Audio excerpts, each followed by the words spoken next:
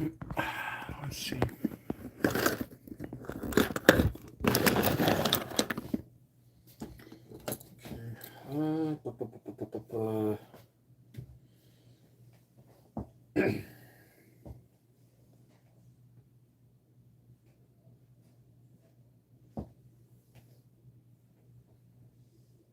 Where'd it go? Just had it. All right. Let's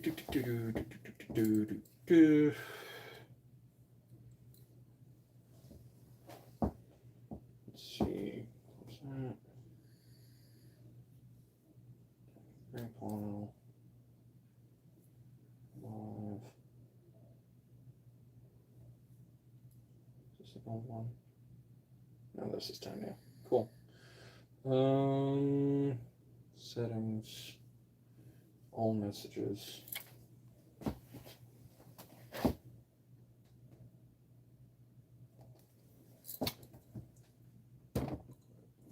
right, let's see if audio is working. Hello, hello. Let's see if audio is working. Okay, cool. Audio is working.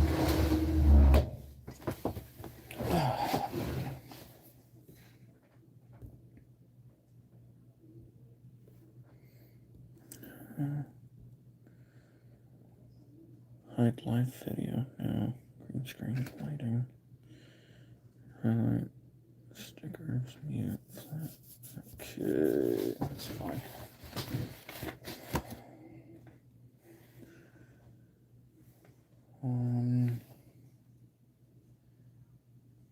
Let's see. Is it here? That's the issue.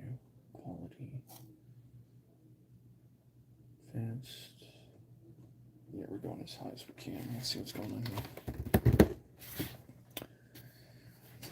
here. That's better. All right, now I can see what you guys should be seeing.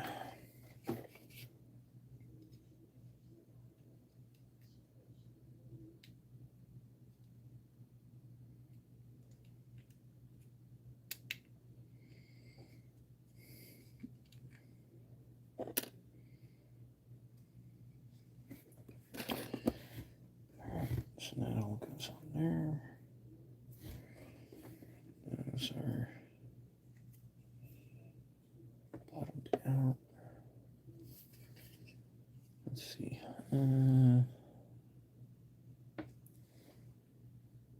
What do I need to do? What do I need to do? Oh, shit. It's not completely centered.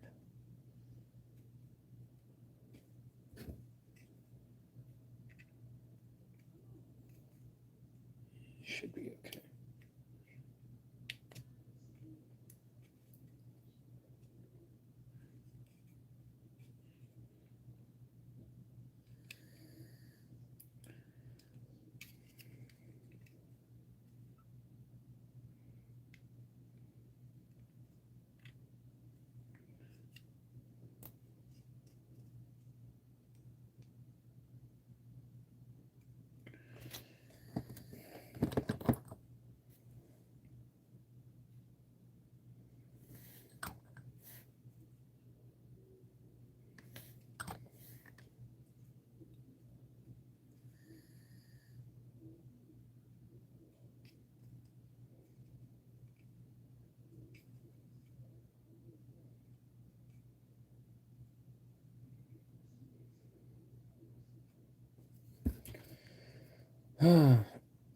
Hey, how's it going, William?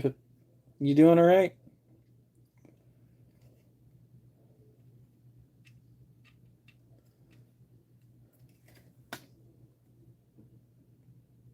Thank you very much. Yeah, I'm going to be doing the best I can to try and finish up the work that's required on this tank model for Friday's video.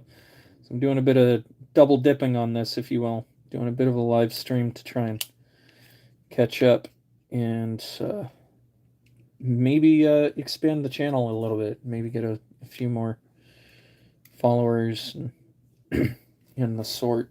So, how's your day going? Oop. Come on, get out of there. Oh, come on. There we go.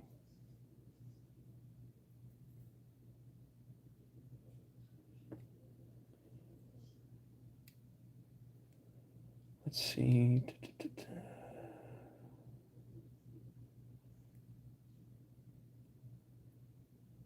Alright, so there's that. Of course, this is turned the wrong way, so that's null and void.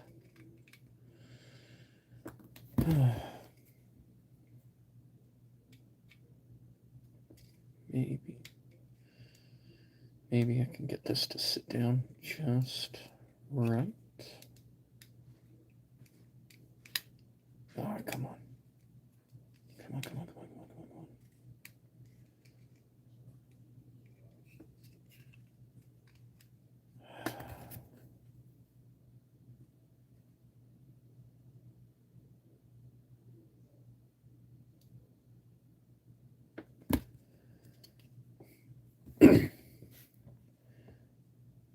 Let's see. Yeah, we'll go there.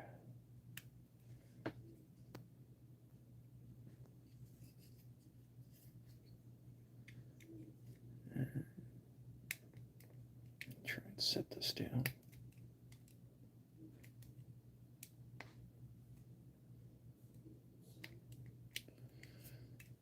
Come on.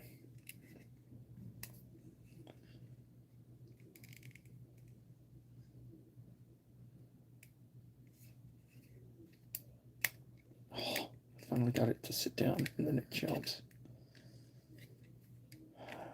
And that piece of tape's hiding again.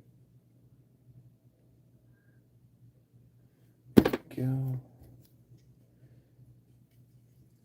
How's the audio? Is the audio okay? Are y'all able to hear me?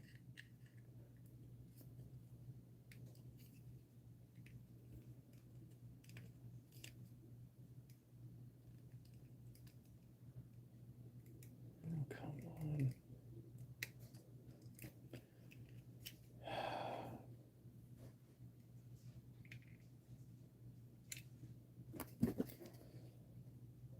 I think I'm gonna have to do this a different way because this tape's still fighting me. At least that one is.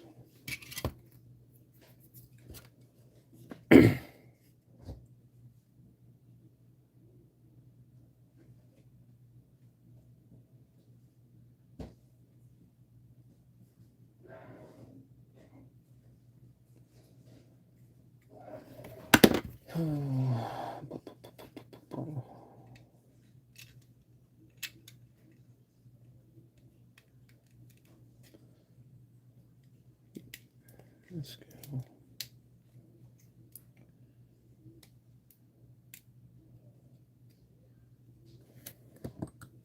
That's probably the best I'm gonna get.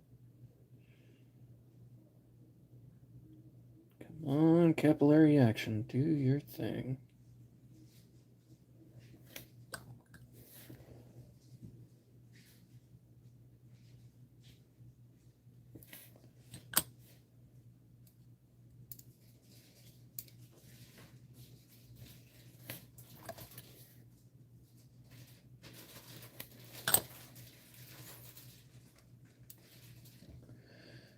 Alright, so there's that. I totally forgot to turn on the actual camera.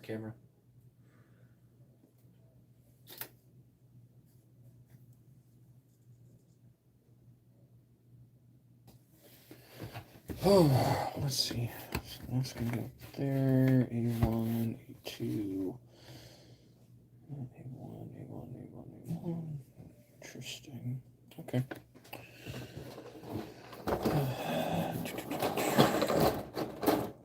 Everybody having a good night, good day today? Oh, man. Let's see.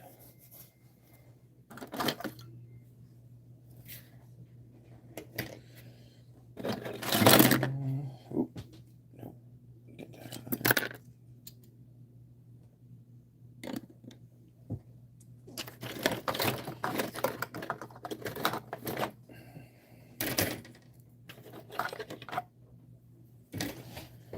All right. At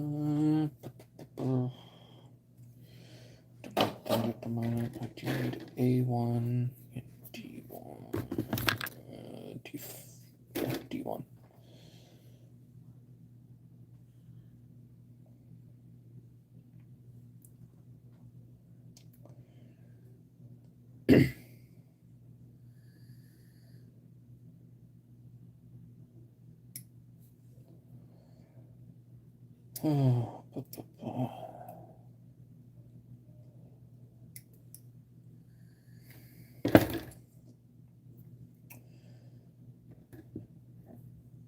Okay, alright.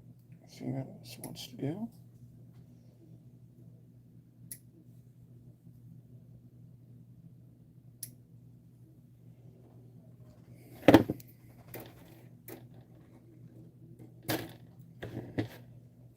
Alright, so this one should go here.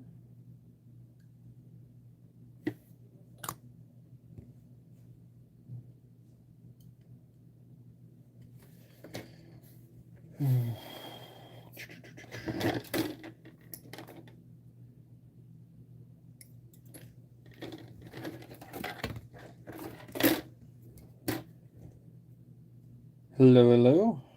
Hope y'all are doing well.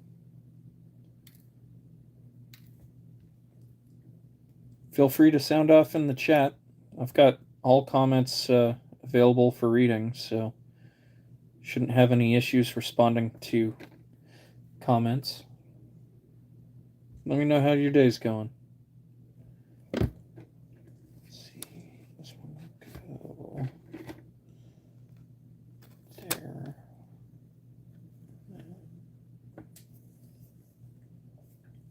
All right. There.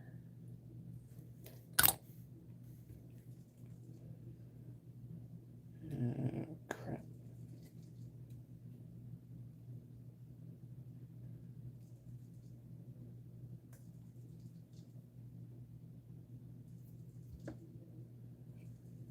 Yeah, so D1's there. A1.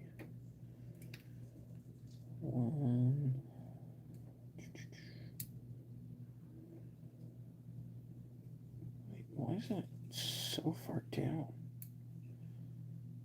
Doesn't seem right, but okay.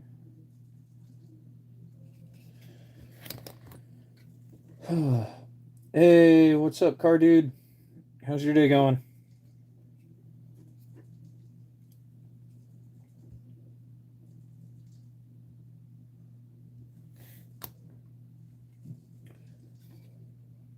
Let's see. This guy's here.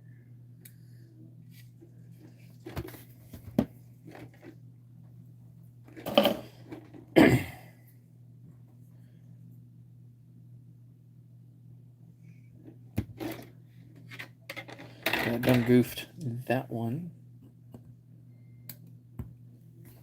Go somewhere else. That's A2. That's why that one's angled so far down. That one goes there.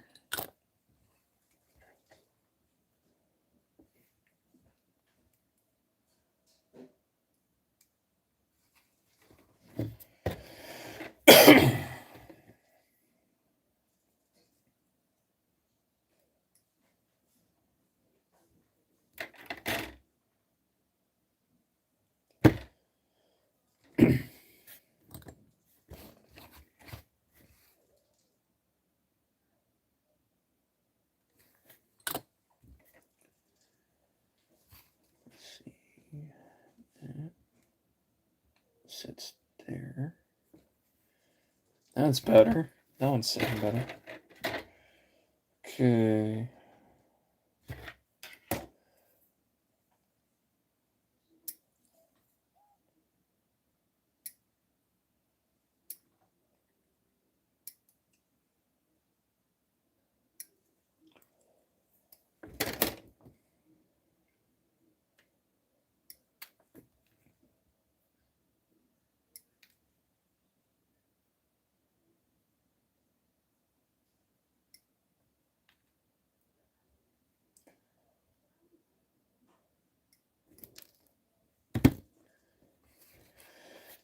Let's see.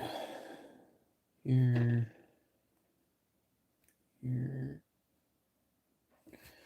And here.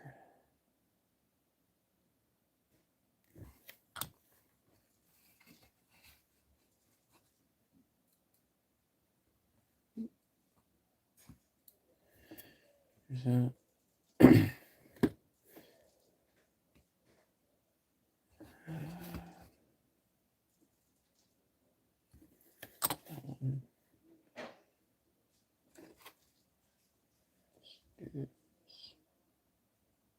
Here. Oop. And this one goes here.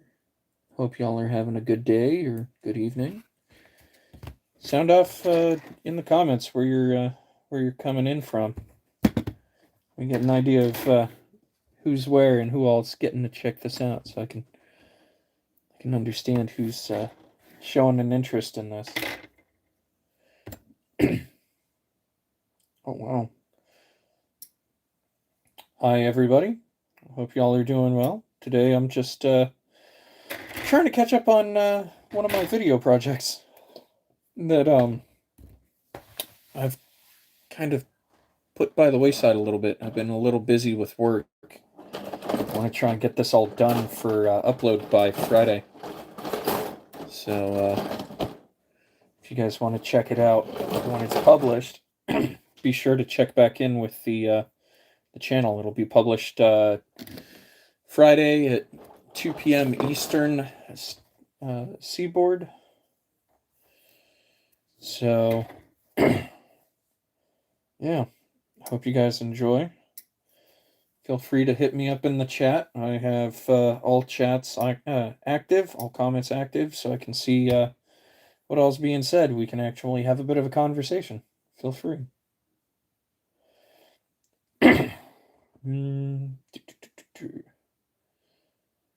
E24.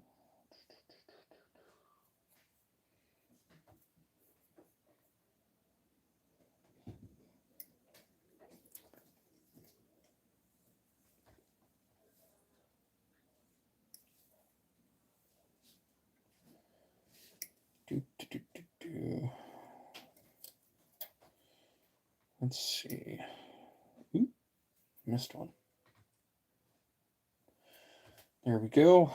So that'll go there. There.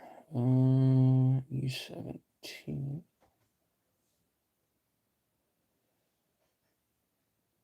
Ah, there it is.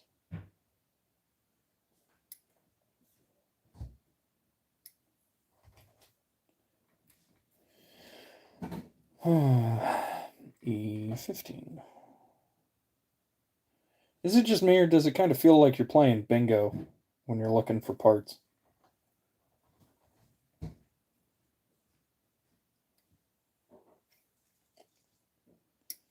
I guess it's just me and one other person at the moment. Hello, hello. I hope you're doing well. Let's see. This one. Cool. Let's see.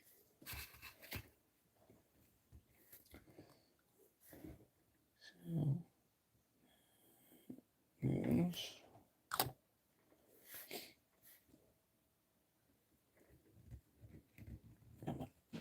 Thank you.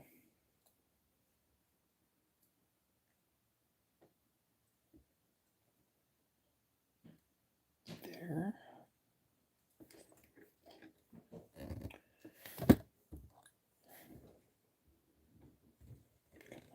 Thank you. This will go here.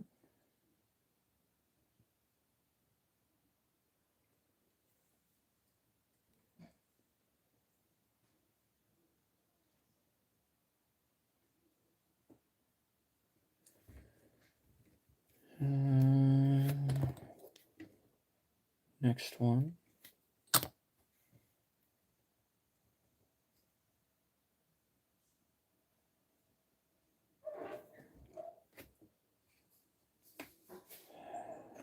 And I have one more periscope. Where did my clear parts go? It's almost like you can see right through them. Here we go. Hello, hello. I hope you are all doing well today. Let's see.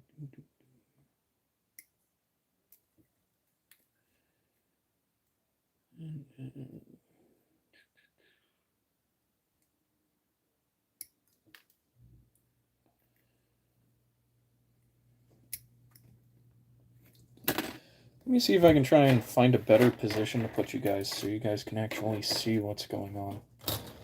I apologize for the lack of organization at the moment. Really, I'm just trying to get this thing squared away, finished, done, and complete so that then I can start working on some other stuff, you know?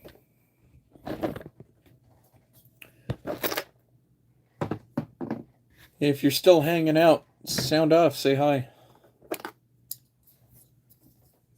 Let me put a call out in the video for you. Say hi. Hello, hello.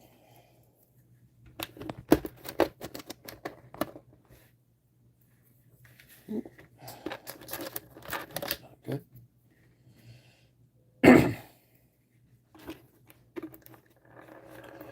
Anybody doing anything fun today? People stuck at work? What else going on?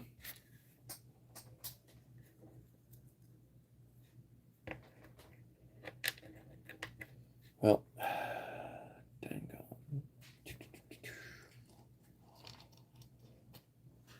on. Let's move this over here so you guys can see what's happening. This will help quite a bit. Or where'd that box go? I've got a box that'll fit that almost perfectly. Or let's try this. Maybe this will do it.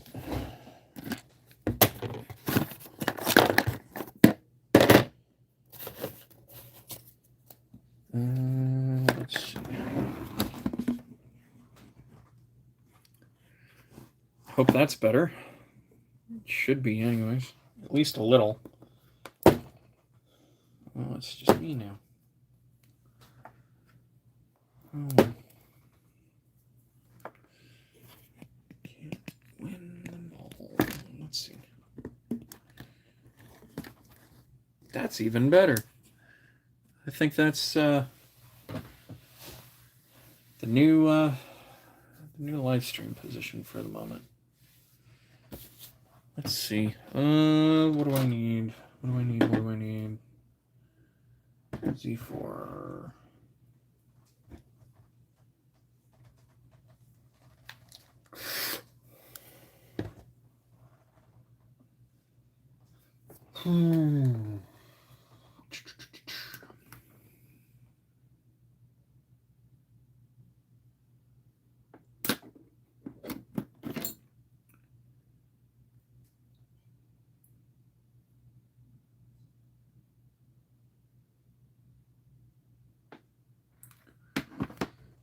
Let's see. This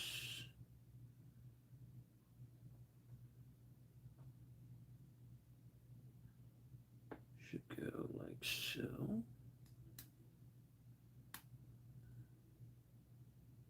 Yep, that makes sense.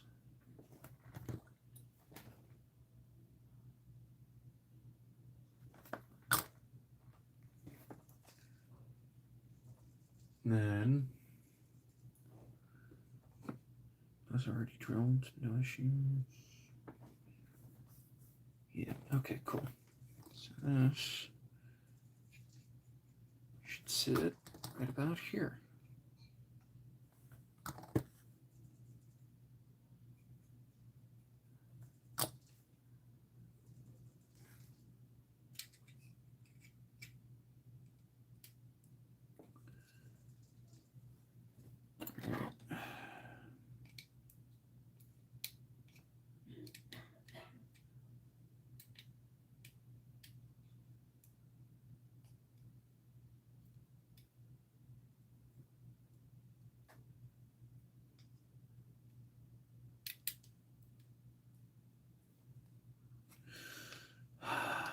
course.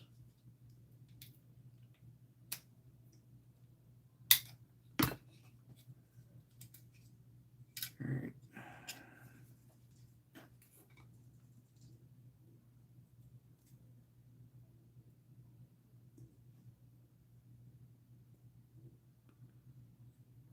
That's better.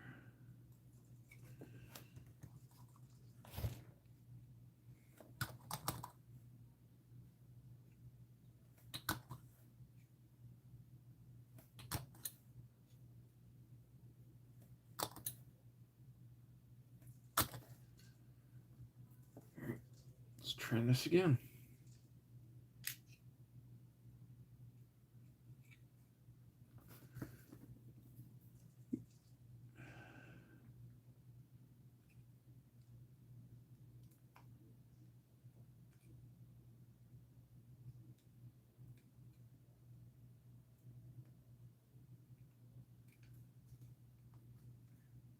Okay. Still looks really low. Let's see. Guess that's as good as I'm going to get there. Hello, hello. Hi, how are you? I hope you all are doing well. Feel free to sound off in the chat. Say hello and let me know where you're coming from so I can say hi and get an idea of who all's watching today, yeah?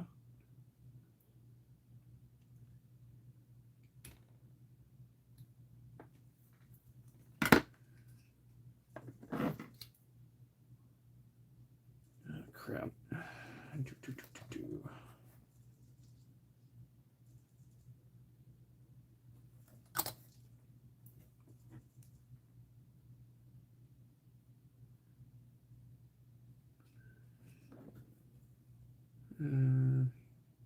Right about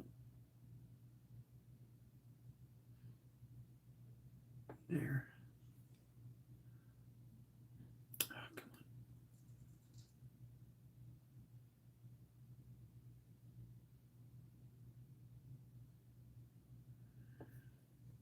on. All right, there's that.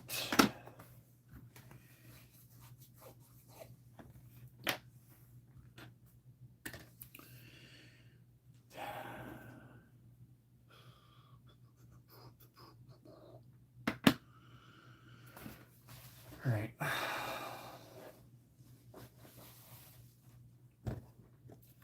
Hello, hello. Welcome, welcome. I'm currently trying to double dip today. Do some live streaming with y'all while I'm working on the project for this Friday's video. Hope y'all are doing well. Feel free to sound off in the chat. If you sound off, I'll be sure to say hi and give a personalized welcome. Let's see. I'm going to put that there for a second.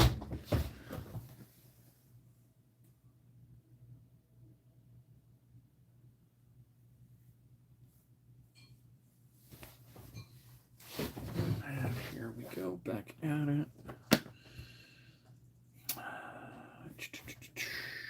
That's okay, so that's all D and E. That's T, D, A, E. Perfect.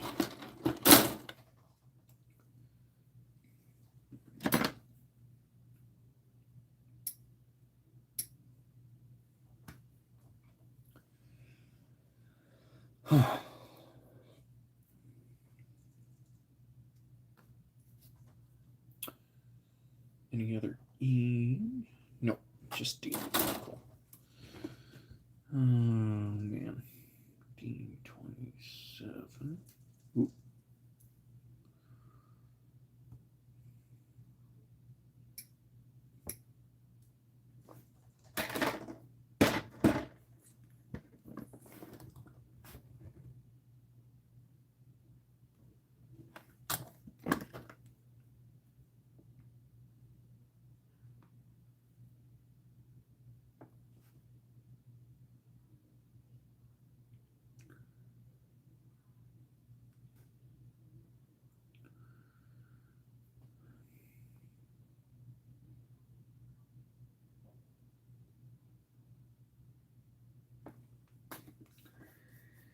Alright.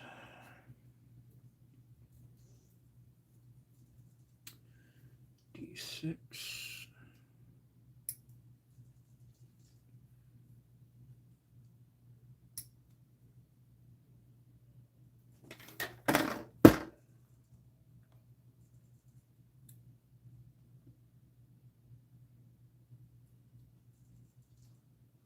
So that's going to sit like so.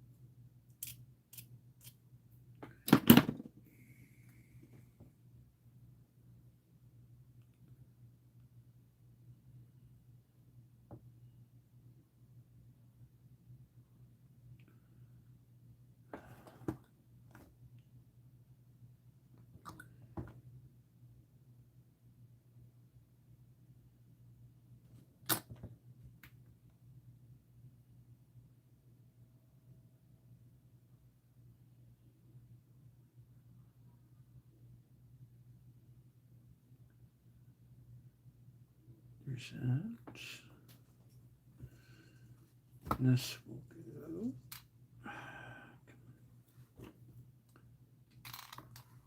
Very fine. You wanna fight me? You can fight me. Just get in your spot. Of course. Of course, of course.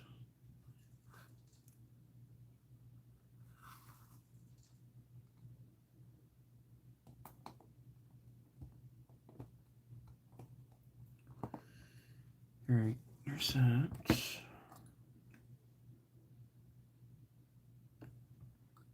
Going around the perimeter here just to lock this all down.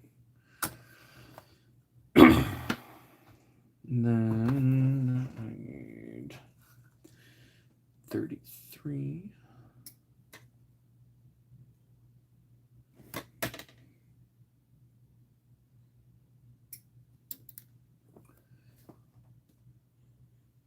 All messages, perfect. Then we go here.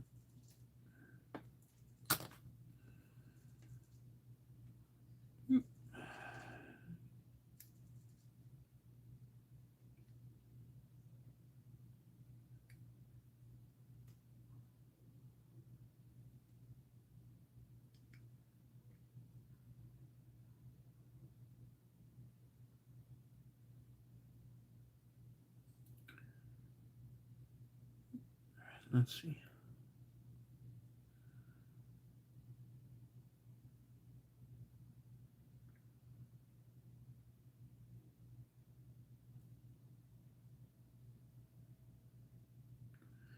There we go. Finally got that on. D4. There we go.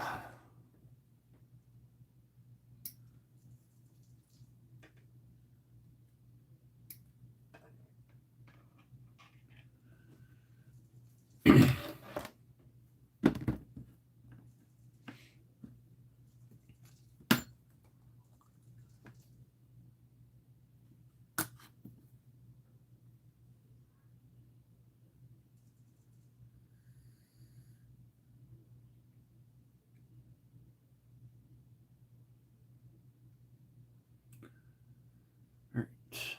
There's that.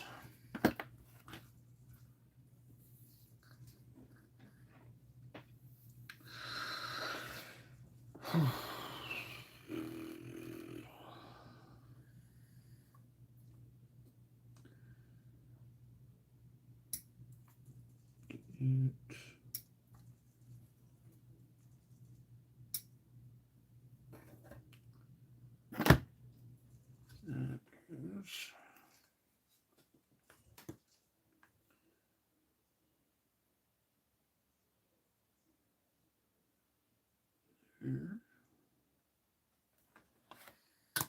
Hello, hello. Welcome, welcome. Oop. There.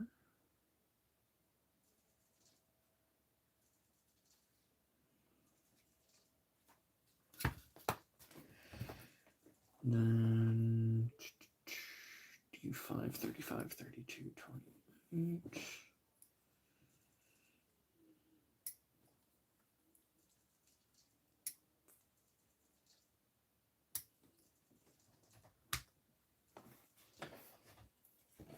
Um,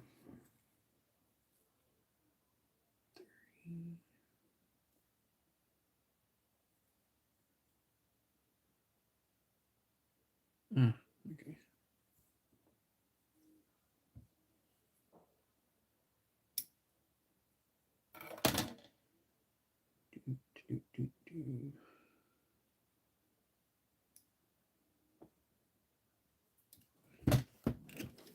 Hello, hello. Hope y'all are doing well.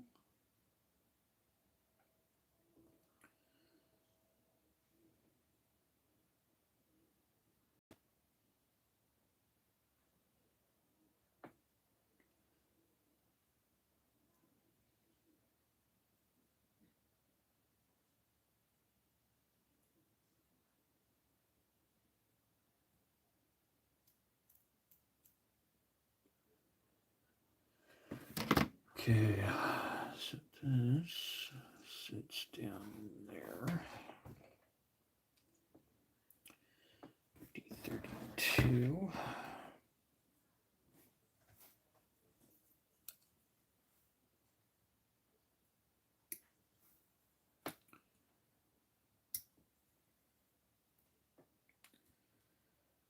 Hello, hello. Hope you're doing well.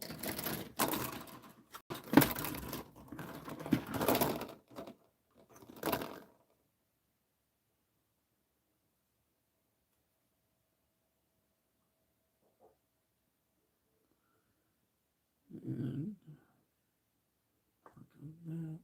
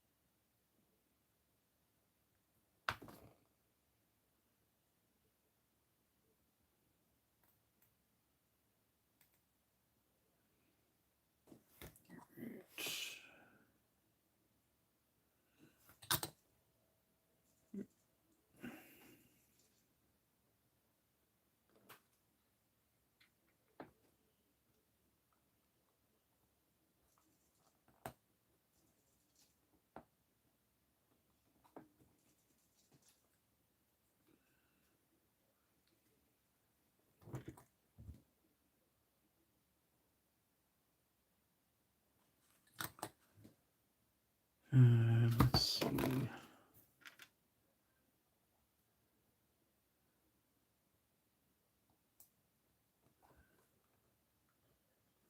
There's that.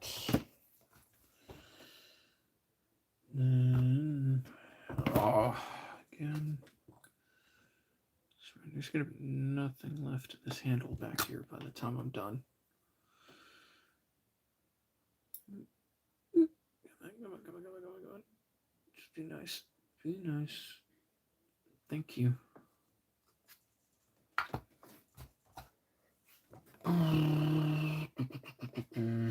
L37. Okay, here's L.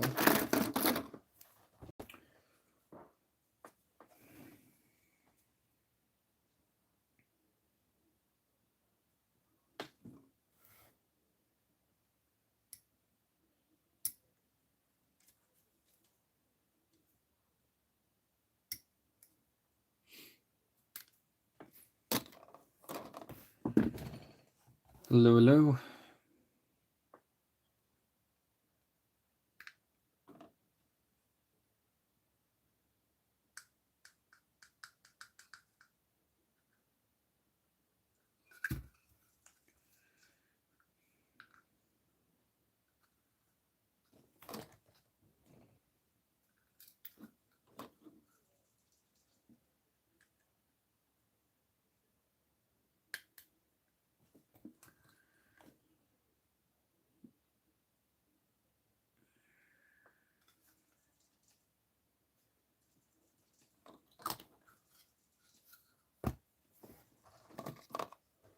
Whew.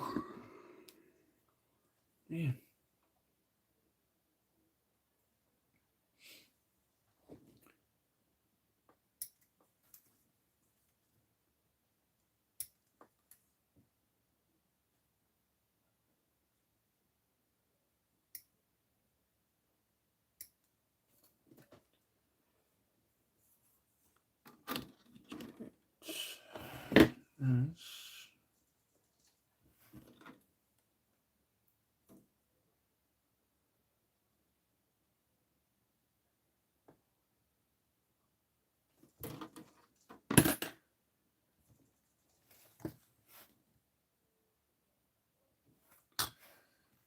Goes.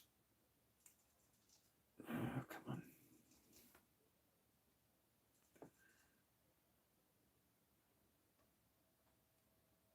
There.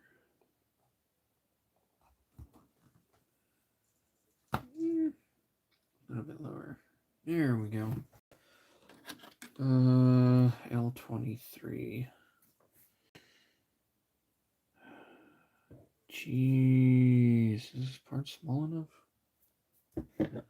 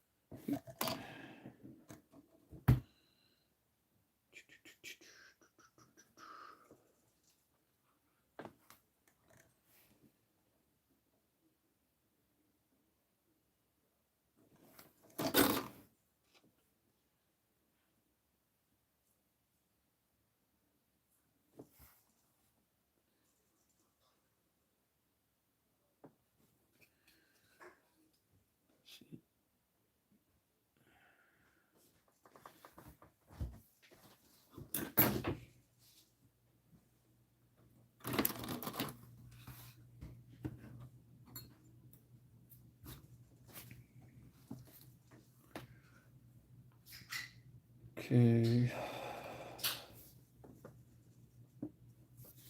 This is where things are going to get real fragile real fast. All right. Hey, what's up, White Bread? How are you, man? How's your day going?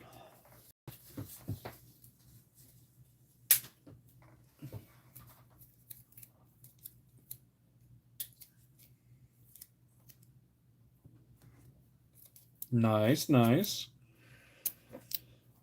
Happy to see you here. It's got to be a little late. Washing bug shells? Oh. What do you mean? Like, bug shells? Are you collect, like, bugs? Or, I'm trying to understand the context entirely.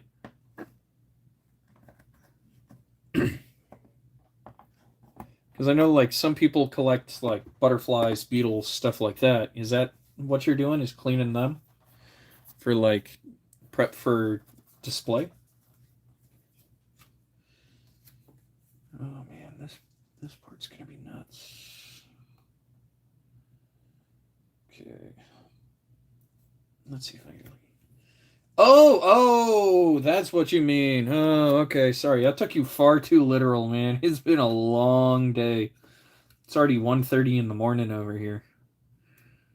But, nice. 6 Von Ryan Leapers, 3 Venithropes, and 1 Death Leaper. Ooh.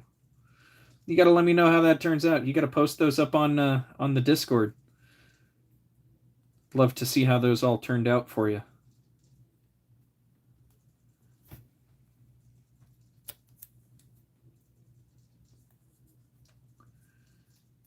Whoa, there's way too much play in this. So we're going to do that. Yeah, that just fell apart on me. Let's try it this way then. Okay, that's nice and solid. That's pretty solid. I can hold. Okay, cool. That's holding. Not for long though. God bless. All right. I think my best bet is going to be gluing one side at a time. Where are my A sprues? Let's see. Oh, man. Is it all A10s? Yeah, all A10s. With the exception of the bottom one being...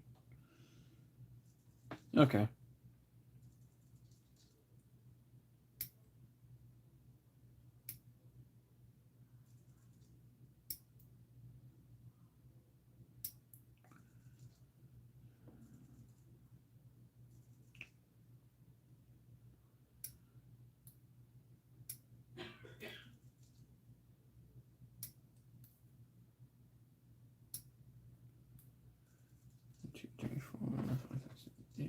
Okay, cool.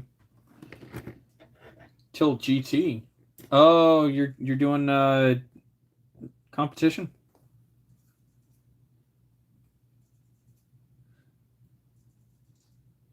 Oh yeah, 1000%. You're right on that, Will. 1000%. This thing is driving. Oh no, I already see this failing fast. All right, so I'm gonna move quick.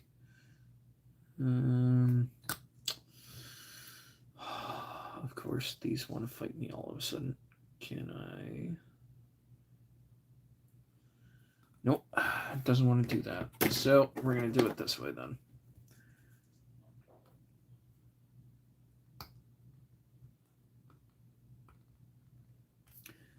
Gonna rough up the surface quickly, so I know where these are supposed to go.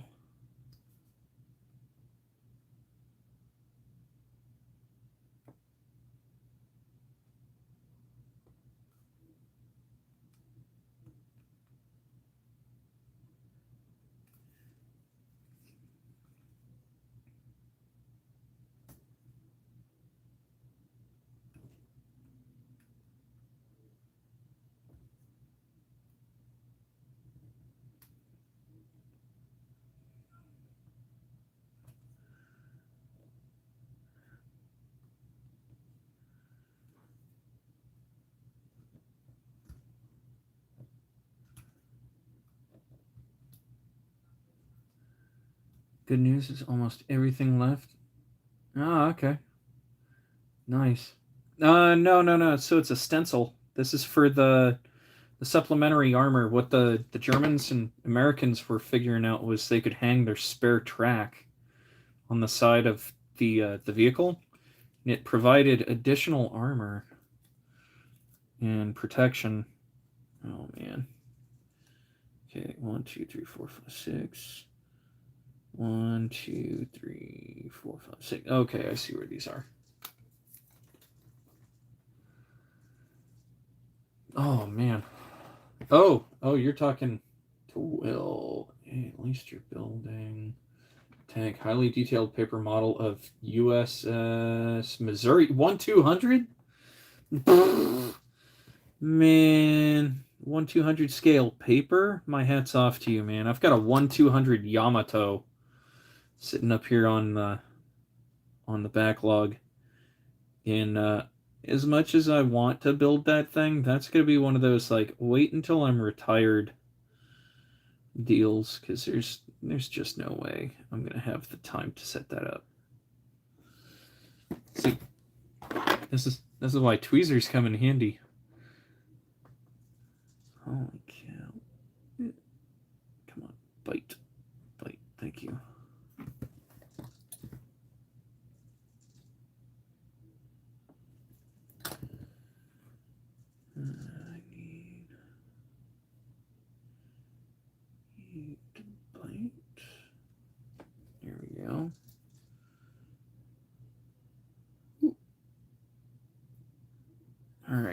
quick size check. See, what I want to do is I'd like to hang real metal track off of this. So I need to make sure. Oh, that's going to look good. What do you guys think? The metal track hanging off of this? You think that metal track's going to look good? So what I'm going to do is I'm going to burnish this, right? So it's all nice and dark. Oh, no, it's breaking one of the anchors off. No. I got too excited. Oh, come on. Just stay down. Don't move. Don't move. You're right where you need to be. You're home. Don't move. So I'm going to burnish the tracks, right? So they're all dark and mangy looking like this. This is going to hang off the side, right?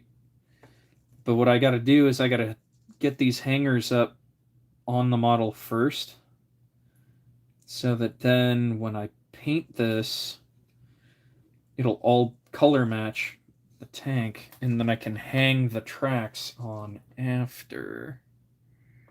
Because I love how these metal tracks turned out. What do you guys think? I'll bring them closer for you so you can actually see.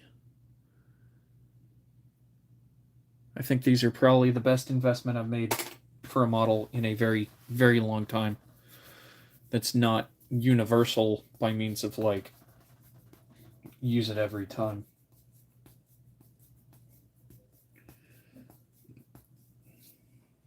Why do you think I have caffeine?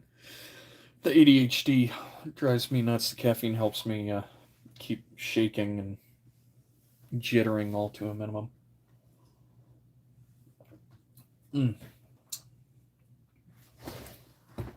Gotta restart the main recording camera here.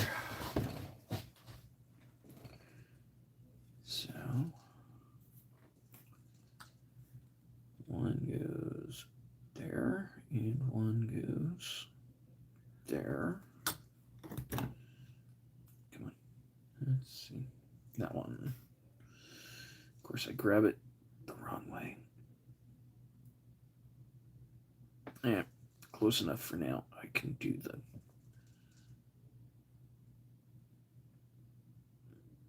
the fitting of this here in a minute.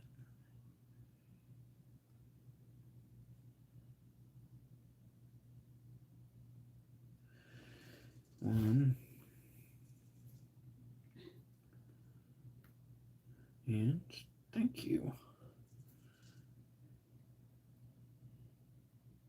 Two.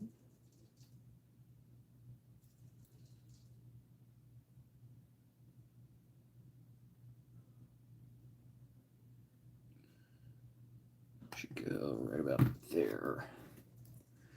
Use caffeine for ADHD. Yeah. Hell yeah. Caffeine isn't strong enough. Yeah. Stuck with the shakes after leaving. Yeah. Oh, man. Yeah, I used to be prescribed medication to help me with that, but over time I lost so much weight. It was just far too dangerous. They were over prescribing, and this one doctor thought the more that he threw at me, the better my case would get. It kept getting worse and worse.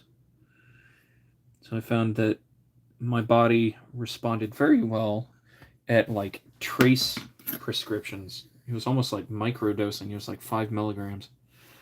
And all of a sudden, my body was like, oh, this is what you want to do? Oh, this is fine.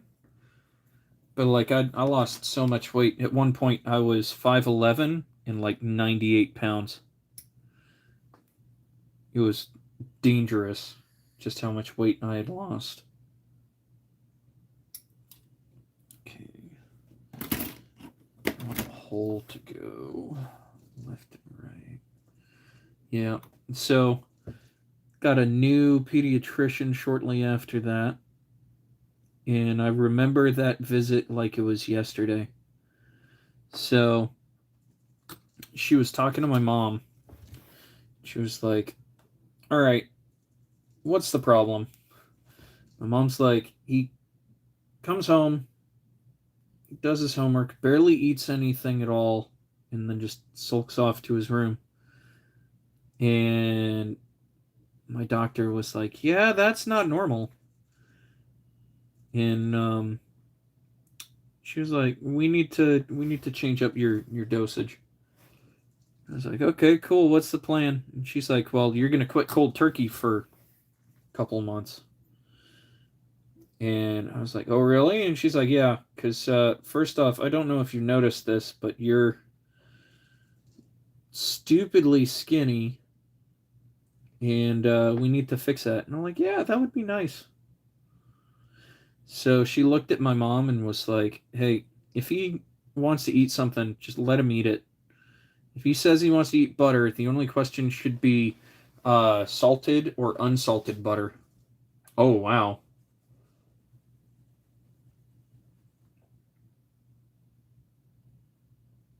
Yeah. So like we we went through the rigmarole trying to make sure that my prescription was realistic and working out.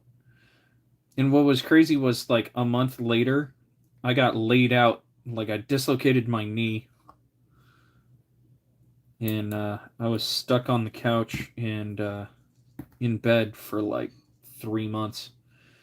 That dislocation was rough. Fortunately, there was no surgery, but my dad was like, "Oh yeah, just let him uh, let him chill at home and figure it out." Yeah, I have such a hard time losing weight now too. Like, I'm gonna be honest, I'm not crazy fit. Like for my weight, I'm stupidly fit, but for everything else, I'm not fit whatsoever. Um, so jumped on the scale not too long ago, and I was cresting over 300 pounds, which is terrifying. But I'm also like 6'4", so I'm able to hide that weight, so I don't necessarily look as big as I actually am. And it's definitely interesting because like I'll go in for like height and weight testing, and they'll set the slider for like 220, and they're like, ha ha ha, ha, you're funny, and they're like, no, we think you're about 235, 240 maybe, not over 250, and I'm like, you're really funny. Like, I'm not paying you extra for comments and compliments like that. You're not gonna butter me up. Yeah, well, that's not too terrible. Can't wait to lose weight after quitting all this exercise. Yeah. So like the way I lost weight, like I went to Korea, and in 9 weeks, 12 weeks, about 3 months, I dropped 60 pounds of body fat and gained 20 pounds of muscle. Flipping, I could teach you the whole diet routine, but holy crap, does it suck. Also, you gotta take into consideration your blood type too. So like for me, I've got O positive. Um, so with that, my body responds very well to a high protein diet. Um, I had no idea blood type would really play that big a role in like diet creation and generation, like how to. Hey, that one lined up just right. So this one, we're making progress, but yeah. So like, your blood type will actively play a role in that. So you want to try and make sure that uh your diet's right for that. But I was eating only about 650, 750 calories a day on average. I was going to the gym for an hour in the morning, burning 550 calories on the elliptical. And then after work, I'd do a about 2 or 3 iterations of leg blasters. And then go for a jog or do some sort of cardio after that. I was losing weight fast. 5'9", 272 months prescriptions. Yeah. Yeah. I agree with all of that. My problem is I'm actually a uniformed service member. So, like, I'm supposed to stay in shape. My back is screwed up, like, horribly. Like, I'm going to be getting disability pay out the door, guaranteed. So, but they want me, like, super fit. Like, I'm still strong as hell. Sorry about that. My cat just jumped on a chair and almost knocked everything over. But like our new PT test, we have to do like a 350 pound deadlift to max. I pick that stuff up and walk around with it. Like it's fun watching people's reactions when I'm walking around with that. Oh yeah, and he's a 16-pound Norwegian force cat. So when he jumps on something, he makes stuff move. Unfortunately, you know what? Use the hammer. I am terribly sorry. You guys are going to hear some loud noises for a second. Right, not as loud as I thought it was going to be. So what I'm doing here is I'm just using this pre-assembled segment of track to try and stabilize this and give me a better chance of setting this up right the first time. Come on. This is when surgical forceps come in handy. There we go. So that's 4 more. I need to make 2 more after that. But yeah. Like I was losing weight pretty quick. Had a lot of energy. I was really happy that I had a lot of energy. I wasn't like lethargic at all because I went on like a hyper keto diet. Like I hardly ever ate carbs. I think 1 day a week I'd allow myself like 1 or 2 bowls of white rice, but everything else was like eggs, bacon, chicken, lean meat. For the first like 2 weeks, I was eating fatty cuts of meat like pork and some fatty cuts of beef. So what I was doing was I was training my metabolism to attack my body fat. And then once I got to the point where it's like, okay, I'm eating enough like fatty meats that I feel like my energy is starting to spike. I cut the fatty meats out and went to lean cuts of meat.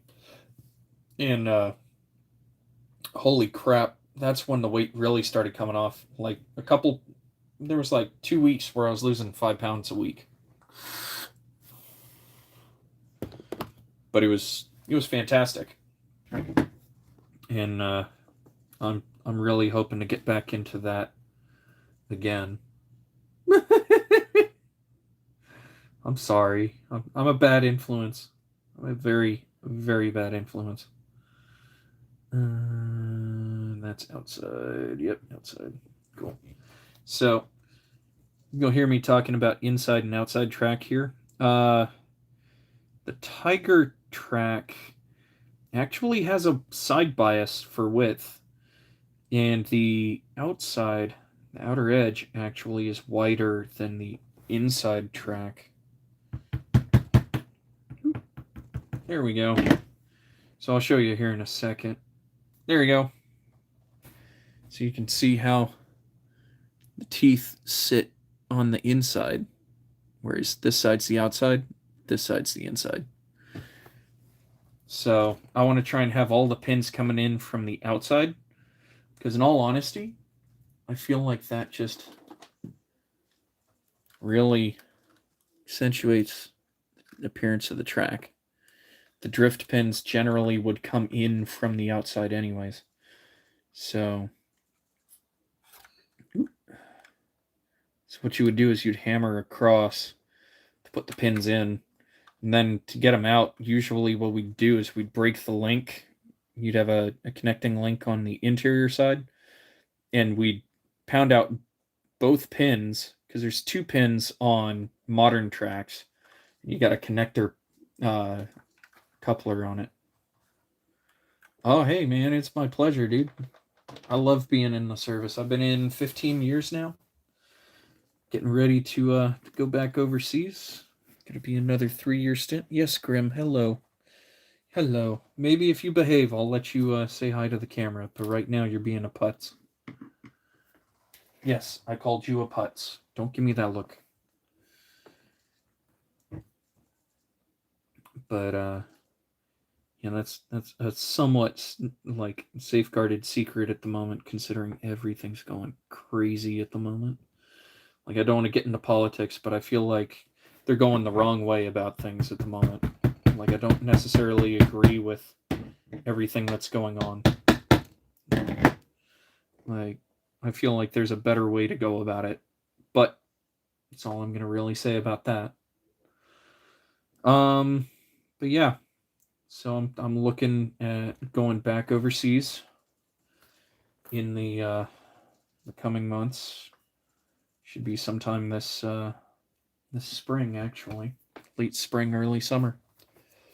So I will apologize in advance. There is going to be some filler videos during the time that I'm waiting for my household goods to be arriving. Thanks, Will. I wish the same for you.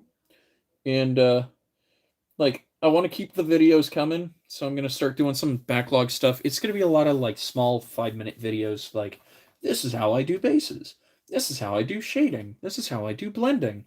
And please, if you have any ideas of what you'd like to see in a video, drop a comment on any post you see, or drop a comment on the Discord. If you're not on the Discord at the moment, there's Discord links posted under most of my videos. I'm 99% certain that I have a Discord video or Discord link in the description of the most recent video. I know I missed a few of them, but I'm 99% certain I put that one in on the most recent. So please, by all means, join us on the Discord server. It's free, 100% free. Like, I haven't done any like pay to play, pay to watch, pay to whatever.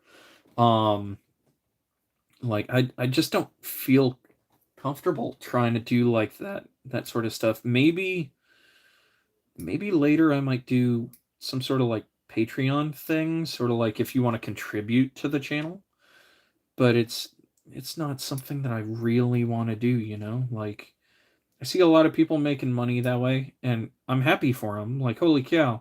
But I don't think I'm at that level yet where it's like I can contribute enough of my time, or I'm producing a high enough quality video to do stuff like that. I'll be happy to help you out with the basing ideas for 40K. Also, I want to share something with y'all. So, you know how the Warhammer 40K basing paint is stupid expensive, that texture paint? This right here was like $10, right? It's huge. I'll find a basing jar. Well, this isn't a basing jar, but it's the same size. You see what I mean? Like, the Citadel stuff is pointless. For the same price, it's pointless. The Vallejo stuff works great. Yeah. Like, it's great stuff. The grit is at the right scale. Yes, hi Grim. All right. I'll let you say hi. Hey Grim, come on. Come on. Come on. So this is Grim. He's a little daddy's boy. But yeah, I'd be more than happy to help you with bases and whatnot. The Vallejo diorama stuff, I just feel the grit is more to scale with everything that I'm building. Like, I'm not seeing massive chunks of stuff. I wish Vallejo had a large tub of snow effect, because like I just recently picked up a bottle of their Snow Effects, and left a little bit to be desired. The price wasn't half bad. Yes, Grim, that's my leg you're clawing up. I'm happy to see you too, my guy. I'd love for you to join me up here, but I'm working with glue, and you are clumsy. You are all thumbs. You are not coming up here. Yeah. Yeah, exactly. The material in Citadel, like I feel like the paint's too thick. Like, yeah, I want it to be kind of thick, but I don't want it to be like I'm scooping out freaking Skippy thick peanut butter, like extra chunky, you know what I mean? Like sometimes I feel like I'm just fighting with that stuff. Ooh, come on. Just a little bit further over. Just a little bit further. Here. Ooh, come on. Oh, man.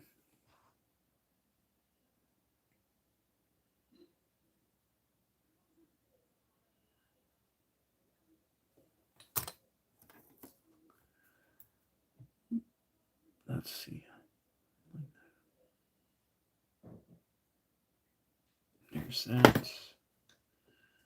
Oh, come on, come on, come on, come on. Please, play nice. Play nice. All right. Got it. That'll work. Okay. Good enough for government work. I want to slide that one a little further up, though.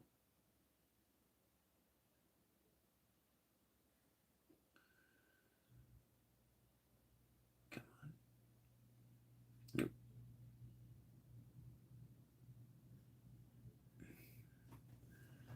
The issue I've been finding recently is the rims of the base turn an absolute mess. Oh, dude, I'd be more than happy to show you how to fix that. That's easy. That's easy. I'll show you a way to fight that fight quick and easy.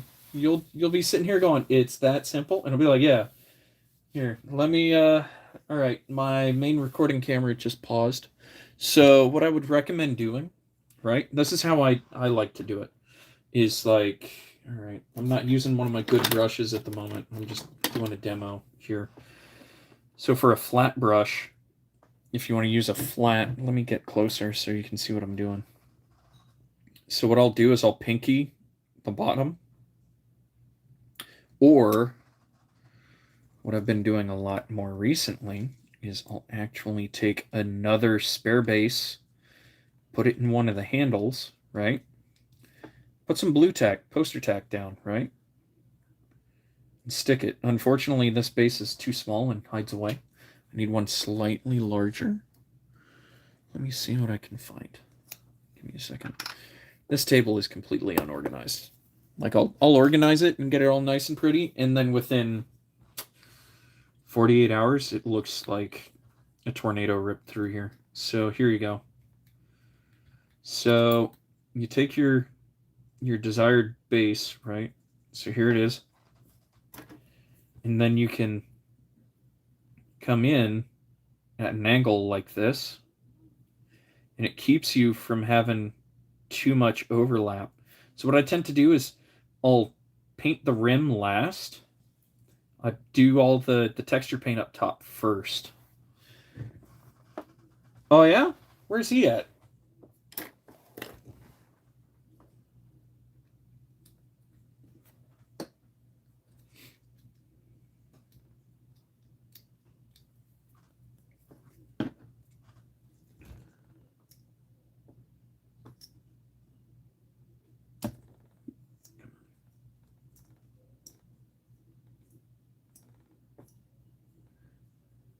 But yeah, I hope that tip helps you with shaky hands and base painting. He said he was surrounded by Santa. Okay, I got an idea where he is. I got an idea.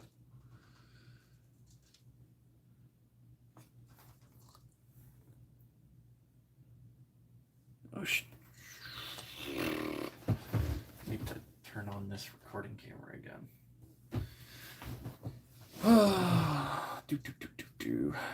Let's see. Here. Oh, I put way too much glue that time. I need to move quick or I'm going to lose my marks. There's that one. Yep, that one just... Oh, there it is.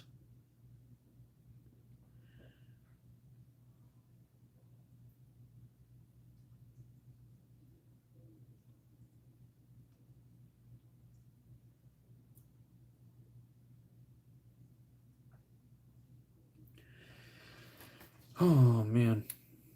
Let's see. Whoop.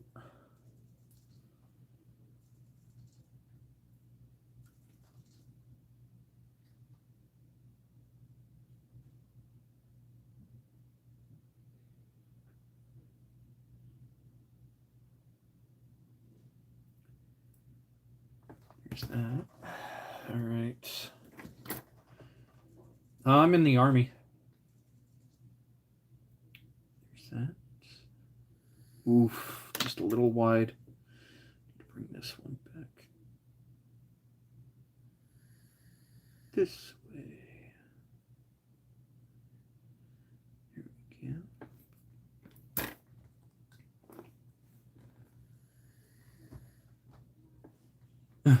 Yeah, I'm happy to help. Yeah, when was he in?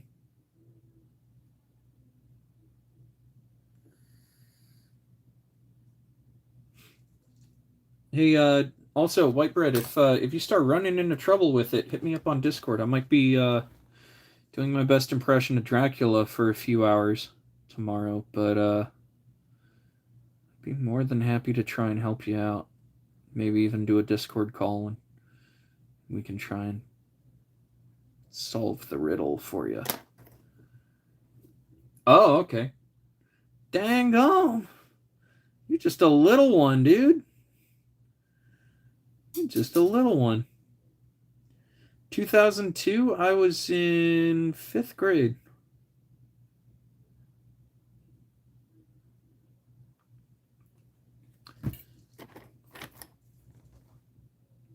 Oh, wow. OG? OG Desert Storm? Like the 90s? That's nuts. He's got some age on him. I had a first sergeant who was in Desert Storm. He was cool as hell. I loved working for him. I'd always call him Army Dad, and he kind of gave me this side eye.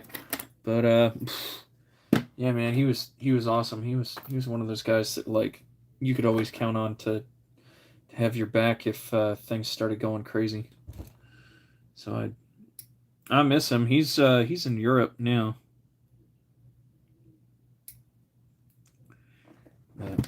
One of my greatest mentors. I'll say that. Dad was Army. My mom's dad was Army, and I originally wanted to be a naval aviator, but they retired the turkey, and I was really mad about that. So I said, "Screw it, I'll go Army." So I went Army, and the original intent was to try and become an operator, but snapped my back, and that was the end of that idea. So now I'm a desk jockey. But I mean, I've had some fun. I've had some fun in the service. I won't knock it. Like there's some things I wish I got to do, and there's some things that kind of thankful that I didn't have to do. So,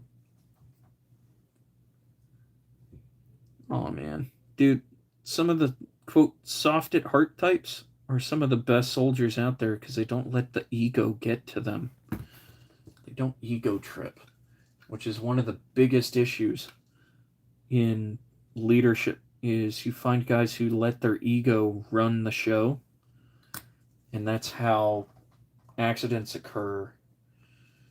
First of all, naval gunner. What?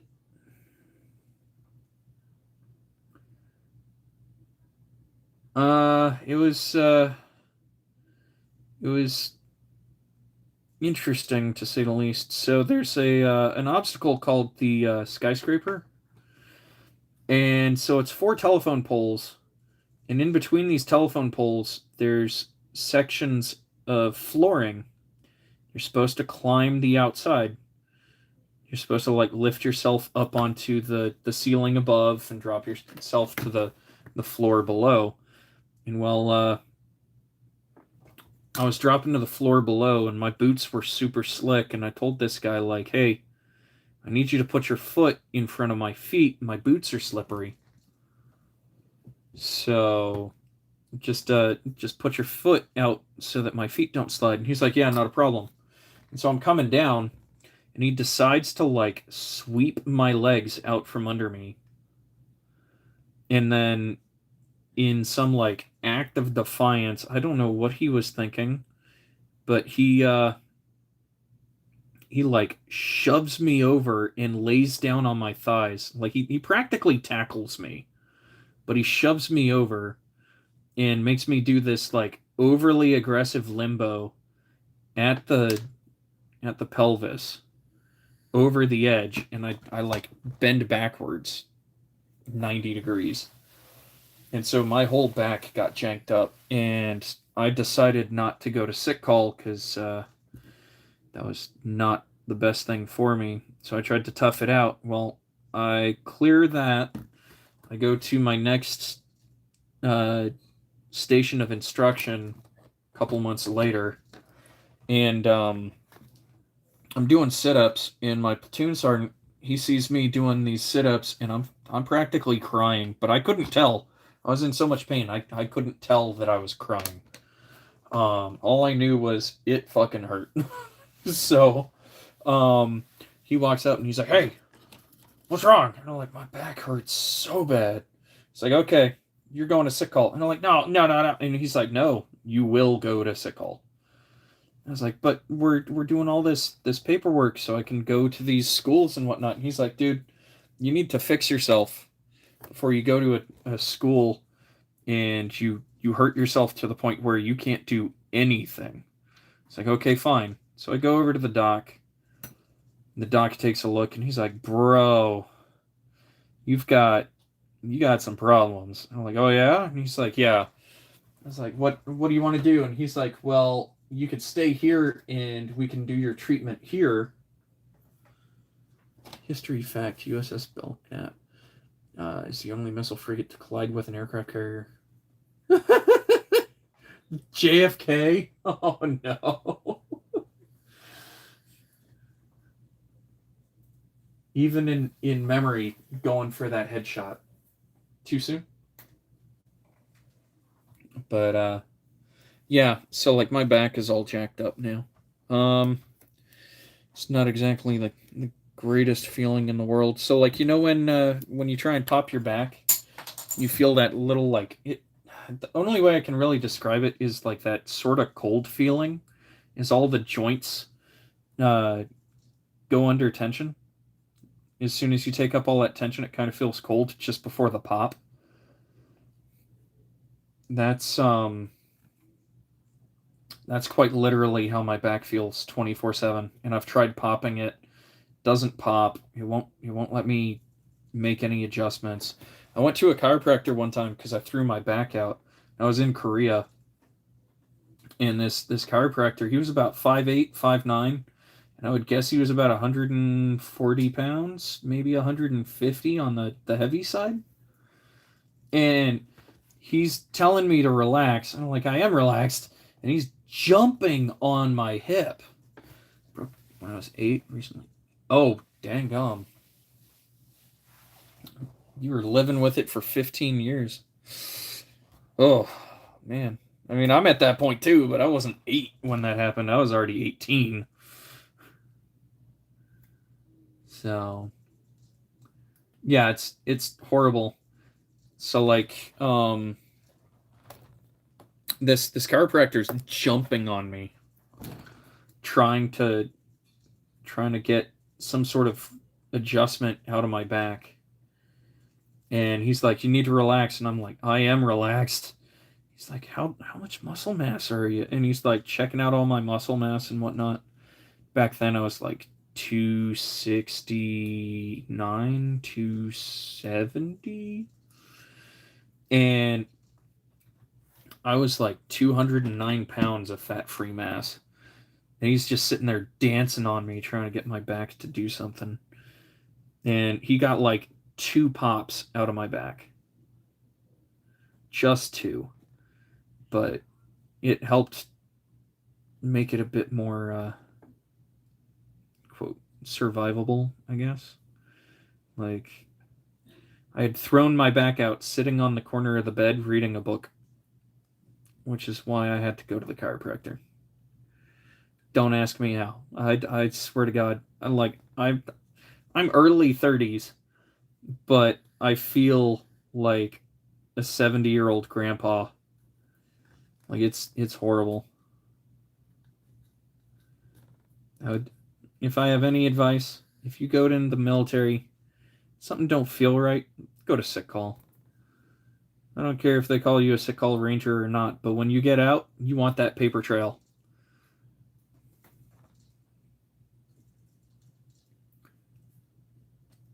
Yeah.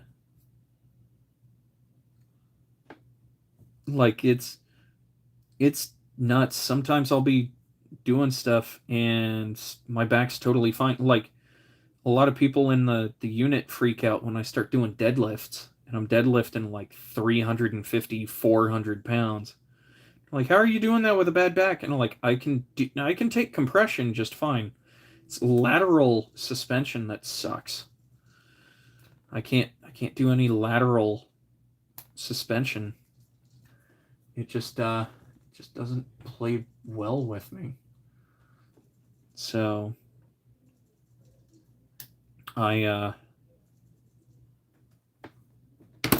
I have to be careful. And like what's crazy is the docs are like, oh, you need to be doing more planks. Those are great for your back. And I'm like, ah, don't know if you read the part where I said it is painful for me to do anything like that. Oh, but they're fantastic for you. And it's like, yeah, I don't know about that. So, all right, let's see. Can I see all of these? 1, 2, 3, 4, 5, 6. 1, 2, 3, 4, 5. Oh no. There's supposed to be one somewhere over here, and I have no idea where it went. All right, screw it. I've got 2 reference points. I'll work with that.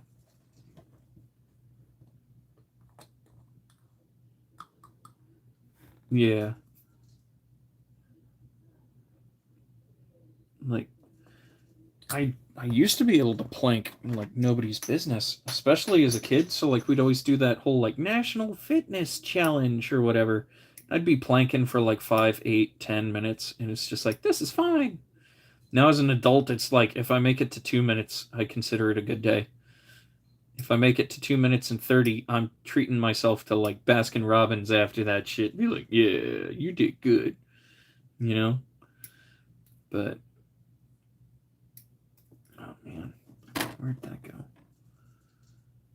Oh, there it is. Got it.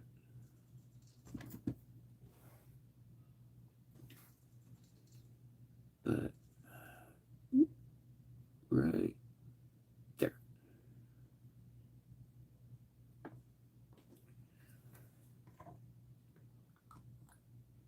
Yeah.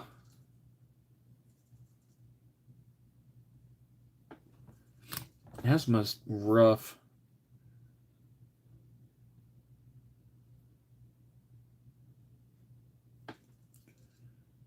Let's see, come on.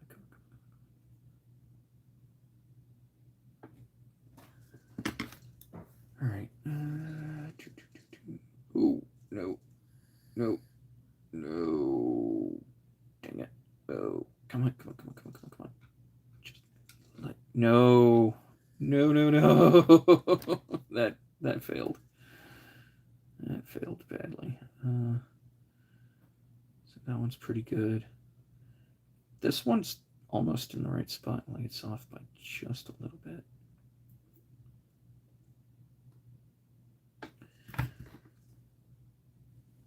The warped board.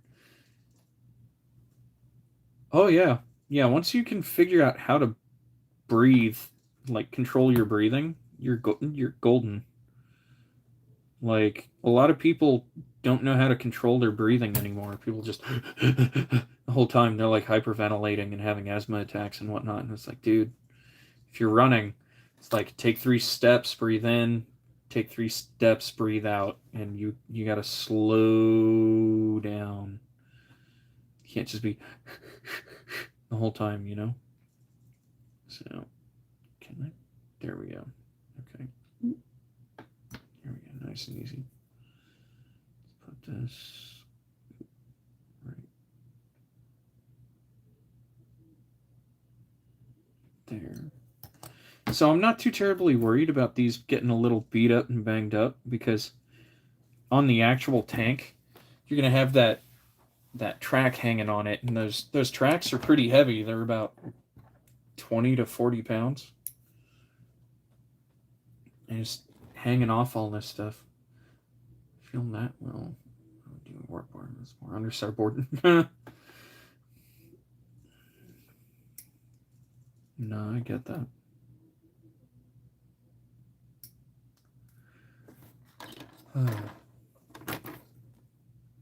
Let's see.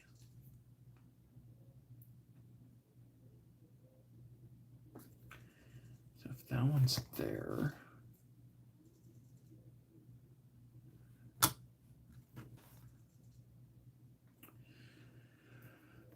Oh man, let's see.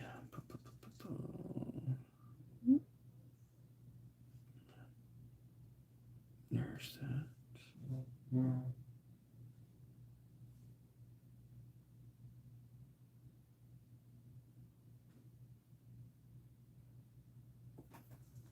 Alright, so if that one's sitting there.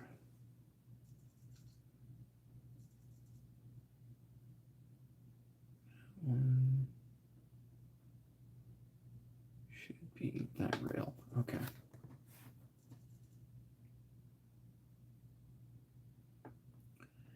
Somewhere about there.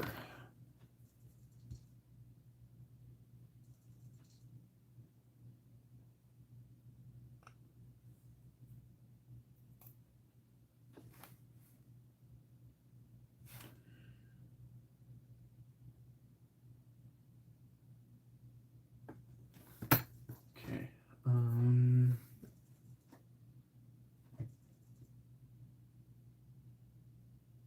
It's a little off, but not by much.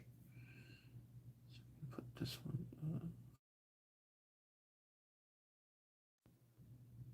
Ooh, no, let go of the tweezer. No, don't do that. There we go. Natural wear and tear. Yeah, clean model. The model has well placed wear and tear. Just saw that. Here's the disc. Oh, dude, it's all good, man. Don't beat yourself up over that. Like, a lot of people are missing out on the Discord. If the link is bad, let me know. Whitebread's actually in it too. He's in the Discord server, so worst case in it, he should be able to send you an invite link. Because my problem is I'm using my tablet to watch the chat, and I'm using my phone to record. Unfortunately, my computer's in the next room. So, but yeah, don't worry about not seeing the Discord. A lot of people completely miss it. Let's see. All right, I got about 1 minute before the recording camera stops. So I'm gonna let that camera time out, and then I'll get back to putting these hanging tabs. Oh man, it's crazy. It's 2 in the morning. It doesn't feel like 2 in the morning.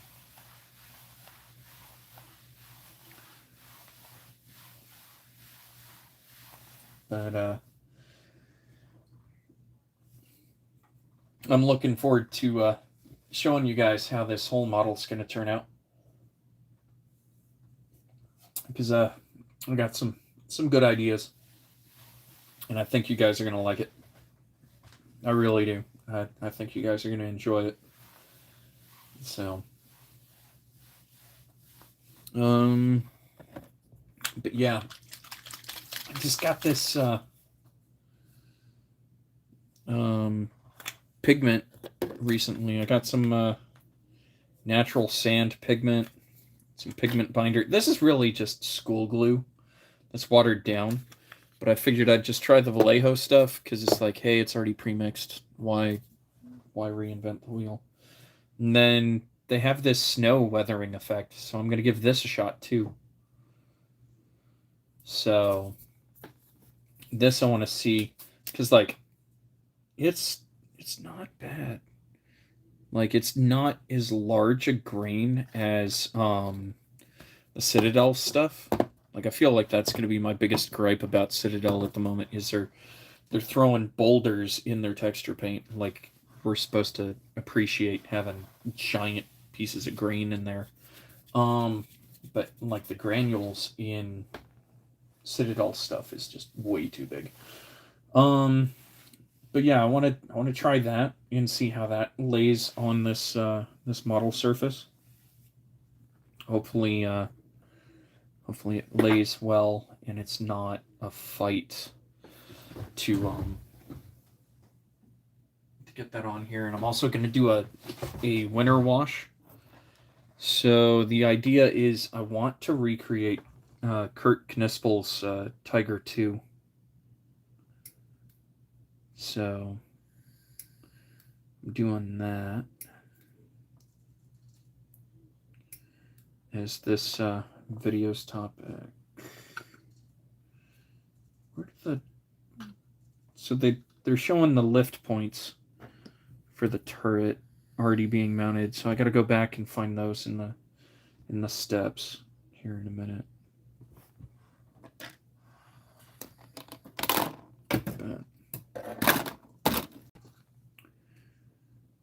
Let's see. I'm gonna start on Krieg. I want to try more streak and grime weathering texturing. Yeah, I'd be more than happy to help you with that. Have you seen the Krieg that I've been painting up? I don't know if you've seen them yet, but yeah, I've got like 100 Krieg minis. Not even joking, that I need to paint up. They need some TLC. And this tank model has been taking so much of my time lately. I don't mean to sound ungrateful for this model because I absolutely love this model. It's scratching the TISM pretty hard when it comes to details, which is something I really enjoy. But the Krieg that I have, here's one that I'm still working on. Like, these guys are cool as hell. I really like them. I've got 5 Death Riders I gotta work on. I've got like 100 dismount. And then I have the artillery, the heavy weapons teams, you name it. I love doing that stuff, man. I really do. The Krieg just scratched the TISM itch when it comes to 40k. Like, don't get me wrong, I love Space Marines. They're fun to paint. But holy crap. The Krieg just add that level of, like, grimdark to it. They add, like, a next level to it. All I think about is, like, French and German World War I trench warfare. Thank you. Yeah, I tend to try and get a little creative. Also, for your stocks, if you want to try and make a realistic wood grain, paint them white and then hit them with the contrast snakebite leather. I actually did that for the wooden handles on this Tiger's BII. So you see how the handles here actually look like wood? I just did that. I used white paint as a base and then snakebite over the top, and it's fantastic how it turns out. So it really helps sell that that chatoyance sort of effect you get from wood, where it's sort of holographic. If I wasn't trying to do so much stuff at once, I would be more than happy to show you how that looks on one of my guitars, or even my M1. I've got an M1 Garand in this gorgeous, gorgeous woodstock. Like, it's got tiger stripes running through it. It's beautiful. Did a gray wildwood contrast wash thing. Turned a bit more leathery than wood. Okay. I'll give that a shot. Yo, Milwaukee. What's up, man? Ooh, Milwaukee's got the lady. I didn't know about that. Congrats, congrats. Never told me you had a lady all of a sudden. Let's see. Is that gonna sit right? Whoa, where the... What happened to that hook? Oh, okay. That hook... Oh, no. Alright. Both of those just bent completely out of the way. That's not gonna work. We're gonna go... there.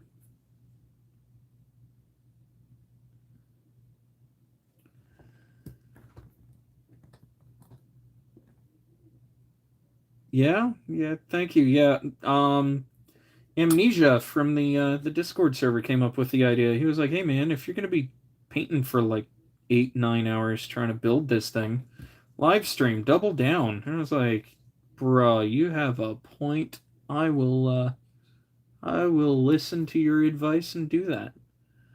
So you'll hear a little bit of like, that's the recording camera above me actually auto-focusing. So let's see. There. I don't know if you can hear it all that clearly. But here, I'm going to bring you guys closer so you can see, because I need to keep this turret closer to the focus point on that camera above me. I've been a little too distracted trying to bring it closer for show and tell. Unfortunately, it's going to do horrible things for Friday's video, but I don't care because I'm talking to y'all. But yeah, he was like, "Why not double down?" I was like, "Okay, I'll double down. I'll do that. That's not a problem." So that's what we're doing. Yeah, that was their recommendation. He's a cool dude. I like chatting with him. He and I are supposed to play Hell Let Loose at some point. Flipping, I've just been too tied up with a boatload of stuff. Work is nuts, and then recently I've been playing a lot of War Thunder with some of my army buddies, and we've just been going full send on that. We're gonna try here. Put that there. Put that there. And I'm gonna put this here for a minute so we can measure out the point. Okay, so this will go. Oh, come on.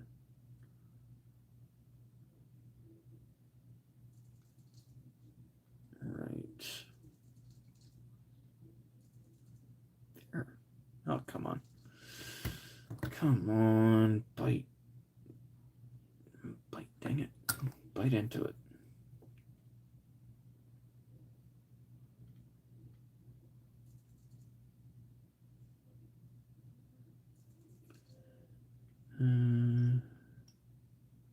There we go. Perfect. See how I got it tucked away in the hinge point here? That's what I'm aiming for. Just trying to get that tucked in. So since those hooks are strong enough, I'm going to leave that hanging on there. And we're going to go ahead and do the same for this. This should go.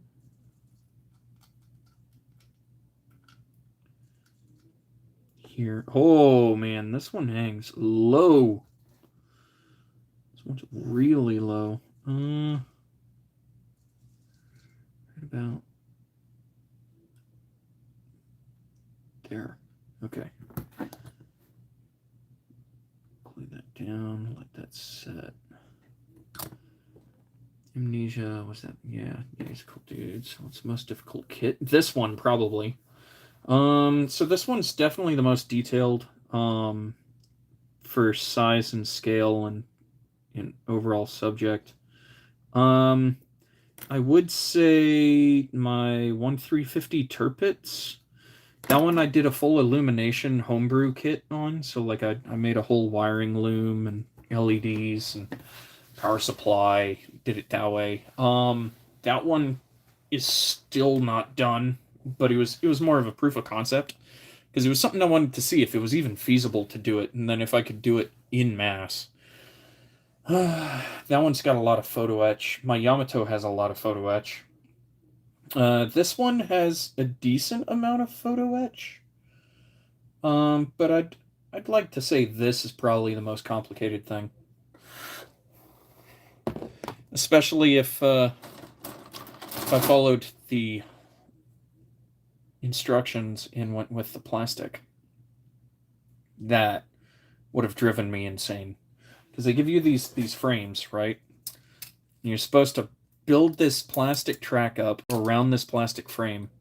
And a lot of people online were saying the model is great up until the tracks, and the tracks don't hang right, they don't look right, they just don't sit right either, so it's just a mess.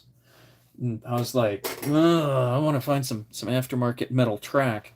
So the most recent video dropped on Friday was the installation of the track.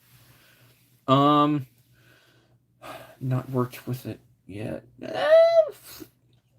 Yeah, I'd kind of say it's middle of the road, so it really depends on the scale you're working with.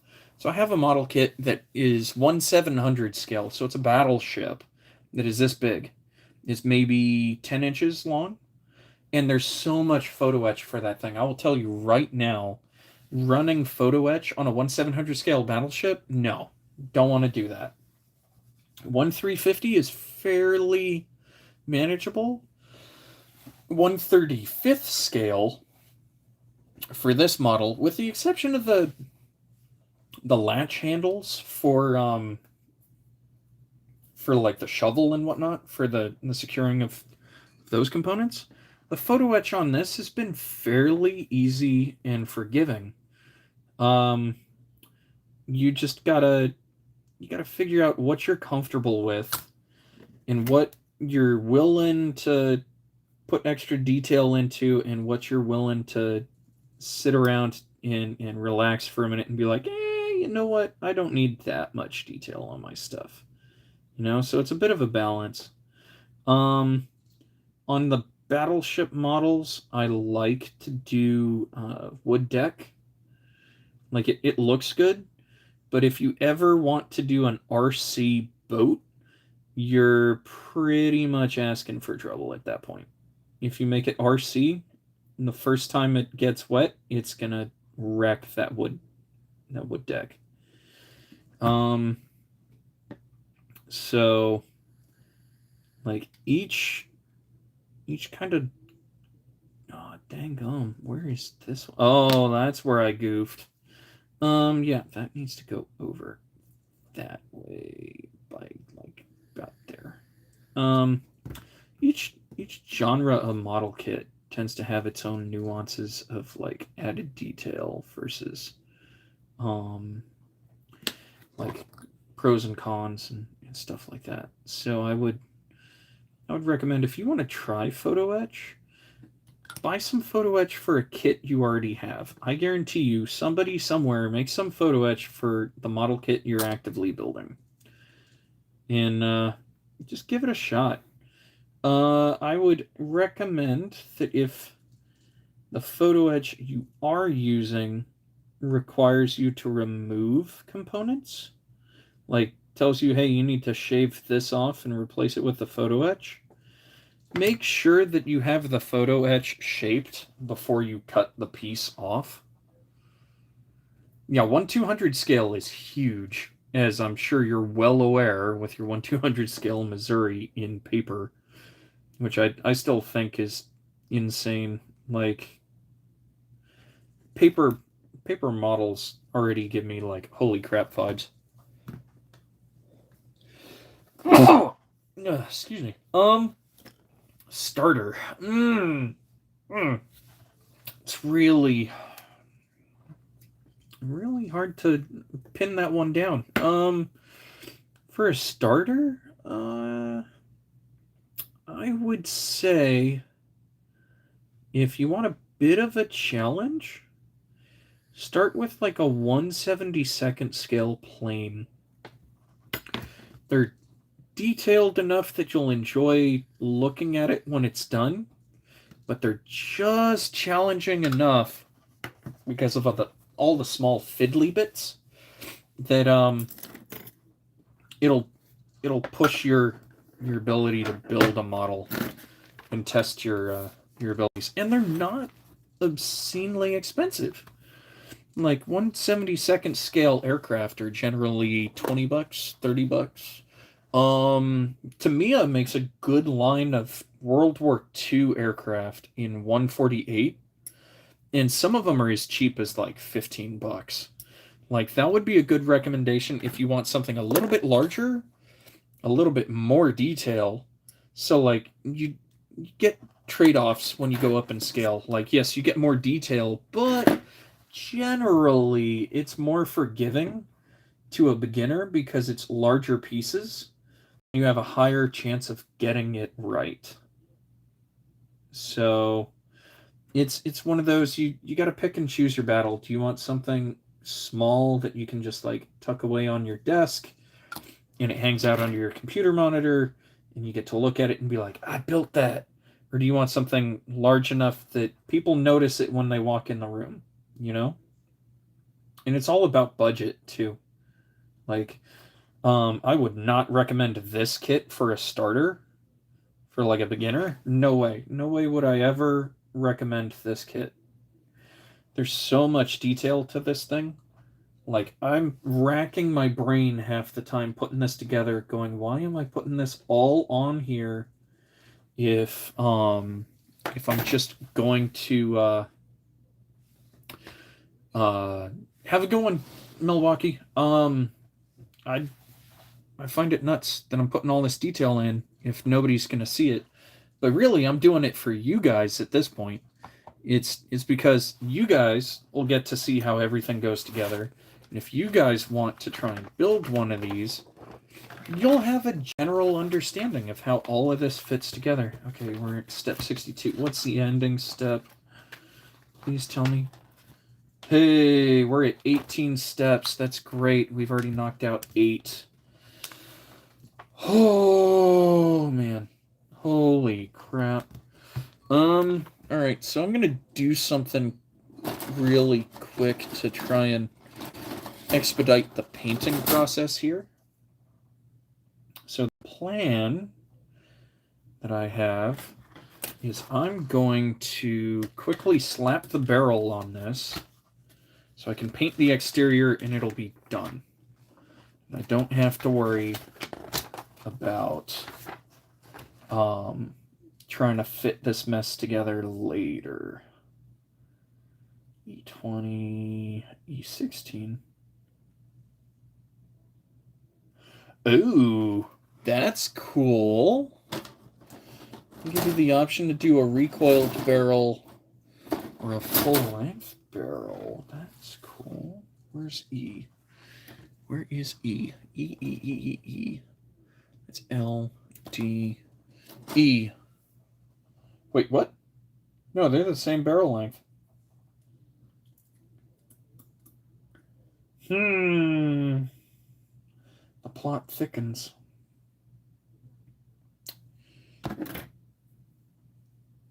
I think I'm going to do the chunky barrel instead of the nicely contoured barrel. I want this one with the step in it. So we're going to do that. There's that barrel. It's going to make sense here in a minute, I promise, guys. I promise. Because if I can start getting some paint on this, that'll help keep me motivated and moving. Because what sucks is I got to record all of this tonight, and then all day tomorrow I'm doing voiceover and editing. And I'm expecting this to be about 9.5 hours of video. I've got to condense down to about 20-25 minutes. I really do put in the ridiculous levels of attention to detail sometimes when it comes to this. And also, like, sometimes I want to be really lazy, but I want to try and make sure that you guys actually get to see at least the important parts, you know? Like, at the bare minimum, I want to make sure you guys get to see this stuff. And you guys can make educated decisions for yourself if you want to try and build this kit, if you want to write me off as a loony bin, or if you guys want to hit like, comment, and subscribe on any of my videos. Like, I'm just doing my thing, you know? I'm doing my jam. So, whoa, hello. Is it supposed to sit there? All right. Let me find that. NATO phonetic? Yeah, what about it?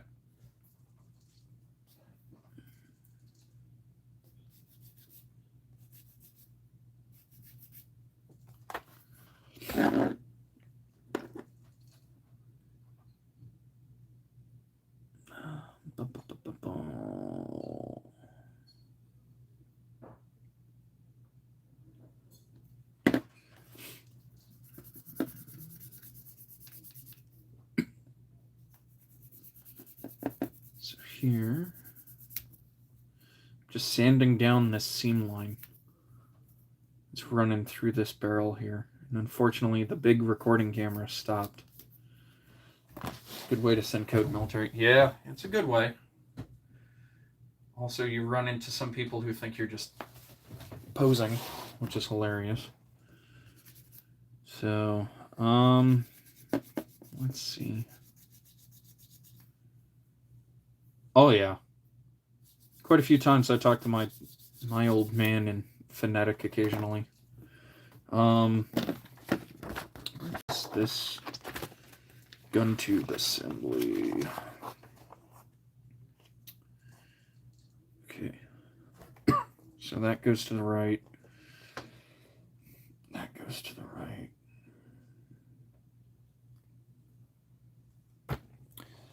So I could do F30 or I could do this one. I think I'm going to do this one. Where is Foxtrot 30? Oh, I did get Foxtrot 30. What's this one then? Foxtrot 8. Oh.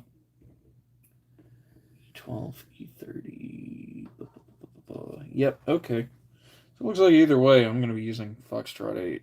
I just get to do Echo 30 and Echo 12. Foxtrot, Echo 30. I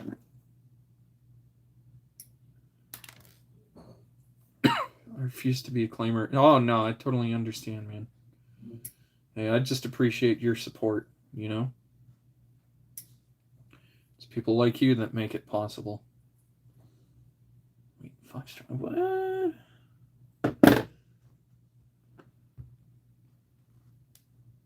So, okay, that one does not fit on there. What the deuce? What the deuce? This supposedly goes here. Like a collar. There. Like so. And that. Ah! Here we go. Okay. So that's the plan. We're going to do that. And then we're going to very, very gently glue that on there. Just barely enough to hold on to it. Don't want to go too crazy with it. Just the slightest touch of glue. Just like that. That's going to be more than enough for what I need on this side. So we're going to slide that in. That looks pretty good. Just a little bit off center. Yeah. There. Like, all I want to do is try and make sure that this is in the right spot so that when I paint it, it's uniform. So the idea is I'm going to set this up so I have something quick to put some paint on, and it'll all match up. Now what irks me is this piece here. Over here, it's flush, right? And over here, there's this big honking step. I don't know if that's intentional or not. What's Echo 12 look like? Because maybe Echo 12 looks a bit cleaner. Oh. Oh, yeah. Yeah, we're going to Echo 12 this. Let's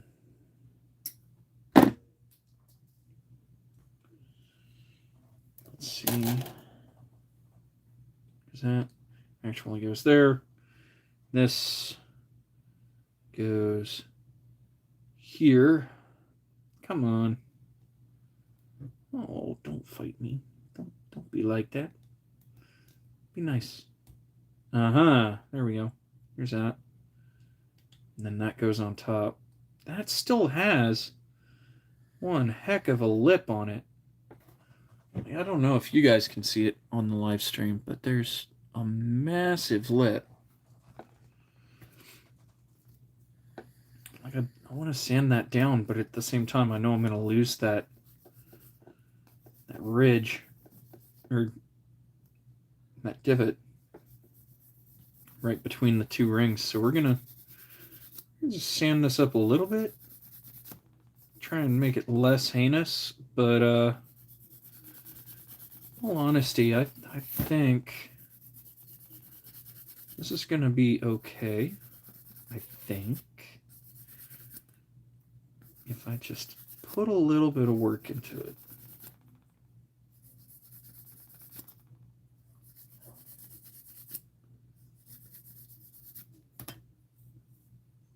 Yeah, that's far less heinous. I think I could actually get away with sanding that further down. So let's do that then. Yeah. Just want to try and get it level. Let's see what happens, yeah?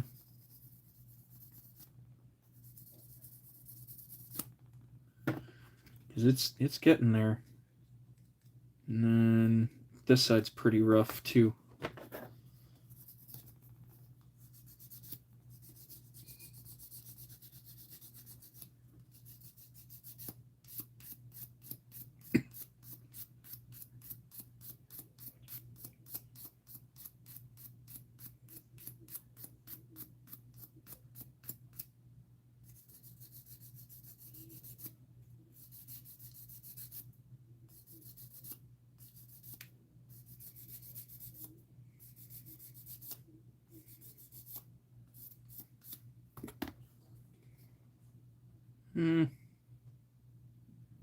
Definitely less heinous now. Let's go ahead and get some paint on this, yeah?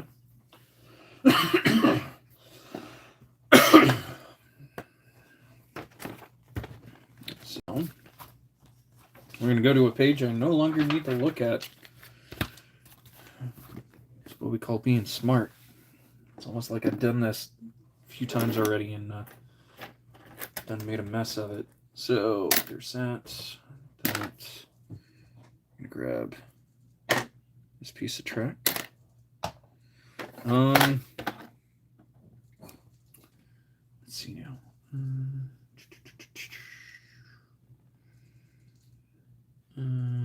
Okay.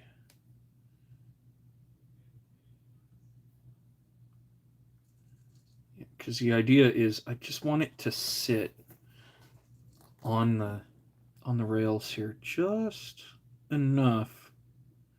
It'll hold itself, but I don't want it to permanently fix itself. So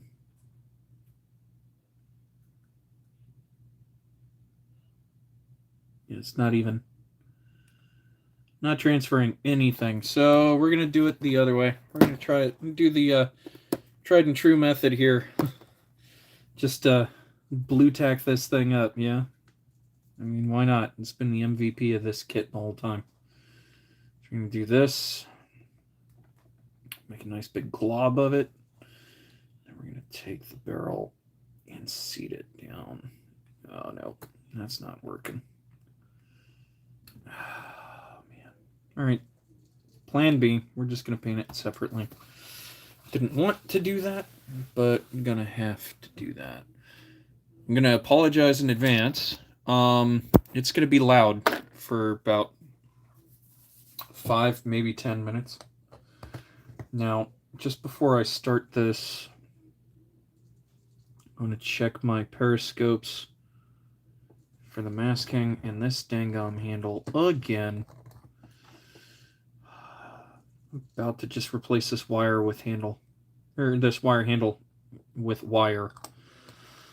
Oh, English is hard to. Very hard to. Okay, let's do this. I should be able to get away with holding it like this. All right. Yeah, the air compressor is going to go live here in a second, so it's going to be loud for a couple of minutes. I do apologize. A click? A kilometer. So the military, we use the metric system for measuring distance. It's universal. Everybody understands it. So, like, everybody in NATO knows what a click is, a kilometer. Everybody understands that measurement. And it's just a good universal measurement as a whole. So,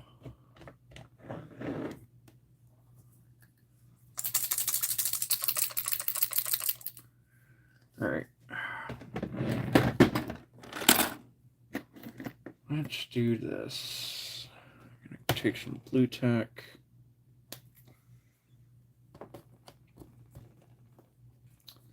Blue Tack's going on the end of the paintbrush here to hold the barrel so I can paint it and not get any paint on it, or get fingerprints on it. Yeah, you're welcome. Here we go. Loading up this mahogany brown primer. And while I'm at it, I'm also going to start spraying the interior as well. So I want to spray all of that down for the oxide primer base. Here we go. 3, 2, 1.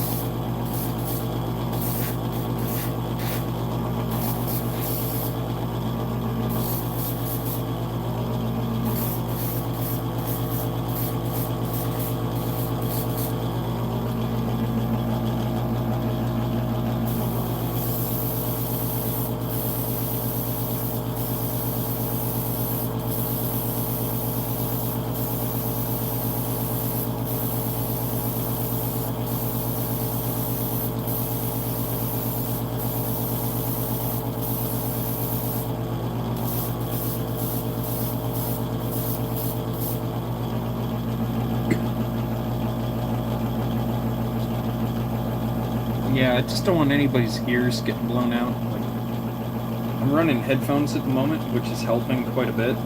So you guys are actually going through headphones for communication. And it's a pair of sound deadening headphones. So they might be helping compress the audio quite a bit. Dang on, I'm already out of primer.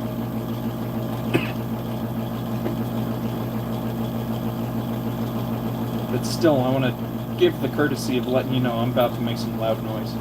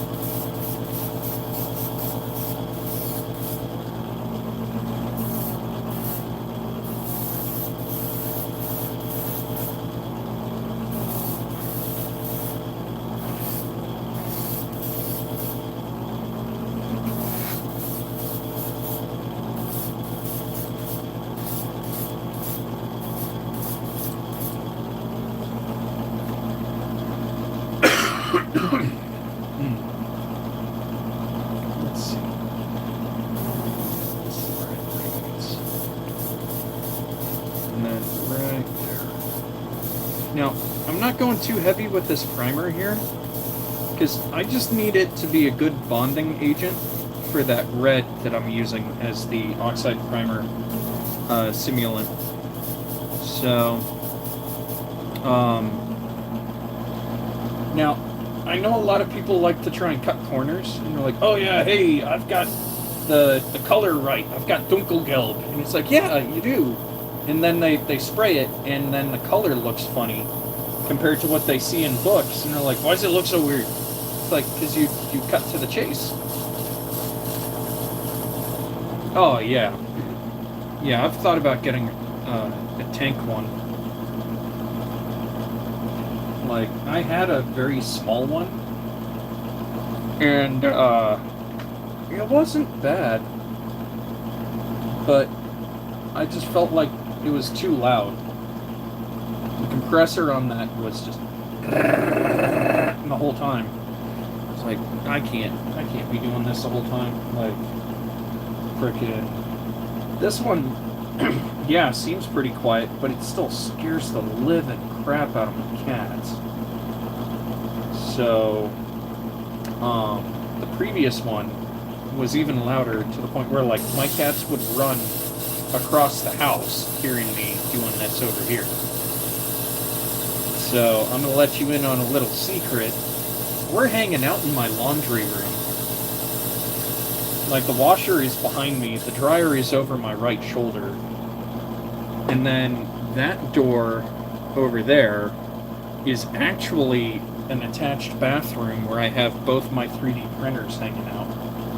Because it was the only, like, logical way for me to set all this up. And sometimes, like, you just gotta use the space you have. The first couple of videos I posted were actually not here. They were on the kitchen table with the cardboard box backdrop. Yeah, that's the first couple of videos I've done, and that was a kitchen table. Like, sometimes you just gotta work with what space you have available and try and make it work for what you're trying to do, you know?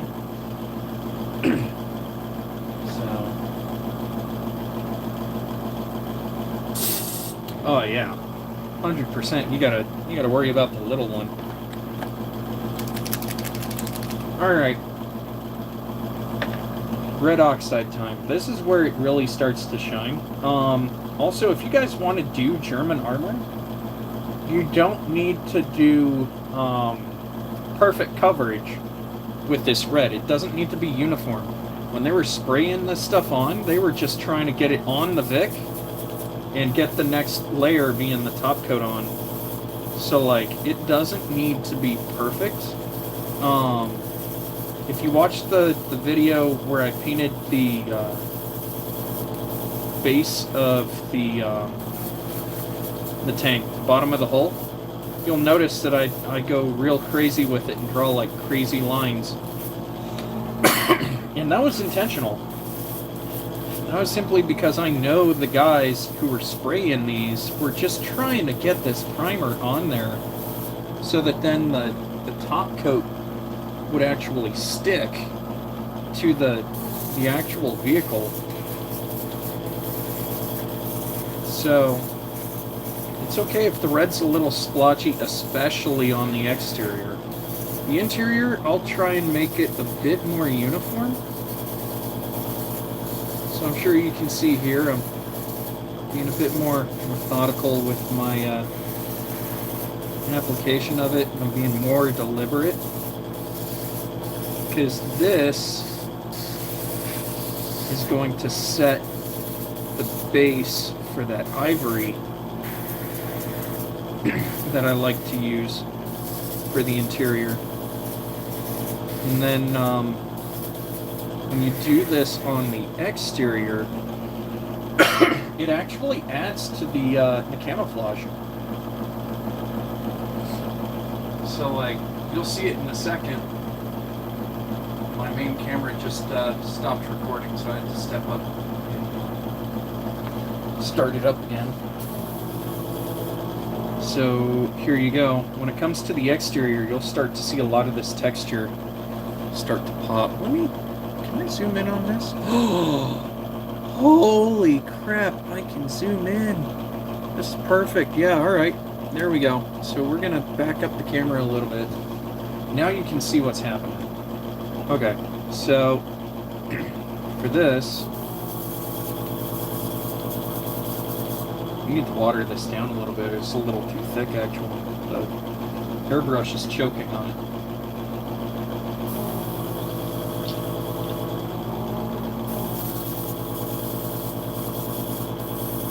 Yeah, the airbrush is spitting a bit. But, you can kind of see how it's turning a bit red. And then what I'm going to do is I'm going to, like, draw a few lines in here to try and replicate the ambush stripes that the German army was painting, that brown on Dunkelgelb. So I'm going to do that to try and help give a bit of that sort of accent to it, that sort of vibe, so that when I do the Dunkelgelb over the top, it changes the overall opacity of the paint, adding some more character to the model. So like, there's my stripes, and then now I can come back over and just mist this red on. And you'll notice it when it comes time for the Dunkelgelb coming up. Once the Dunkelgelb goes on, you'll see it, and it's subtle. It's not like in your face.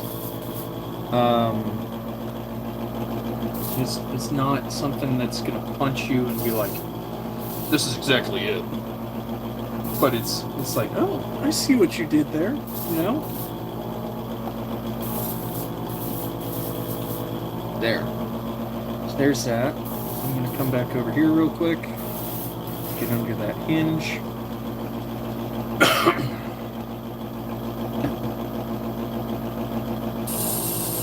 And then drain the airbrush.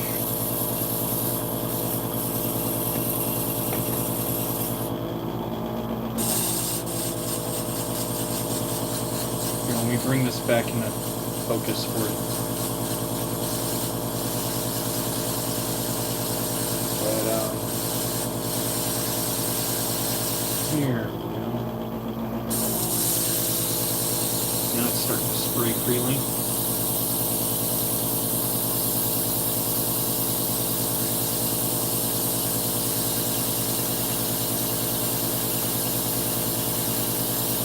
I like using these cheap brushes to help mix it all out. Mix the water into the paint, stir it, get it really moving. Usually I'll do it once or twice to make sure the airbrush is clean.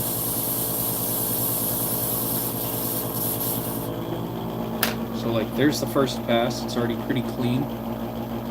But go for a second pass, just straight water this time. Put my finger over the front of it, blow some bubbles, make sure that there's back pressure going into the cup, and then just spray everything out.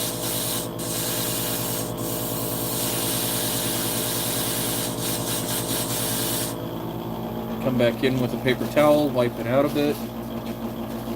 And sometimes I'll chase it with a Q-tip if I think it really needs it. So like, see, all of that came out of the airbrush.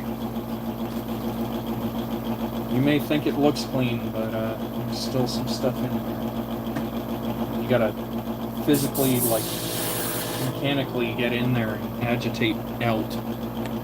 So there we go. Dunkelgelb. This is where the magic starts to happen. So this will help exaggerate the Zimmerit, and those stripes will start popping through a little bit.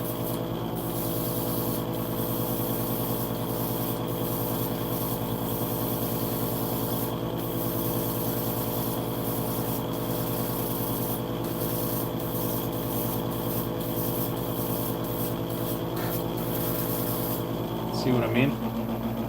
Starting to really come out and give texture or more three-dimensional appearance to that Cimarron. Favorite camo scheme? There's quite a few choices. I've seen some that are just absolutely awesome. There's some that I really enjoy. There's, from a military perspective, I feel like Flecktarn blends with about 90% of the world. So I would say Flecktarn would be the way to go in a realistic sort of operational environment. I would go for Dunkelgelb. But for this stuff, it's hard to say. American Woodland isn't too bad. I do like some of the battleship camouflage schemes. So like you got your dazzle stripes, you got your like asymmetric shapes and whatnot. So think Tirpitz. Tirpitz had this really crazy like shadow sunrise looking scheme to her.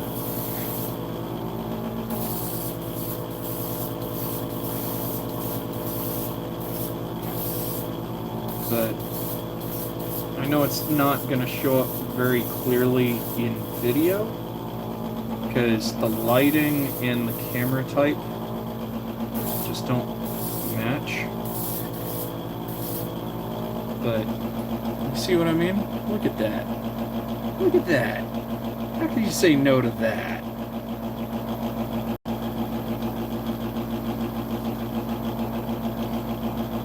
Oh yeah, the staggered blue. Yeah, that's a good one. Where it's got the blue deck. I'm not a huge fan of blue decks for warships. It's not really my cup of tea. But I've seen some guys do it, and they look fantastic. Like I'll respect it. It's not my style, but dang they do good. And then what I'll do here is I'll do a couple of stripes of that Dunkelgelb to try and sell the idea that at one point there was a camo scheme underneath this. We'll go there, there, there. We'll let that sit for a minute. Straight air through the airbrush, get it to dry a little faster. That one's almost done drying. That's dry. That's dry. Oop, that's trying to run. No. Too much paint. Come on, don't run. Yeah, that's it. Blend in. Figure it out. And then just a little bit at the tip. And you can see how it's starting to create that that striping effect. I'm not a fan of blue decks either. I'm stuck working with this. Wondering if I... Yeah, for sure. Jump on Discord. Yeah, 100%. We love sharing stuff on Discord. So now, let me hang up the airbrush for a minute. I can turn off the compressor for a second, and you guys can see how this is going to blend together. I'm going to grab from the very tip of this, and you can see how it blends in, like it's not heavy contrast. And over the top of that, we have the turret sitting on the hull now for color reference, and it looks like it belongs there. It's all the same shade, and it's kind of splotchy in that way. So it really sells the idea that this is not some kit that I'm sitting at a table spending 9 hours a week recording. This looks more like this is a real tank that just got hit with like a shrink ray or something, you know? So it sells the idea that it's authentic. So there's that. This monster can go back up here. That can go up there. That can hang out. But yeah, like, I love doing stuff like this. It's enjoyable. It's a challenge, but it's worth it. I feel like it's very much worth it. So now, we're gonna go. Man, look at this. This is the main gun. This is the interior components of the main gun. Look at how much stuff goes into this. Like, do you see all this? Look at all that. I don't know about you, but I think that's a bit much. Right. No time like the present. Let's go ahead and get to it. But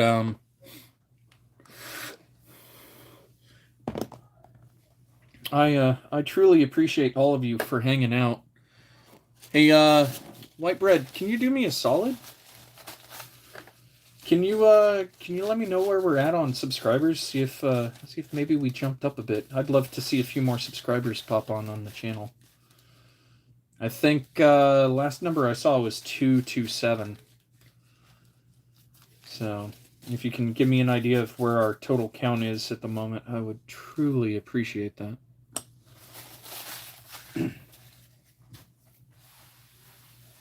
Yeah, thank you for contributing to the channel. I love seeing interaction on the Discord. Like, I want to make it to where we can all communicate, and you're not sitting there going, "Oh my God, this guy is painting, and I want to tell him this thing, but I can't." I want to give everybody the opportunity and the ability to communicate with me about things they want to see, what they're doing. Maybe if they know a trick that would work better for the things that I'm doing, I'd love to hear about it. Like, if somebody says, "Oh yeah, hey, ooh, 2 new subscribers. Thank you, thank you, thank you." If you're still here, I want to say thank you very, very much. All right, so here we're gonna open this burnishing fluid. Go ahead and get these other sections of tracks started, so they can start drying while I'm putting together the interior. So if you guys haven't seen this yet, this is a cool little magic trick. I'm gonna try and turn this to where you guys have, yeah, right there. Pay attention to this window right here. We're gonna go ahead. Boom. Of course, it doesn't fall in the middle. Boom. Boom. Did that one fall on one? No, it did not. Okay, cool. And then we are going to take that one. And that one. I'm going to close this back up for a minute, because I think maybe the burnishing fluid has lost its potency, so I'm going to shake it around a little bit. See if that helps. Because maybe it's just diluted to the point where it's no longer reactive, but I doubt that. Let's see what happens, yeah? Something's turning black in there. Oh, I bet you I know what it is. I didn't wash those. So all the oils on them are impeding its staining.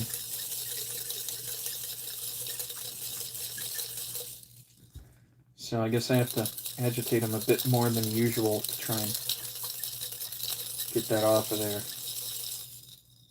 That's more like it. That's getting darker. So once this is all done in here, you gotta rinse them off with water. You gotta get this this chemical off. It's pretty much liquid blue for like gunsmithing. Like if you've got a gun barrel you're trying to stain and darken, but you don't want to paint it. You want to make it that super polished black metal blue. Really, there's a few other ways of doing it. Personally, I'm a fan of boiling. Doing a boiling blue for guns. It just looks cleaner overall, and it's low effort. You can just take some time, put your parts in the water and boil it for about 30 minutes. But you can heat treat blue, you can chemical blue. Like, look at that. Look at that. Right there. That looks great, in my opinion. Like, how can you beat that with plastic? Yeah, so this chemical is actually Ammo's burnishing fluid. I found bottles over at Hobbytown, local Hobbytown. They carry this stuff, but also it's available online. Like I actually ordered that from I want to say Michigan Toy Soldier. I have no affiliation link for anything at the moment. The channel is not nearly that popular at the moment, so I don't have any sponsors, no affiliation links, no discounts. But I I would recommend Michigan Toy Soldier if you're in the States and you want to order it, or just support your local brick and mortar hobby store. Like seriously, sometimes it's the best way to go. So like, I think I posted it in the general chat on Discord. I scored one of those commercial paint racks for free.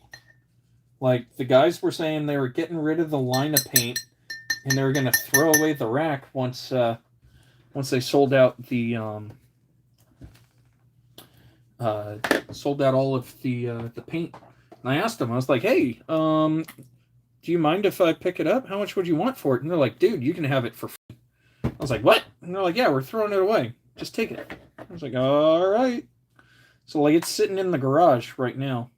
So now once this chemical is set, you want to put these in water to help deactivate it, right? So there's that. We're going to grab these last couple sections here. Come on. Come on. Where are you? I'm using the wrong forceps for this, but they reach. And then this one all the way up in the corner.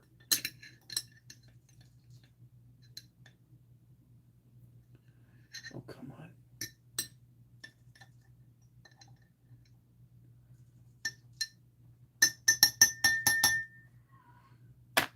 There's that one.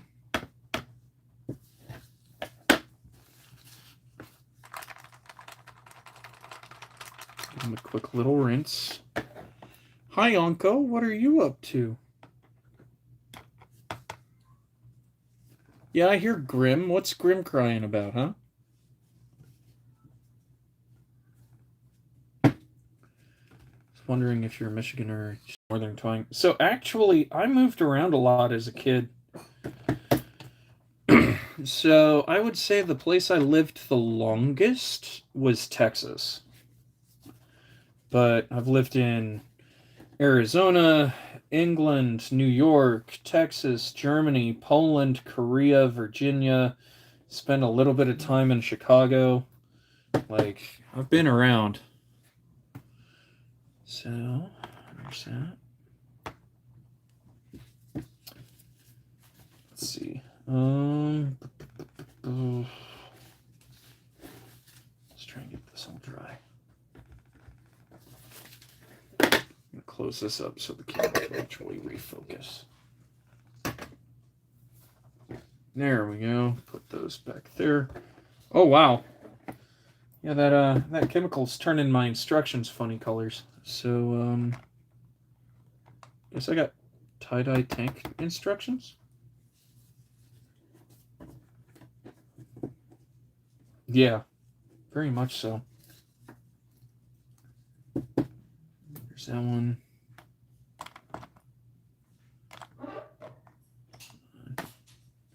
That and that one. So now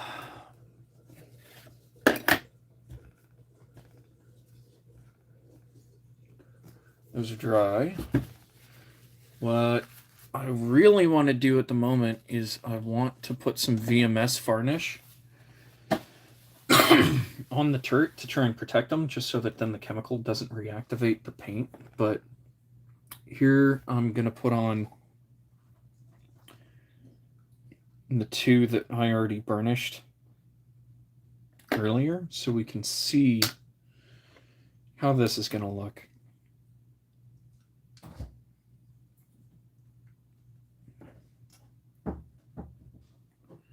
What do we think of that, huh? I'm not a huge fan of how these two aren't leaning the same way, but screw it. We'll just make it look like one of them's all bent up. This thing's still damp to the touch. Holy crap. With that, I'll tell you, one of the biggest hacks in painting anything is having a blow dryer. All right, 100%. Yeah. Yeah, no, I've moved around a lot, so like everybody tries to place my accent, and they don't ever really get it.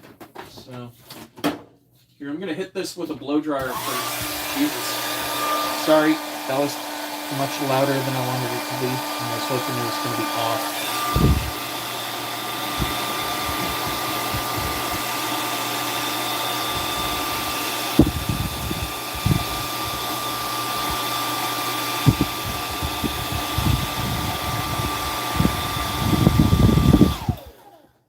Sorry about that, but yeah, that paint just felt damp. Like, it doesn't feel wet, it just feels humid. Dang it, that handle, I swear. That handle is going to be the death of me. Okay, there's that. And that. Oh, yeah? What part in Germany? I'm going to put the turret aside for a minute. Oh, yeah, true. So, let's see. Volkomstia? Yeah, I think that's right. Volkomstia? Or, Hamburg. North. I was in Kaiserslautern for 5 years. So, right between Pirmasens and Frankfurt.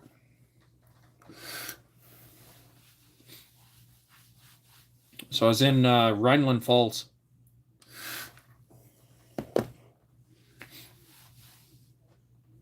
Like right between Rhineland-Pfalz and Rhineland-Palatinate.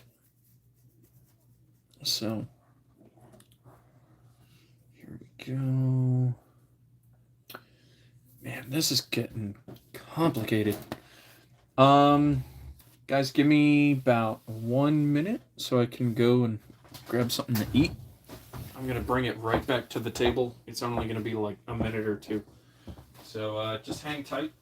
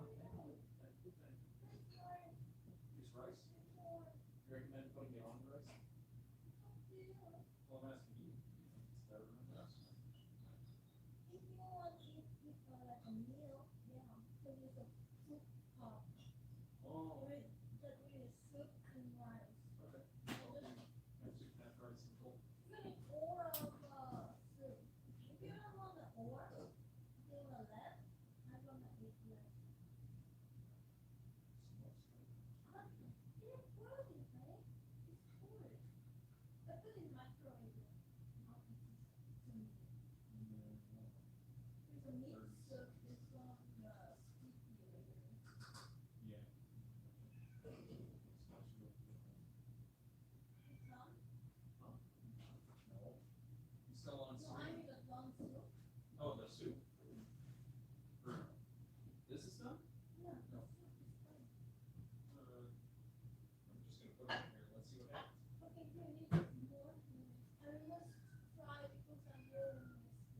Oh yeah, that good, huh? This one good. Oh, I hear you. Yeah. Oh, it's good enough. Almost like honey cake, or better than honey cake. Okay. Come on, Uncle. You want to say hi to the stream? Come on. Let's see. Those instructions look difficult because just wait until you have your glasses on. It'll look even worse. These instructions are nuts. So, like, this is a chair that I have to make 1, 2, 3, 4, 5, 6, 7, 8 pieces for a stool. 8 pieces for a stool. Can you believe that? That's nuts.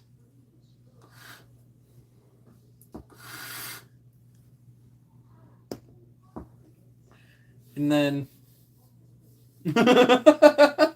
yeah, this thing, it's nuts. So the hole gunner, the bow gunner, his position was something like 15 pieces, and I was like, "You what?" And that's the gun mount. That's not like everything in there. That was just the gun mount being something like 15 pieces. So it does smell really good though. This soup. Let someone go. What do you want? I already gave you treats. If it was so spicy, you can shake it in there. What is that? Gochujang? No, it's a spicy. You can make it spicy and flavors.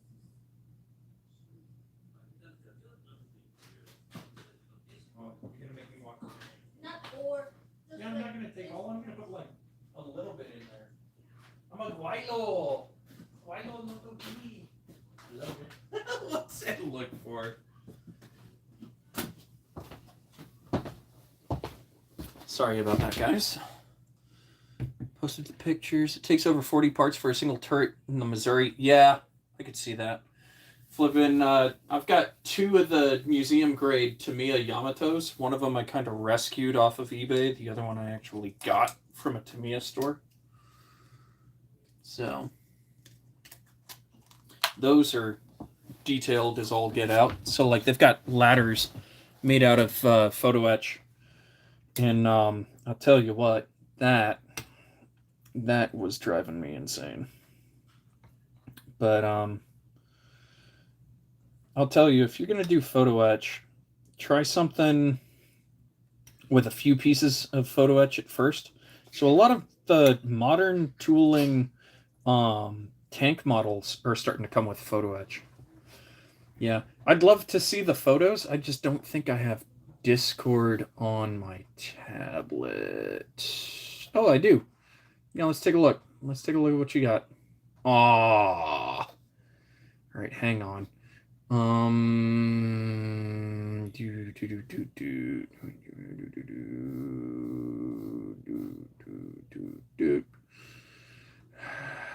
Sorry, I'm not gonna read my phone number out loud to y'all. It's not that I don't trust y'all, it's just I don't know who all is watching. Yes, I'm human. I'm the carbon-based life form. Thank you very much. Oh, well, I have too much patience. Keep in mind, all what you see is very small paper parts. Oh yeah, of course. I'll keep that in mind. Oh, interesting. Log in. Let's try this. I may just have to check it out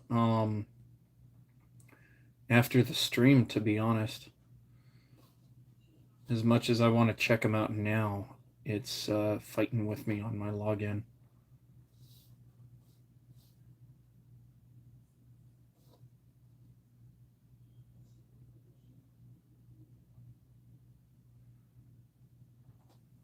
Login or password is invalid. That's so nice. I wish it would just let you use your username to log in. Okay, I appreciate you on that one. I'll definitely let you know what I think when I see it. I know I'm going to be scratching my head going, how do you have the patience for that? Because paper models, like, they're cool. I like them, but not for me, man. The ADHD is too rampant.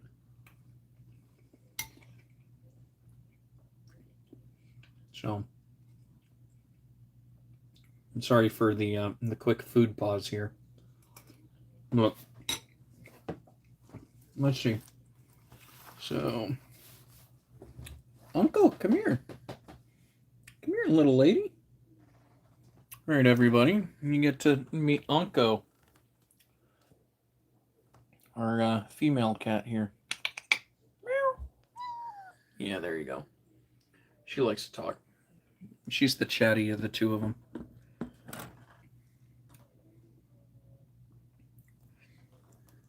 But, yeah. Let's see. What's my battery at?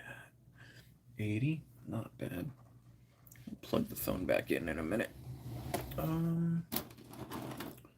Where is you? You. E.T. I can get that other piece of track section out of there because I'm not using that.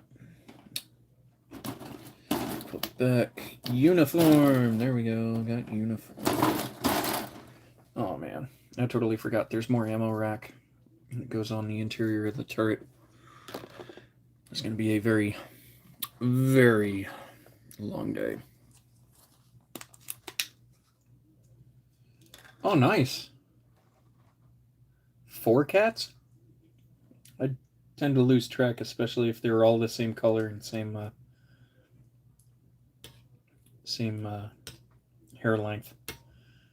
Fortunately, Grimm's pretty good sized. Onko is only about 10 pounds, 12 pounds maybe.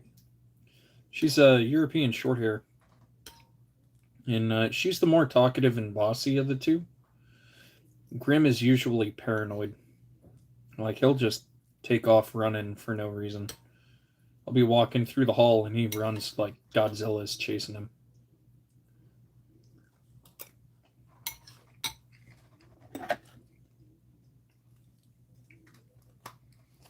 But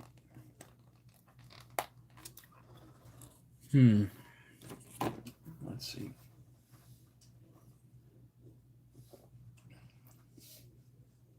Yeah, I could see that.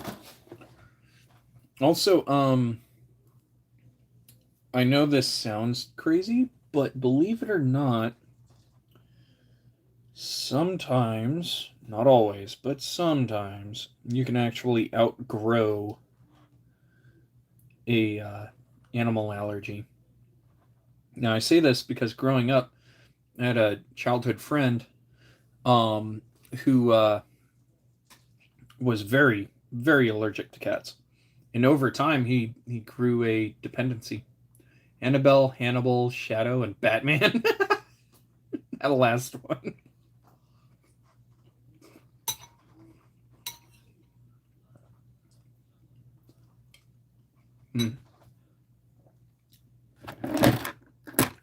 Let's see. 3 and 4.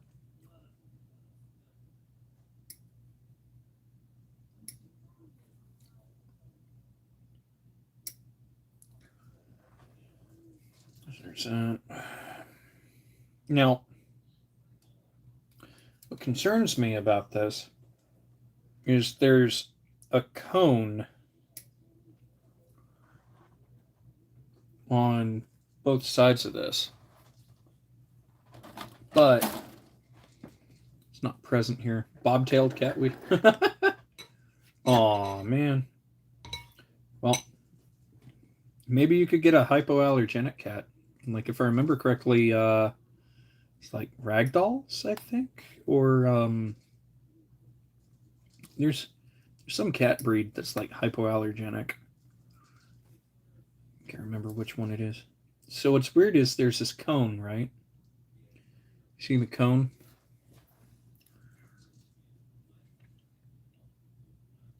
That looks intentional. But, oh, allergy treatment thing helps, but definitely. Oh, I gotcha. Well, yeah, Sphinx for sure. But I've heard of some fur cats being hypoallergenic. Like, I'm skeptical on it, but I've heard that that's a thing.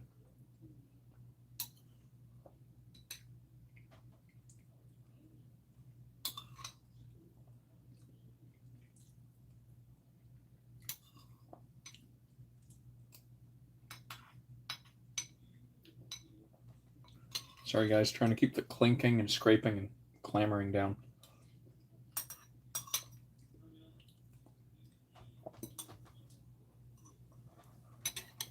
And all the eating noises down to a minimum.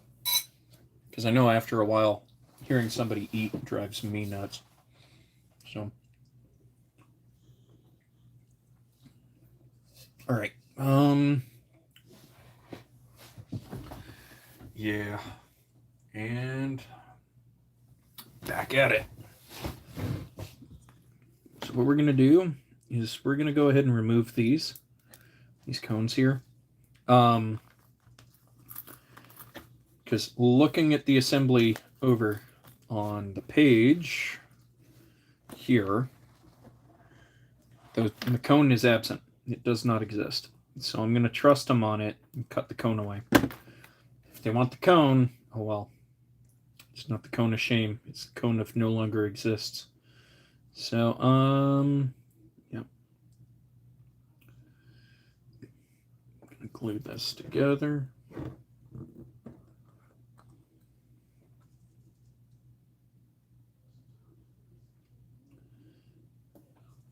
Seeing as how this all mounts straight down, I don't have to worry quite so much about making a super clean glue joint. I'll try and keep it tidy, but I'm not trying to completely hide it. So you can see here I'm kind of blending it all in, and then it's all smooth. I'll do about that much to keep this thing nice and put together. I kind of wonder what this component is going to be colored. It should be that ivory off-white color scheme. Yep, ivory white. The bottom of the bucket here is going to be brown. Oh man, this is such a pain.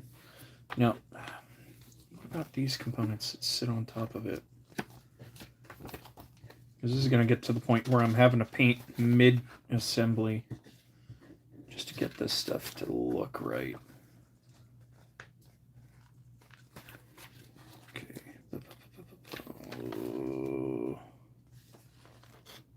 Yeah, so that's red, all of that's red, some white. Okay. Okay. I've got an idea. Some people have allergies for dandruff. Yeah. Yes. Saliva allergies are absolutely nuts. You'll break out in like hives and a rash. Yes, hi Grim. Welcome back. You don't want to talk? Okay.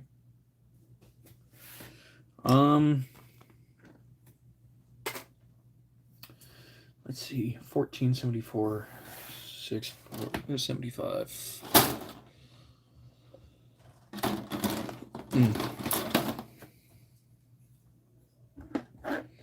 Hello, hello, hello. Welcome, welcome. Feel free to contribute to the chat. Say hi, hello, how are you? Or just hang out and just watch me make a fool of myself over here. 73, 74.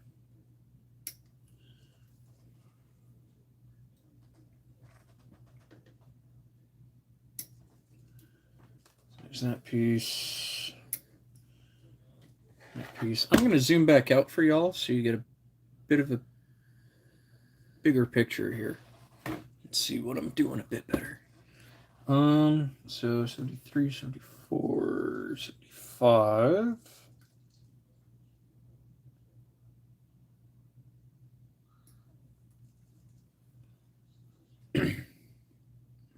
Oh man. That's an absolute bummer, dude. Sorry to hear that.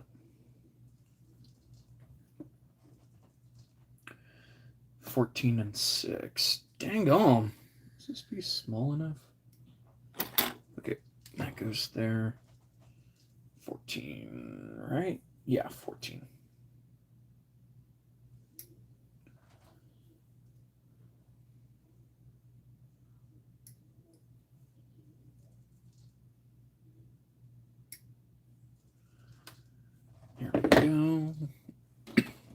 All right.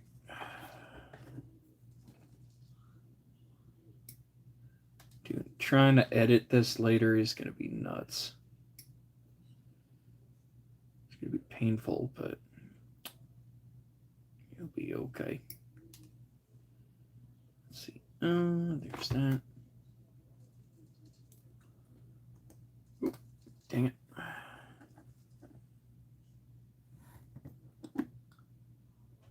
That would be cool. Yeah, if you want some ideas on how to do it, I'd be more than happy to help you.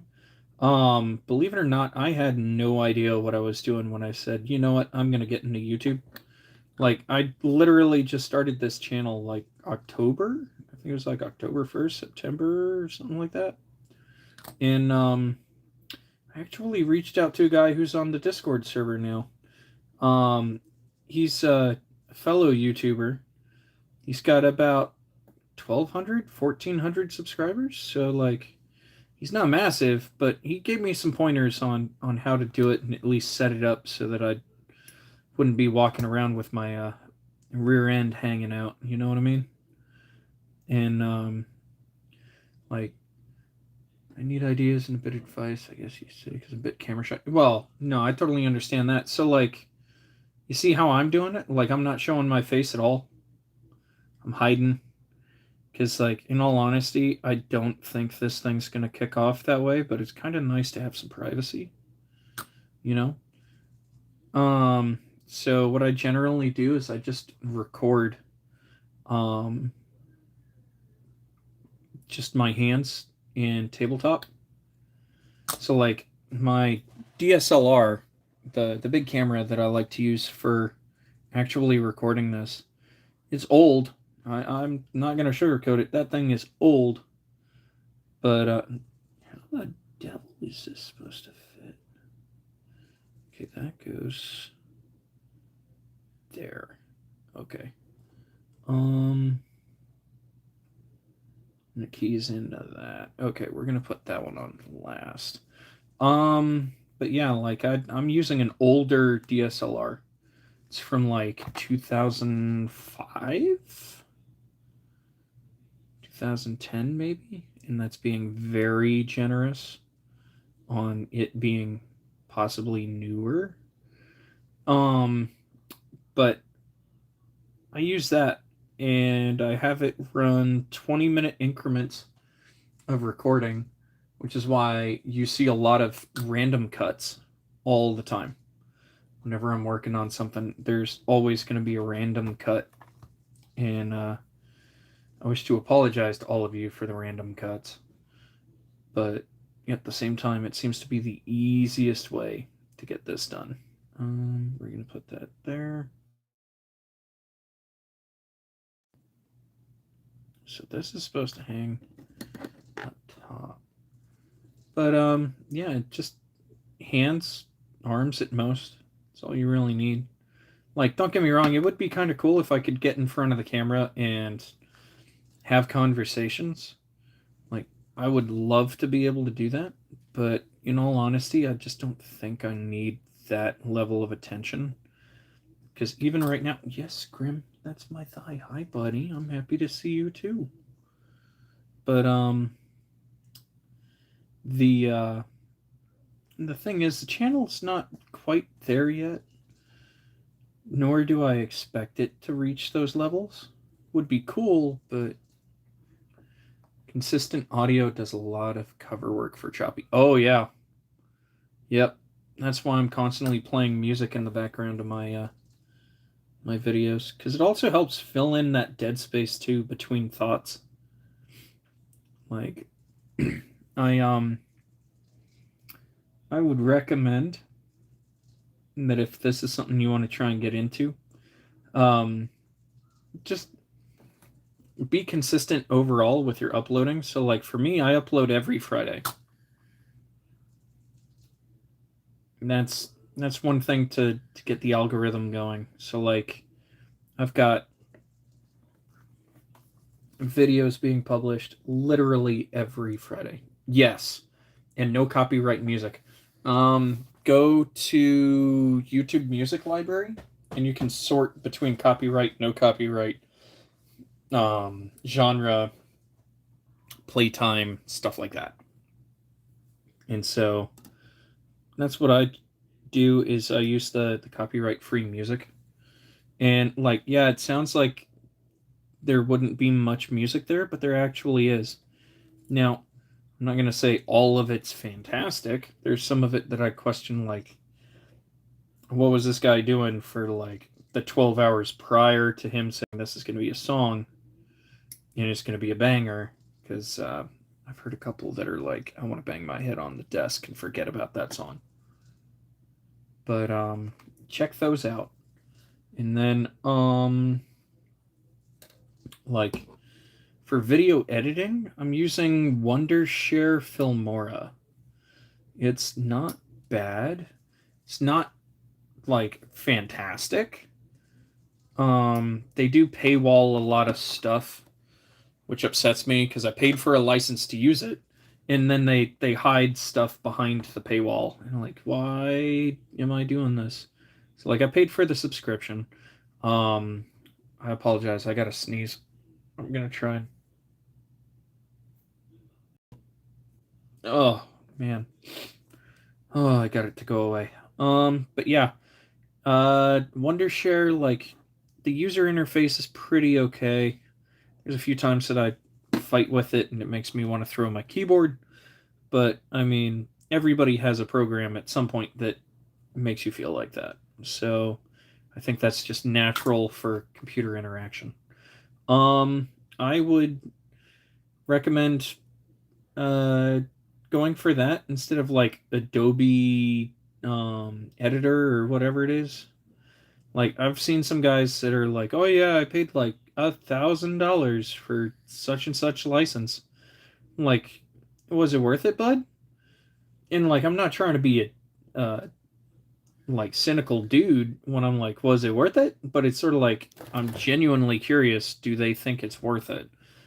And most of the time they're just like, yo bro, I could have done about 85% of this on like my phone's generic editor. So yeah, the phantom sneeze is horrible. Well, we got 8 people in here. You want to say hi, everybody? You can. I'll talk to you. I promise. Let's talk. Let's put something in conversation. Let's go. Let's have some fun with this, you know?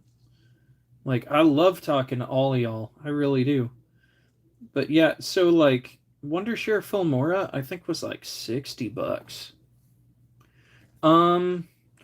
Yeah, and Wondershare isn't that bad. There's plenty of videos out there showing how to use it. So that's really how I learned, because I'm a visual learner. So like, even with guitar, like, somebody could put sheet music or tab music out in front of me, and I'd be like, okay, I understand the concept. But like, if I can watch somebody actually play the riff, then I'm like, oh, that's what he's doing. Okay. And I pick up the guitar riff that much faster. All right. So that's 62 done. Oh, man.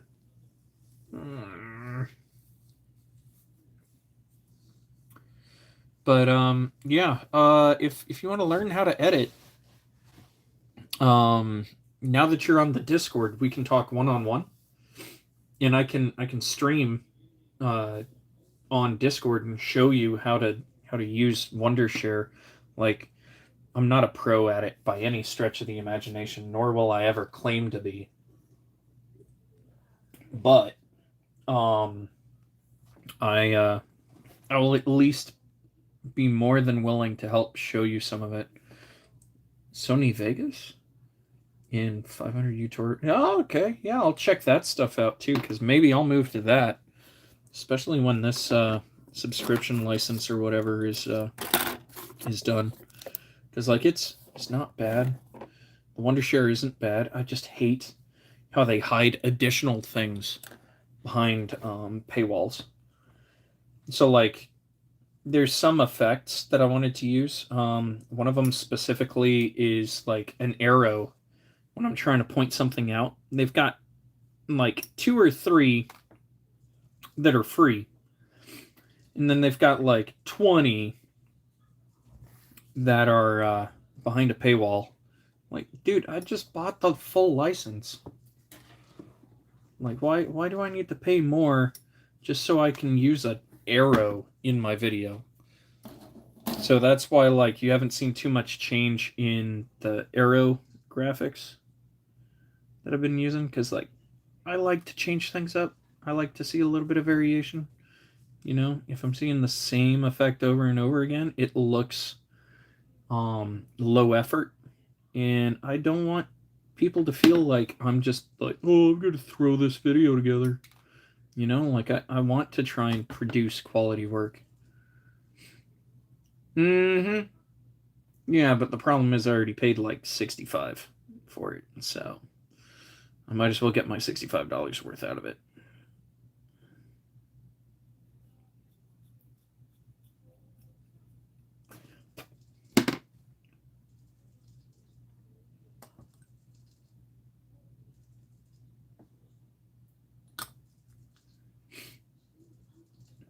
But yeah, so here's an idea I thought I'd ask. So as the channel grows, do you think I should open up like a professional PO box? What do you guys think? Like, I'm definitely thinking far into the future at this point. I just figured I'd pick y'all's brain and see if you think that would be cool, or if it seems a little cliche. What is that? That's 56. 3, 4, 5, 6. I do like how these are all in order across the sprue. Definitely beats GW, where you're playing bingo for an hour just trying to find a limb. 19.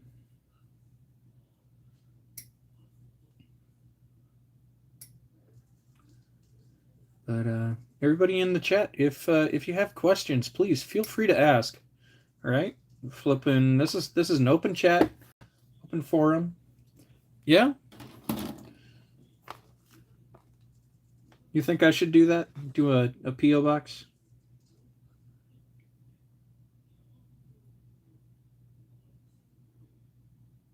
Oh, I just gouged the heck out of that. No.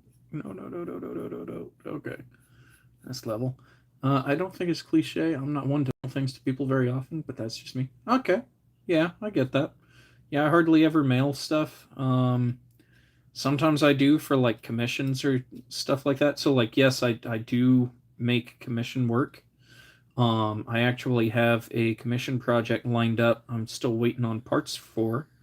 One of my good friends actually asked if I would build an F-14A for him. Originally, I was supposed to build a Soul Squadron Su-30SM, but the kit he sent me left a lot to be desired.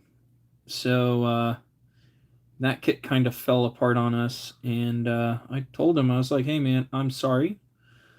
The kit kind of didn't hold up the way I wanted it to.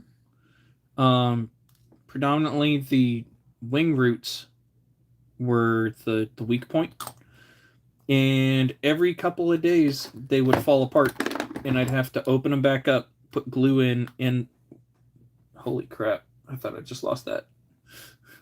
My life flashed before my eyes. But I had to keep. All right, this is getting annoying. Where'd he go this time? Where's Waldo? It's like I'm trying to find Waldo, but this time he's got a knife. All right, let's see. Let's see. Where'd you go? Where'd you go? No. Oh. There it is. Got it. Electric sander type tools for model kits? Yeah, I've had a couple. But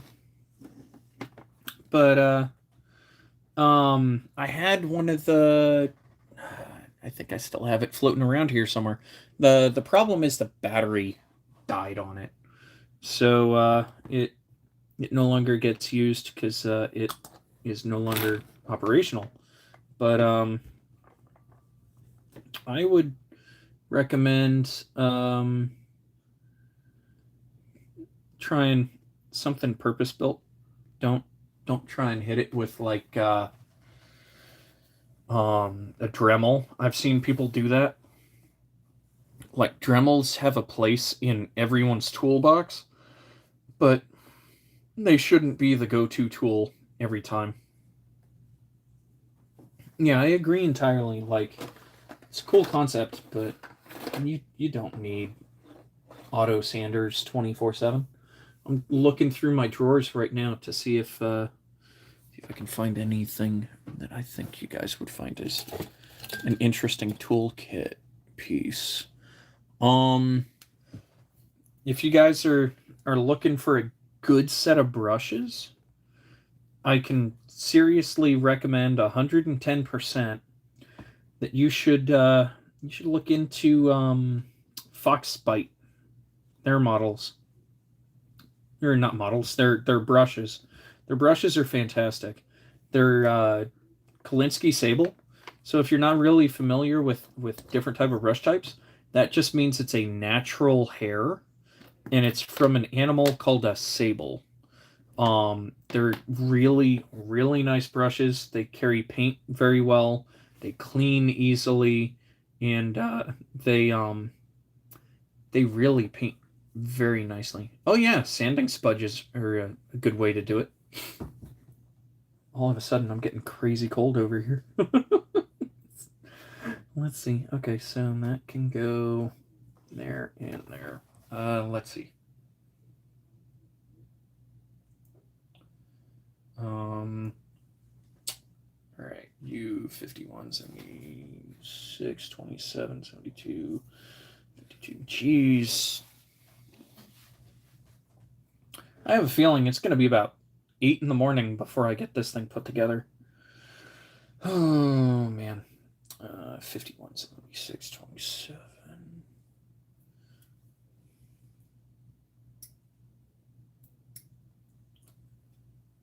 My method. Yeah, okay. Hi, everybody. Hi. We're at 9 people in the video chat right now. Awesome. Thank you. Yes, Foxbite. So you can find them on Amazon. They're about $35 for the 7 that I have.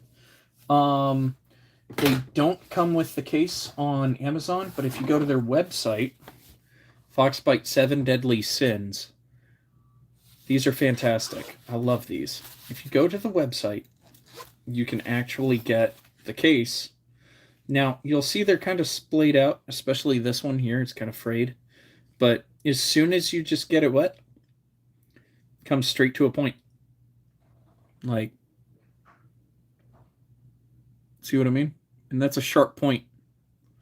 So this brush and this brush do about 98% of the heavy lifting when I'm building. This one, I kind of use once in a while. These two, honestly, I've never really used. I think I used this one once to try and pick out the white spot for a Space Marine sort of eye dot. So, I would kind of recommend trying to stay away from brush painting like large panels. Like, for example, the turret we just did. There's no way I'd be able to get this kind of finish with a brush. There's just no way. As much as I would love to be able to get this kind of result, I can't. I can't replicate that at all. There's no way I'd be able to get this appearance and smoothness of texture and uniform texture from a brush. No matter how much I thin down that paint, there's no way I'd be able to get it to sit down flat and look good. So, sorry, the ADHD brain is running full send today, boys. There's that one. And then getting distracted. Getting to show off the pretties. Show off all the hard work. There's that. Honestly, yeah, airbrush takes up considerably less space.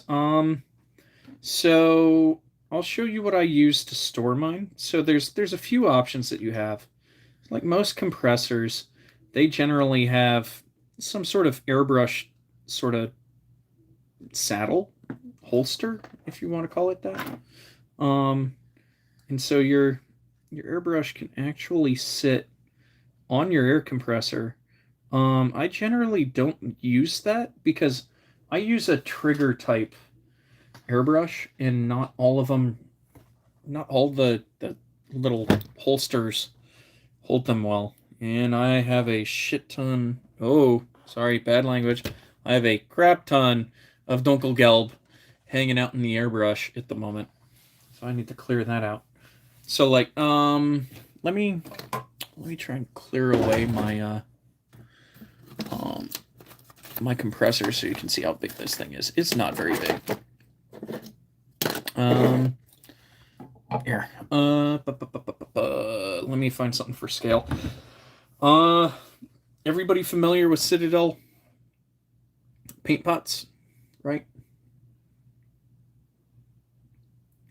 We're all familiar with this.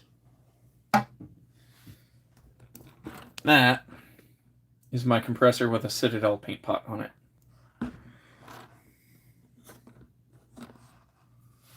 It's tiny. Mine's like the size of a good sized like travel book, I'd say. It's not huge. It's kind of square in shape from above. They can be. So this one is an Iwata.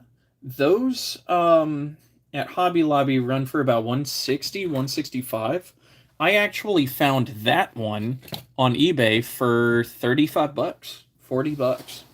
And it was crazy. I was on Reddit talking to guys and they're like, "Oh, Iwata's garbage. For the price, they're horrible, blah, blah, blah, blah, blah, blah, blah." And then I was like, "Hey, I wound up getting it for 35 bucks." And people were like, "Bro, you did amazing."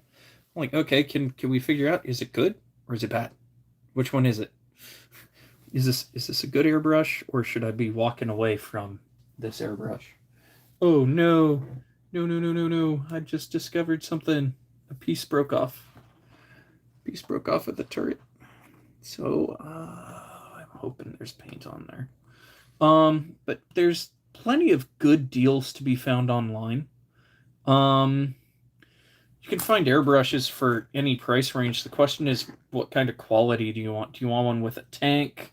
Do you want one that's just open direct feed? So like mine's a direct feed. Mine does not have a compressor tank built in. So the airbrush gets exactly what the compressor is pushing.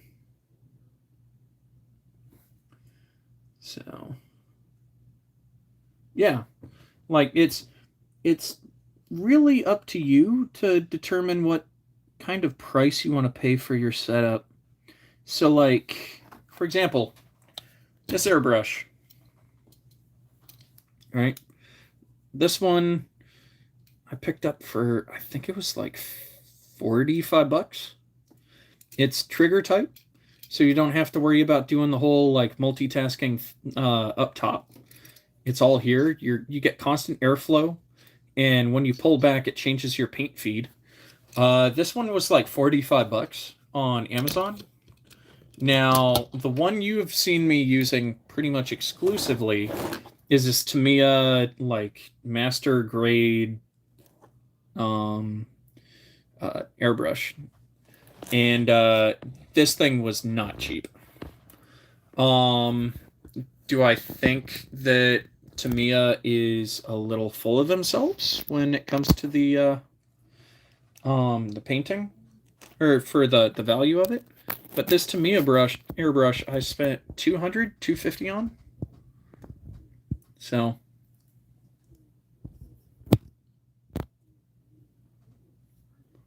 But, like, in all honesty, I think this was worth it. Sorry about that. I'm gonna try and get this piece that popped off. Just get that painted up. Oh my god. You see? This is why we don't go straight color. Look at how bright that turned out. The little yolk right in front of my finger. You see how bright that is? That's insane. So, yeah. We're not going to do that. We're going to hit it with the red. Alright, so we're just going to use red. I'm going to use a cheap brush here because, in all honesty, I'm breaking out the Lusky Sables for something super tiny. I may just have to because all the brushes I have here are like fan tips. But, yeah, for airbrushing, it's a huge time saver. You can prime, base paint, varnish, you name it. Just about any painting operation you want to try and do, you can do with an airbrush. I will say, a lot of people out there will tell you you can do the same thing with an airbrush that you do with a regular brush, and I'll point them to the kind of work I'm doing here and be like, oh really now? Can you airbrush accurately like tiny little micro lines and not have your paint just absolutely ball up and just drip everywhere? I want to keep the paint from running. At the same time, I want to have it level. And that's what an airbrush really helps out with, is to keep the paint level. Like, yeah, and that too. 100%. Spray paint, you gotta have it warm enough. You gotta have plenty of room. You gotta have plenty of ventilation. You can't just, like, crack open a spray can in a room. Now, I wouldn't necessarily recommend doing an airbrush in an unventilated room unless you're using water-based acrylics. They're generally the most forgiving, so like your Vallejo, Citadel, stuff like that, you can usually get away with. Like, I know a guy who actually took a swig of Citadel paint. He said the only side effect he had was his bowel movements for the next 3 days were interesting colors. And I have to take his word on that because I am not about to go in there and check on that one. But, yeah, like your lacquer-based paints, you want to have plenty of airflow in your workspace. You don't want to be fighting with those. You don't want to be inhaling too many lacquers. It's just not good for you. It's bad news usually. Yeah. Unfortunately for me, I don't have a ceiling fan in here, but I did grow up with my dad building models, so like I'm used to smelling the Humbrol enamels and lacquers and stuff. So this stuff is nothing to me in comparison to those. So there's that. I'm really happy with how the exterior of that turn's turned out. Yeah, that's a good call.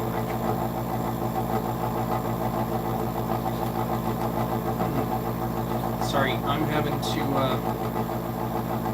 restart the camera.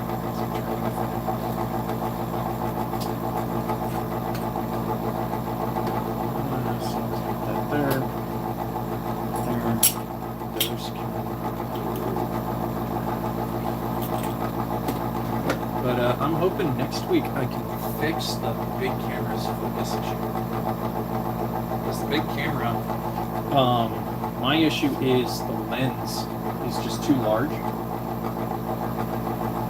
And so I have to have a large standoff. And I just don't have that kind of standoff. I've been needing to,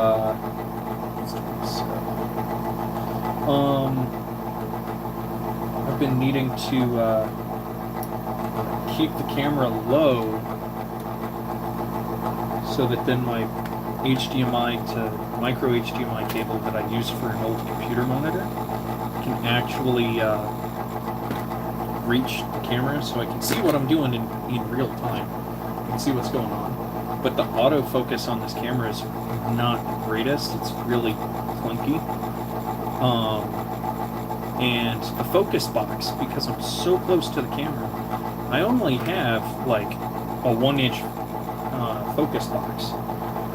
So like if we're talking optics, like a scope, think eye relief. So there's a range, like a box, if you will, where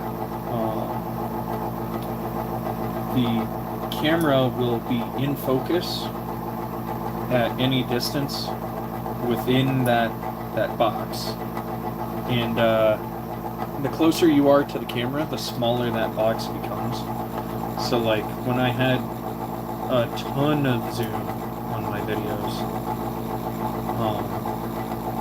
these camera lenses that I'm using gave me like a 1/4 of an inch focus box, and I was just like, I can't do that, because it turned into this issue where I'd be recording something and then I'd go to edit, and then like the work's already done. I can't go back and modify the video that I took to be in focus. There's no way to really clean that up.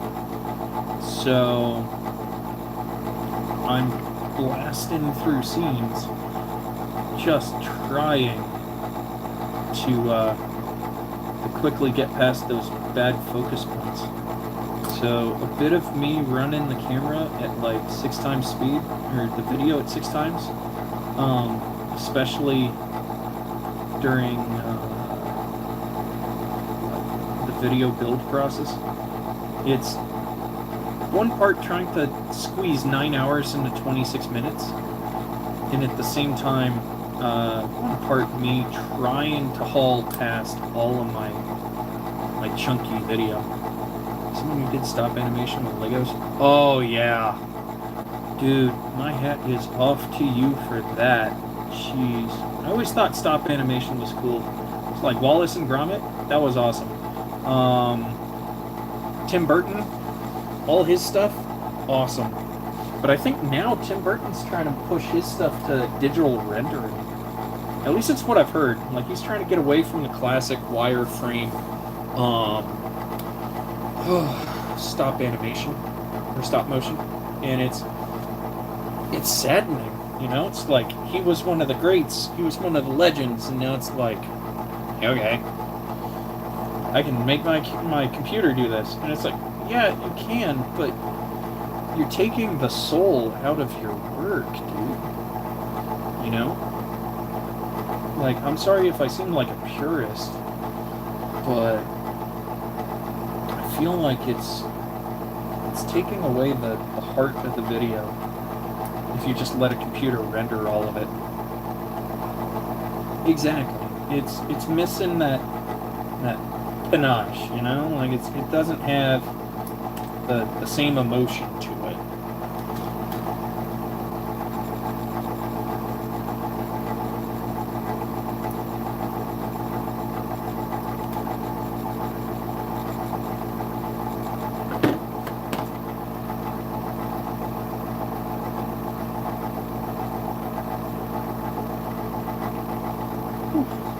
So there's that. 54, 55, 53. Okay.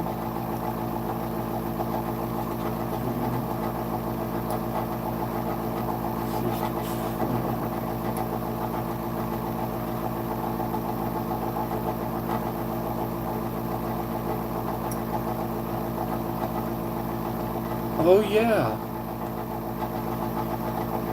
Yeah, I totally forgot about Guillermo del Toro's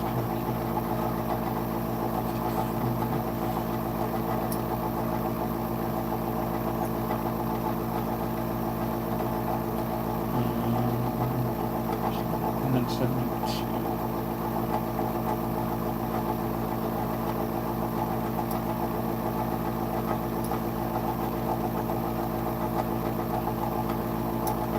So, do you guys think I should do the live streams more often when I'm recording video?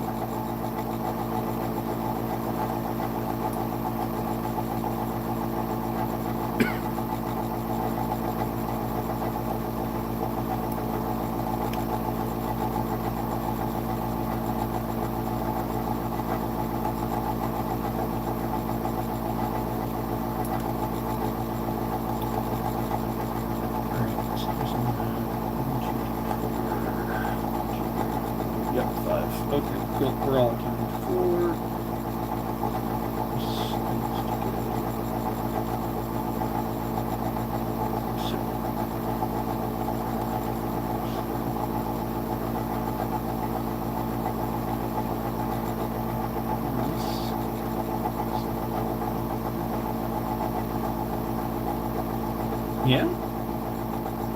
I may start doing that then. If you guys like it, I may start recording and live streaming at the same time. I will admit right now, the live stream stuff is not going to be scheduled. Like, in all honesty, if I find time to take advantage of painting and building, I do that. I like that, Will. That makes sense. It's very easygoing and straight to the point, and I like that. So, let's see. We got 6 other viewers. Nobody wants to say hi? Go ahead, say hi. I'm not gonna bite, I promise. Ooh, 7 other viewers now. Come on, y'all. Come on and say hi. I won't bite, I promise.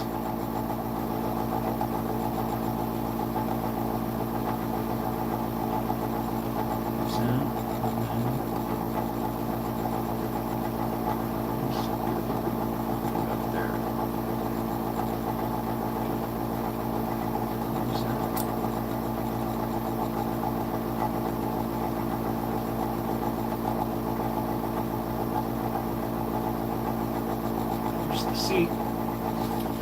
That's 1 seat down. Now I've got to put this.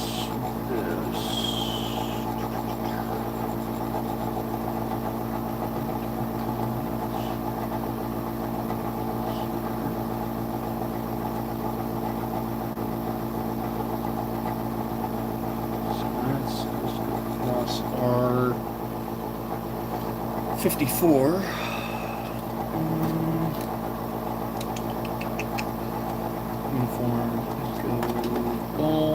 Romeo. There we go. Oh, no. The pin broke off. No. If you look carefully, there's a pin missing. I gotta find the pin.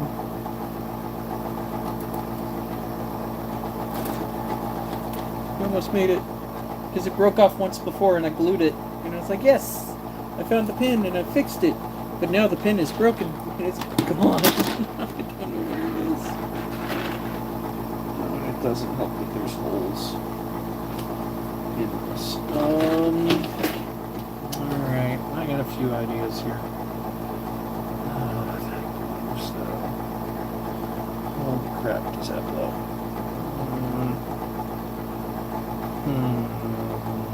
Let's see.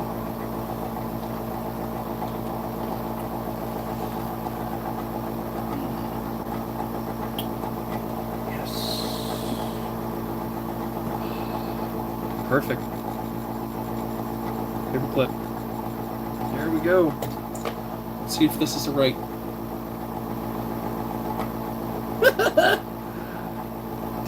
Tell me that wasn't made for it. Tell me that's not perfect. This is gonna work out. This above. Alright. So I think what I'm gonna do is I'm gonna go ahead and cut this long.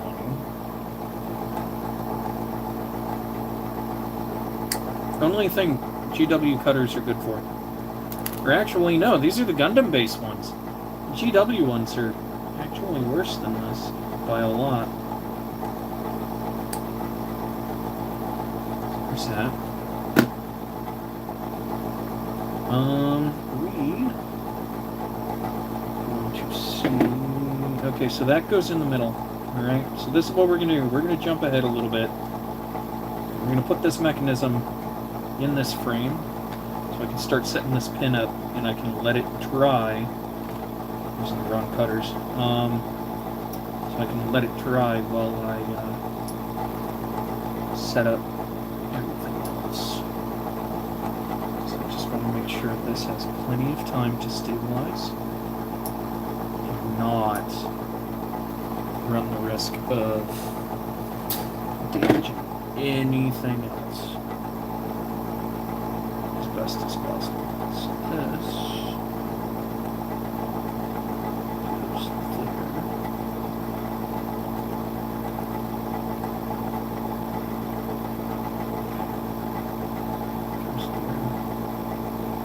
There's something. Something's supposed to sit under this, yes, but I don't see the wall or the floor for it. This is what we're gonna do. We're gonna go ahead and glue there, glue up on top, there. So those are the 2 points of contact that I'm seeing that line up with what the instructions are saying.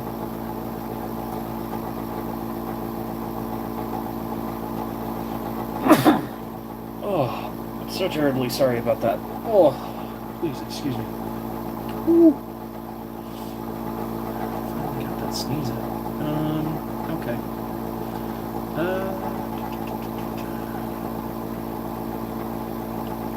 This just doesn't make sense to me. That's supposed to go. Unless this assembly here is supposed to go here. Don't. You gotta be kidding me. Okay, I see. So maybe that's. Try to get this to stabilize. Just doesn't want to.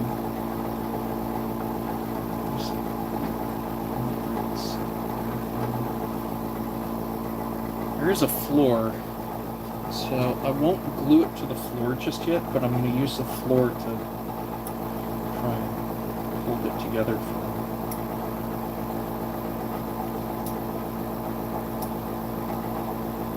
And I'm going to turn off that air compressor. I'm sorry, I forgot that thing's still on. These noise-canceling headphones are pretty decent at muffling that. Okay, so this is going to go here, like so. Please tell me this helps stabilize everything.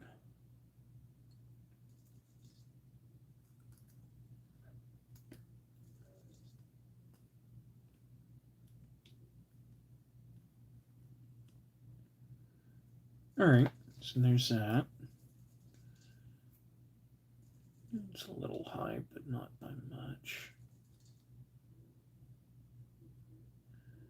Okay, there's that. So what are your plans for the rest of the week, guys?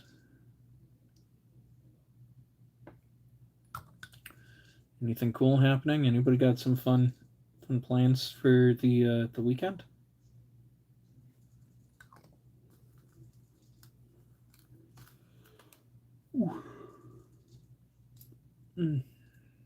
Sorry for yawning.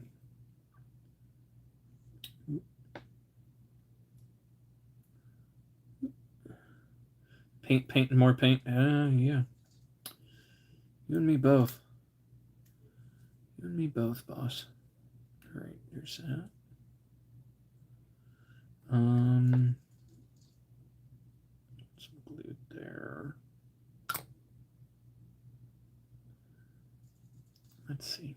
So I'm gonna try and stabilize this. All right.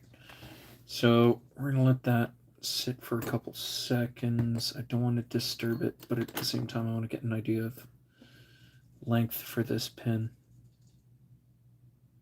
Okay. All right. I got a general idea of how short I need to make this.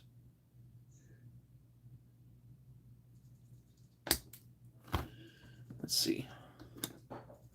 Just trying to get the models that are big enough to do 80% of the work via airbrush and sponge. Yeah. I respect that. Right on the money. We got it. Ladies and gentlemen, we got him. We got it. Here we go. Here we go. Here we go. We are on target for this. There's that. I need super glue, thick type. Where is my star bond? Thick type. There it is, of course. All the way at the top of the paint wall.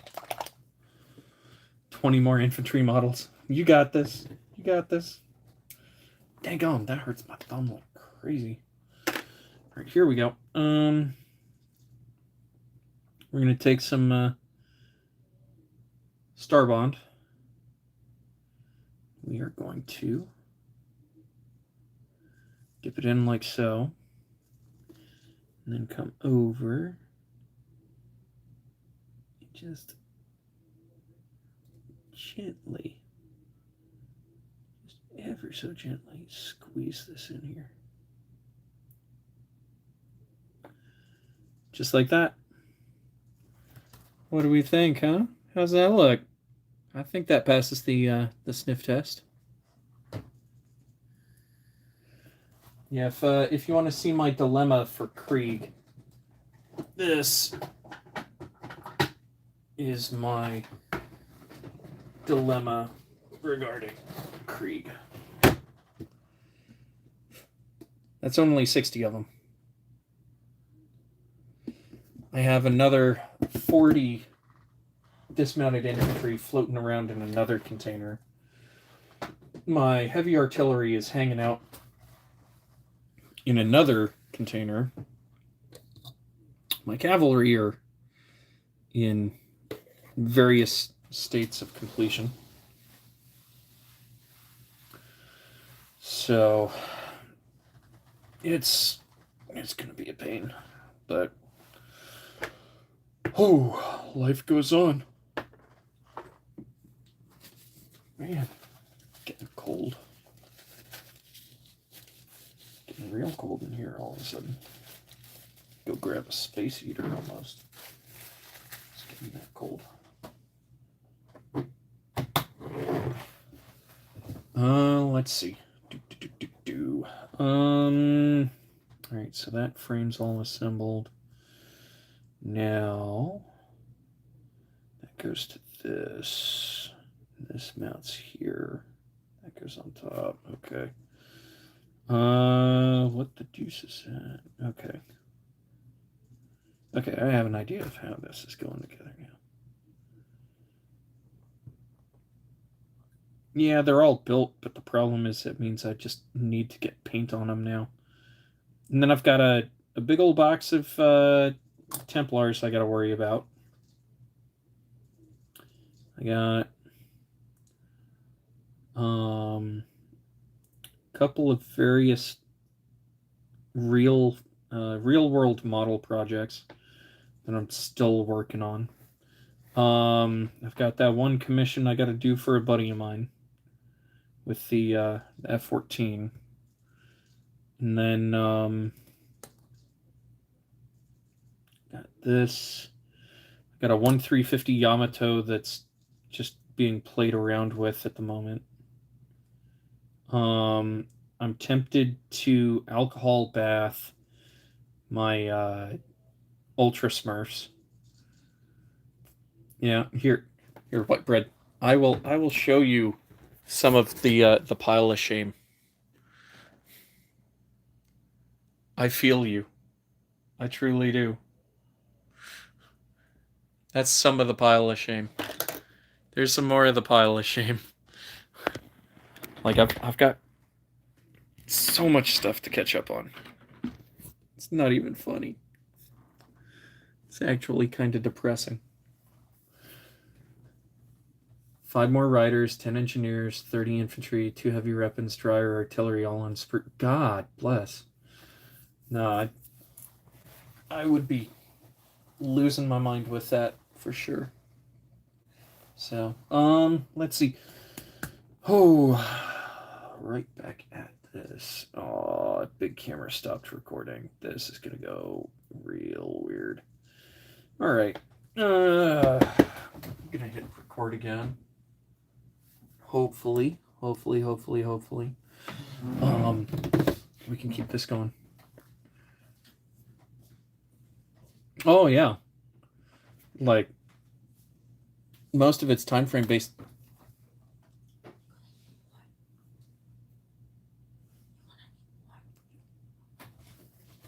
Hey, yep. Here. Thank you. So yeah, like when you're trying to build a pile of backlog, it's a good chunk of it is just forgetting that you have stuff. I'm gonna be 100% honest with you. You don't always need to have a massive pile, but it's definitely nice to have some variety, you know? Change things up a bit. That needs to go. What? Okay, like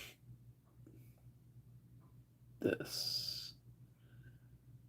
How the bloody is it supposed to go? This makes no sense. So they want it to go like that.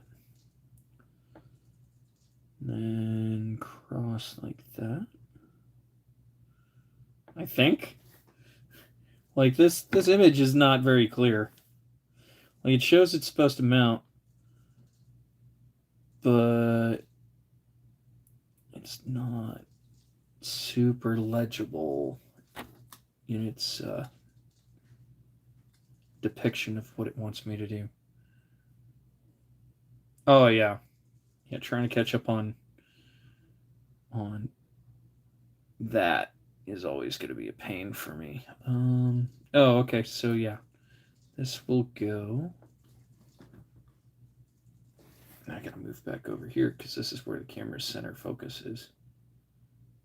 So that's gonna go there. Nope, sorry, that's gonna go there.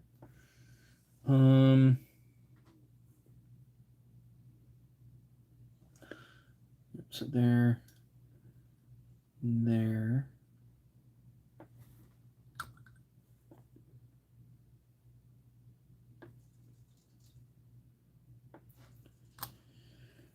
Nice and easy. Hopefully. Come on, come on, come on, come on, come on. Don't fight me. Don't fight me. Come on. So, yeah.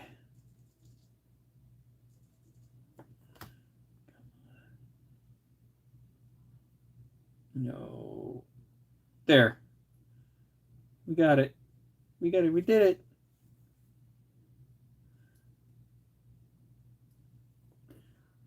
The problem is it's sitting. Oh, no, no, no, no, no, no, no. Too much.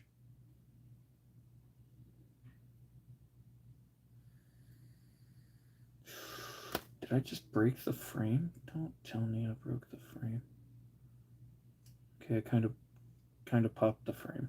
Okay. Okay. Easy. There's that. Set that there. Yeah, I popped the frame because the pin's dancing now. That's not good. That's not good.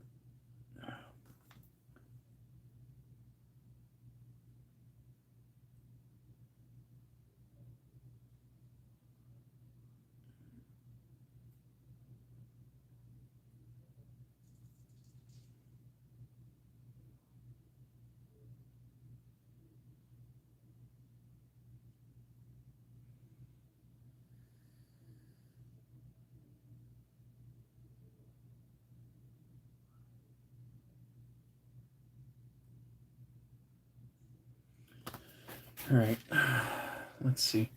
I'm going to try and bring you guys in a little closer, or at least change the zoom. There we go. Now we can see what's going on. I do wish to apologize for my thumb looking zombified. I kind of smashed it working on the car this past weekend. So nothing's broken, just tore a good chunk of the skin off, but managed to get it to quote, blood glue itself back down. So, hurt like a mother, but yeah. Hopefully this time next week it'll be back to normal.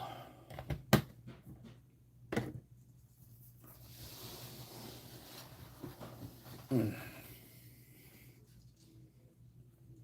right.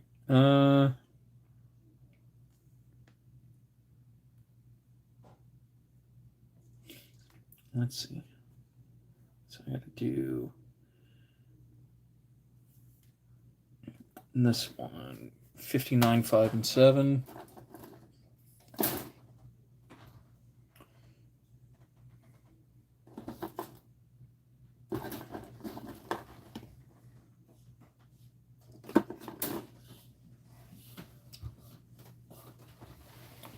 So let me find this sprue again because it keeps running away from me.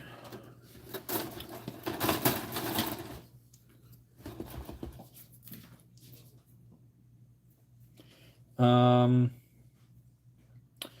59, 5, and 7. Well, got the day job in about 5-6 hours. Yeah, do your thing, man.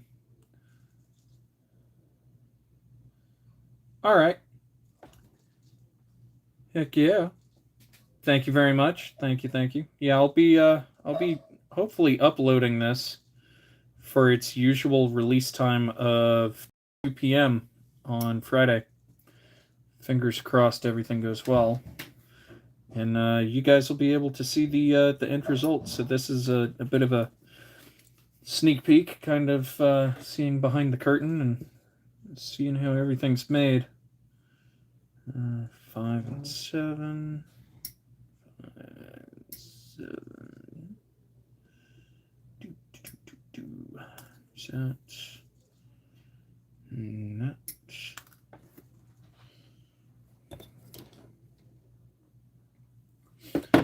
Later, brother.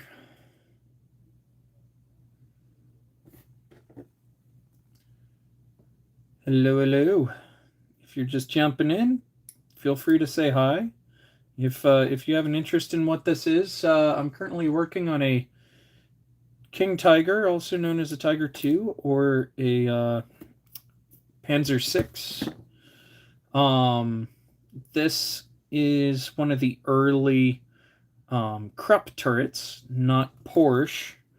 A lot of people like to think it's a Porsche turret because there was a misunderstanding in the publication. Somebody had made the assumption that Porsche was involved in this, but Porsche actually didn't have anything to do with the King Tiger. His big involvement was the Tiger I. Predominantly, he was responsible for the hull design, and Krupp was making the turrets, if I remember correctly. Well, Germans went for the Henschel design, and so the Porsche designs actually became the Ferdinands. They got repurposed because Porsche was so convinced he was going to win the design competition that he built something like 60 holes. And yeah, let's just say he didn't do too good. Where's this go? This one goes here. Cool. Ooh, come on. Set in. Thank you. There. A little extra glue. If you're popping in, by all means, please feel welcome to say hello. Um, Let us know where you're coming in from, and maybe we can do a shout out or something if you like. Come on.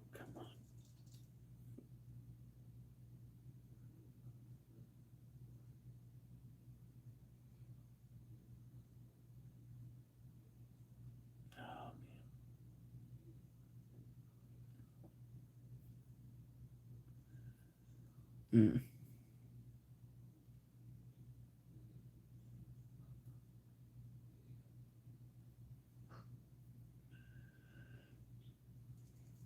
Hey, Bama.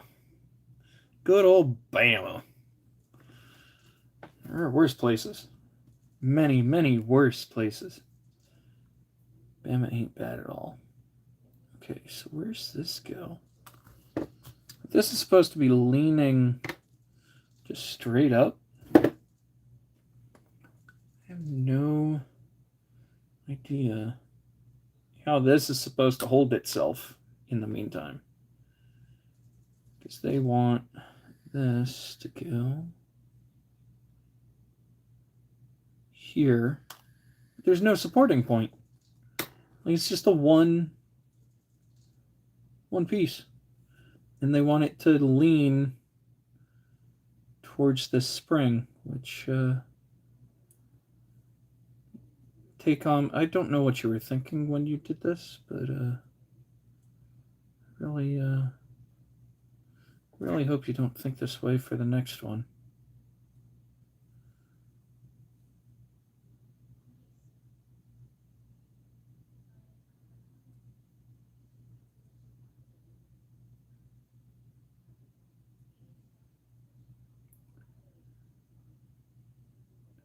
Yeah, Bama's just boring.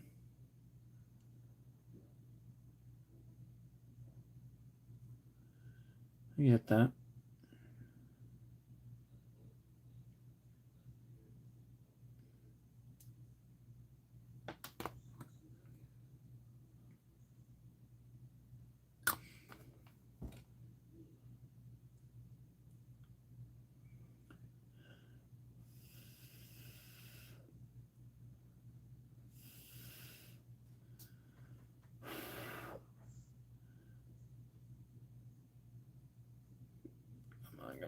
Come on. Just hang out there for a bit. You're right about there. Cool.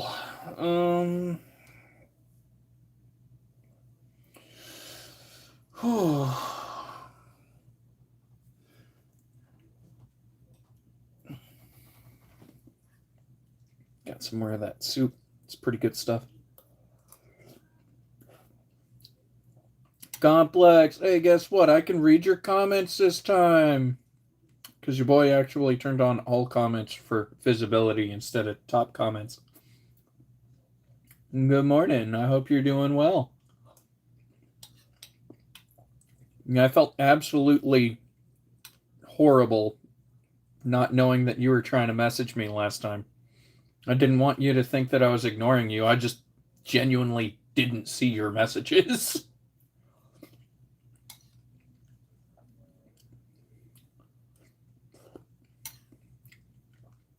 I saw the photos of the furry ones. I'm glad they're home.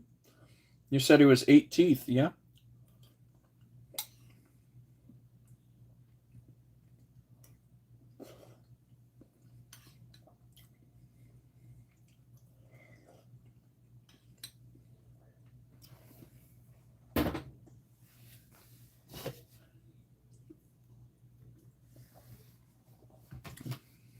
Oh, yeah? Yeah, 8 teeth out. Oh, no. Her breathing's getting worse. I'm sorry. I'm hoping that clears up. Hopefully, it's just something like post surgical, you know? Maybe it'll clear up during the recovery phase. At least I'm hoping. 5 teeth? Oh, man. Dang on.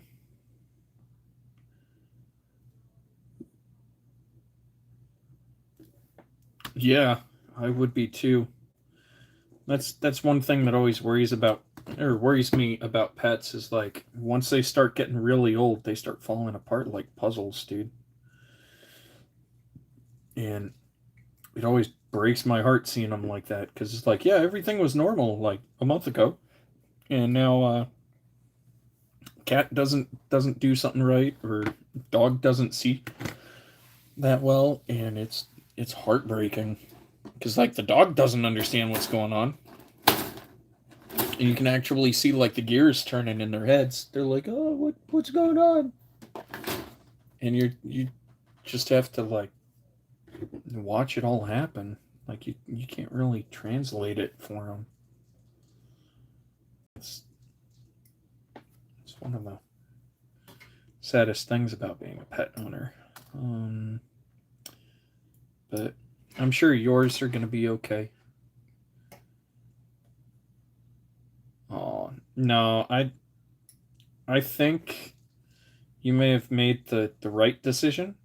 That's what I'm thinking. I'm thinking you've made the right decision, and it's just going to take time for her to heal. And yeah, I mean, yeah, she's missing some teeth, but she's got you. I mean, how often does she get out of the house without your knowledge, without you walking with her? Like, honestly, I I don't think you'd let a 1.45 kilo dog out of the house without proper adult supervision, you know? Yeah. It would have been a matter of time, and it doesn't seem like it would have been a whole lot of time. Because I remember the last time you were talking about her teeth, like they were just wiggling. So I would say you made the right judgment call, because if they're wiggling that bad, then chances are they were all infected. And when they're infected to that kind of degree, there's so much pain. Like the animal can't eat right, can't chew right, moving their mouth around. It's not going to be comfortable for them. That was the thing. We didn't have time other than 14 June. Oh, she's turning 14 in June. Oh, okay, I got you. Yeah. Yeah. I think that little fur missile's gonna be okay, brother. I think she's gonna pull through. Just have some faith, trust the process a little bit, because I'm sure you and the doctor got the opportunity to talk about it at some extent, and y'all came up with an educated decision. And I feel like that decision, no matter how tough it may seem now, was the right decision. You know, I think Coco's gonna be just fine, man. Come on, set in. There we go. And then this one, latch forward. And the floor plate.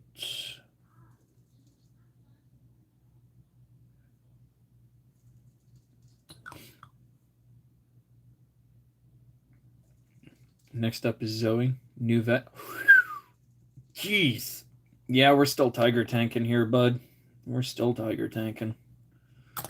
So, you missed it. I just painted the exterior of the turret probably an hour and a half, 2 hours ago. Hey, Will, how long do you think it's been since I painted the turret up? Probably closer to 3, right? Here you go. you want to see, this is how this turret's coming along. So I'm doing all the interior gun work now.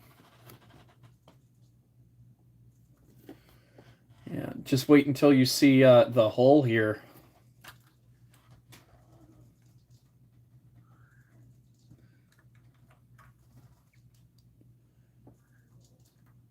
This thing is nuts. And they're real metal tracks, too.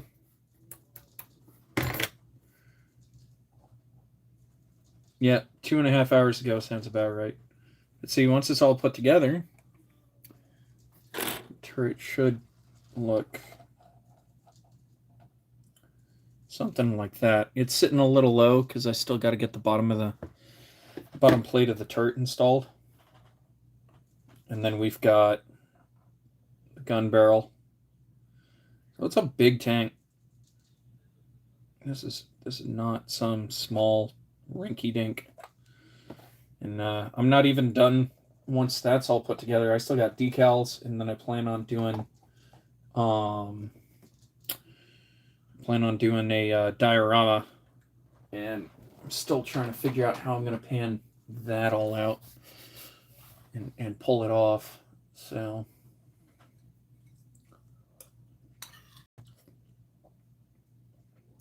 thank you very much. I'm very pleased with how those tracks turned out too. I'll tell you, if you ever find a tank model, yeah, time's really flying. It's almost 5 a.m.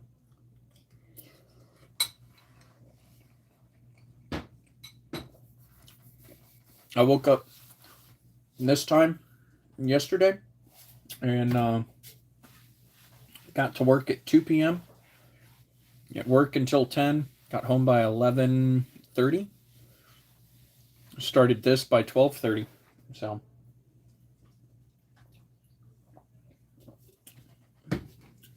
oh yeah, true. Yeah, the Discord. If you want to drop a link on that, please, by all means, if you can drop that in the chat. It's open to everybody. We talk games, memes, models, all around. It's just a kind of a safe space for model builders and nerds of hobbies. We can discuss our hobbies and interests and share our creations and get to talk to like-minded people who understand that model kits are more than just a waste of money. It's an investment of time and focus and determination. So that's something that I'd like for everybody to be able to join and jump in if you want. It's free. If you're not subscribed to the channel already, please consider doing so. Every subscription helps. Every watch helps. Every minute viewed helps. Like, seriously, if you're not familiar with how the algorithm works, the more people who watch your stuff, the more support you get, and faster your channel will grow. So if you like what you're seeing, please consider subscribing and leave a comment. I'd truly appreciate it. Oh, where are you going with the GW sidestep? What's your next plan? What's your next project? You went too far. There's so much stuff to come. Hence, too much live right now. Promoting GW on my stream anywhere. Yeah, no, I get that. So, like, GW seems to be bouncing all over the place, and I don't know what they want to do half the time. I gotta turn this camera on. Oh, man. I wonder how many hours of video this is going to come out to for me to edit.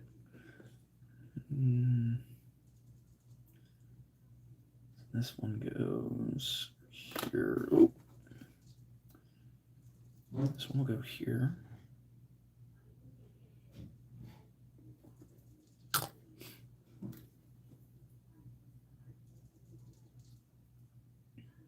There's that. Wait. How many more steps do I have?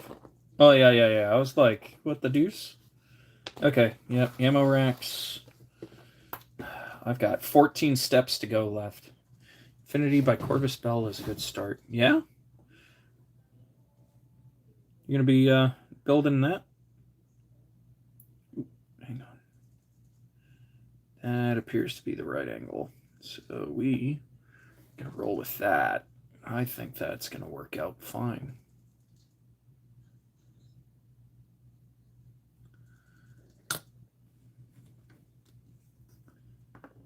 Oh, I recorded a tangent video. I just didn't get it done in time.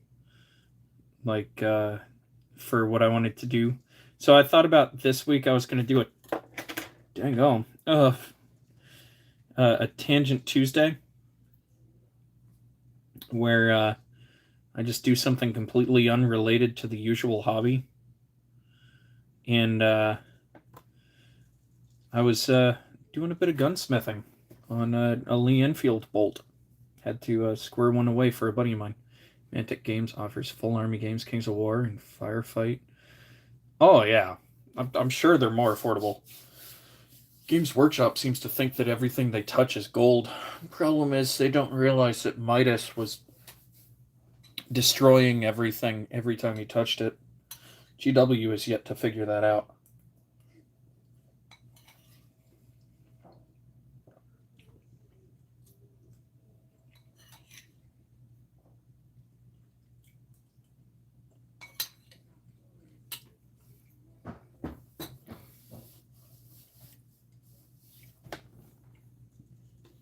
All right. What was there? God bless. 52, 67, 58.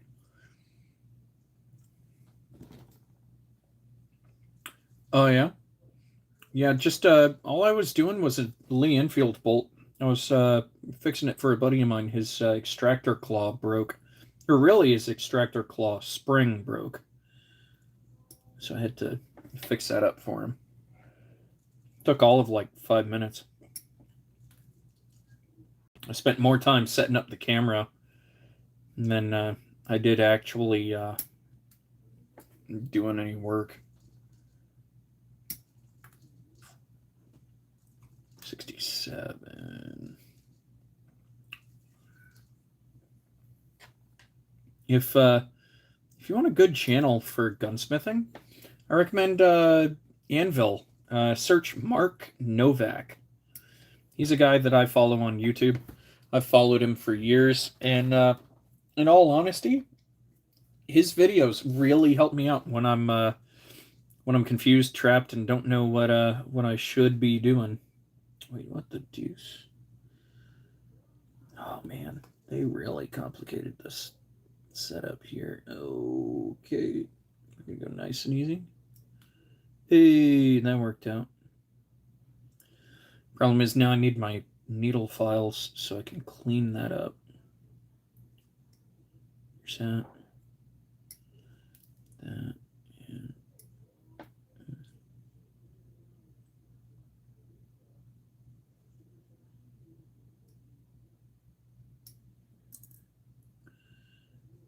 is that supposed to come off? Yes, it is. Another alt Wargames Atlantic high quality plastic kits. Excellent kit bashing officer. Interesting. Yeah, I'll check that out. Yeah, for me lately, I've got to play around with the 3D printer a bit more. So my Saturn IV Ultra, I'm still trying to get the hang of. The Saturn III is easy enough to work with. That just about anything I want to print is going well.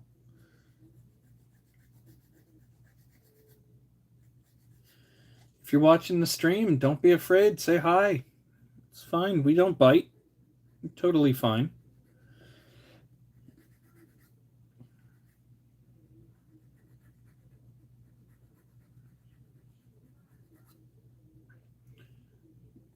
Let's see. How many hours have I been streaming? 4 hours and 19. That's not bad.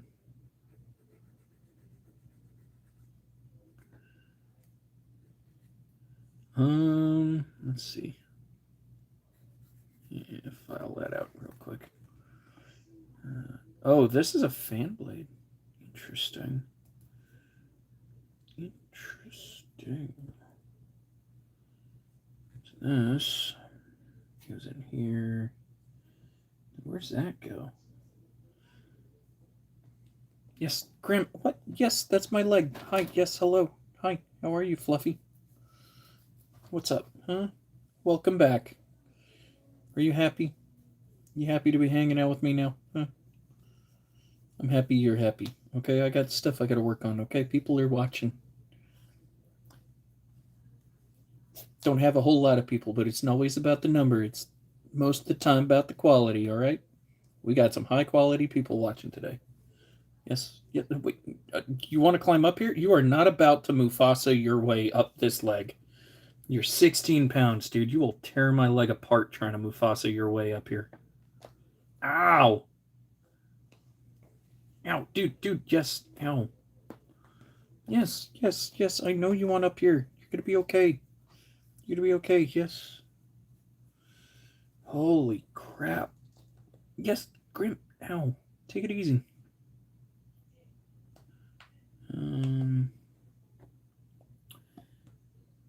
Yeah, ow. That's armpit and ribs, dude.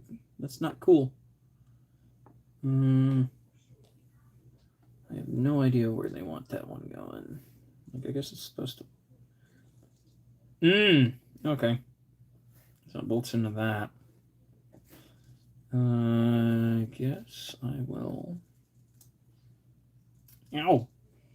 Yes, Grim, I know you want up here, dude. Yes, yeah, come on, calm down. I'm busy, my guy. Alright, for everybody who doesn't know, that's Grim. A 16-pound Norwegian forest cat, and he seems to think that he needs to climb up on my leg. As adorable as he is, I do not need my leg torn to shreds. So he will not be jumping up here. There. Whoa. Wait a minute. There. That's better. 95% battery on the phone.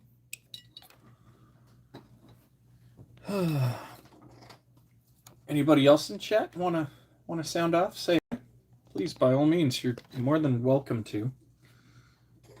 Like, this is an open forum. Yeah, 16 pounds. Yeah, he's a fluff, but he's not fat. He's just big. So, like, when he's standing next to Onko, the European Shorthair, yeah, you notice very quickly that he's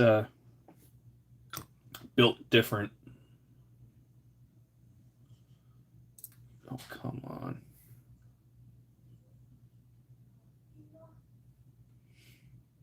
Here's that. Come on. Oh, don't you fight me.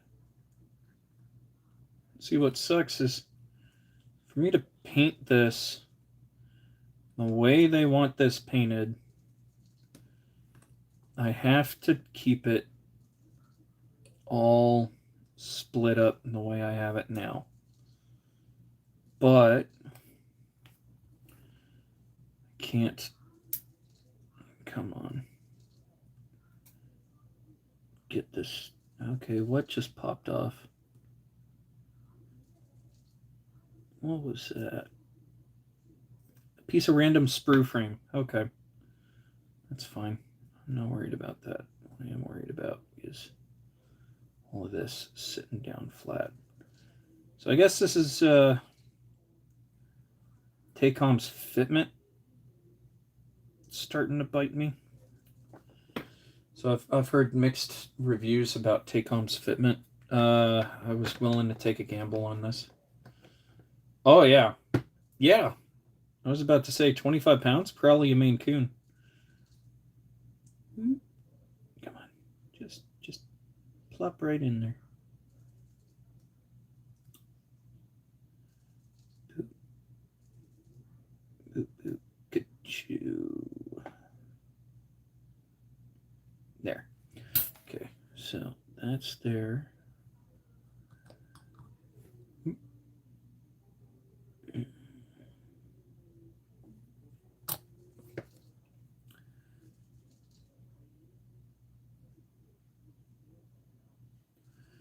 Here's that. All right, that's not terrible. Now the crazy part. Getting all this done. See, what's sad is I was hoping to have more steps done on this, and I think I'm only at 10 in since starting. 12. I got 15 more steps I got to do. Have I ever used DIY Gap? Yeah, all the time. Use it quite often. So like for the model, I actually used sprue goo here on the leading edge of the hull where the upper and lower glacis meet, and then back here, this whole gap I had to hit with sprue goo because the problem is Tacom's packaging allowed the hull to warp and twist, and so I had to fill that in. So it's pretty easy to make. If you've never made it before, you'd be amazed at just how simple it is. So, but yeah. So sprue goo comes in handy. It has a place. I won't argue sprue goo's applications. I would just say be careful with it.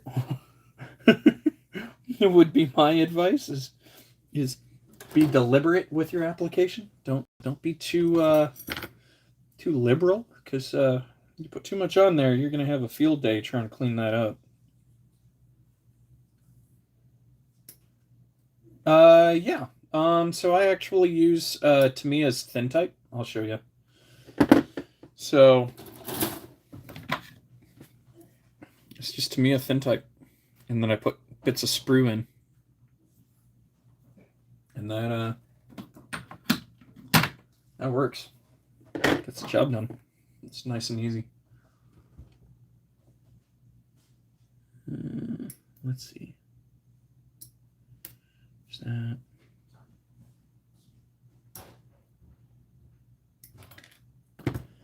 That.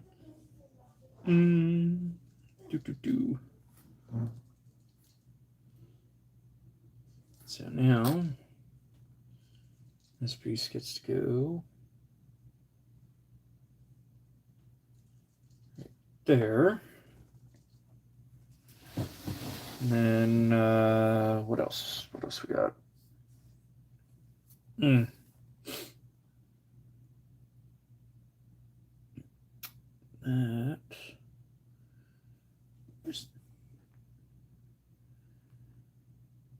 I don't like how they depict that. This whole chair assembly. It's kind of blocked. They make it look like it goes in on this component here, this little ramp thing. But it appears as though it doesn't go there and it goes somewhere else. So, yeah. With the extra thin, you don't have to worry about like getting the acetone mixture right, because I think there's more than just acetone to it. I know it's an acetate. Yeah, acetone and butyl acetate. So Maybe there's some plastic mixed in. I'm not sure. I'm not 100% certain on that. But yeah, it's good stuff. It makes a good base for making your sprue goo. Now, I'm really tempted just to spray these down now, but I really, really would like to try and paint this all at about the same time.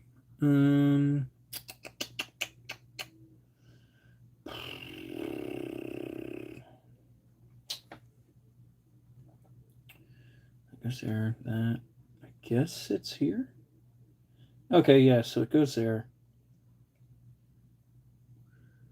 Oh, man.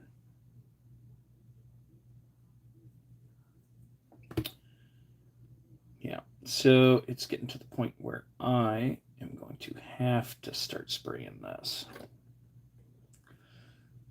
Go ahead and spray this down. Get this all painted. And then I can start painting the other bit, glue that in, and then piecemeal everything else into it.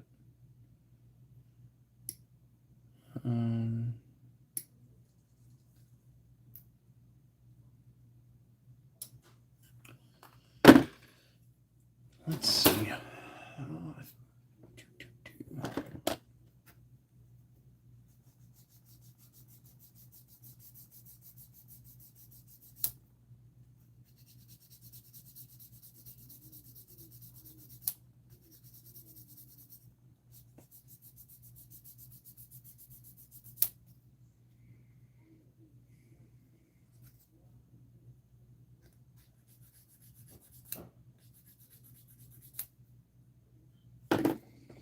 This piece will go there. Of course. There's that and that. Let's do that number and that number. Yep, everything's seated. All right, so that's going to get airbrushed. That will be that primer red. See if you take a look.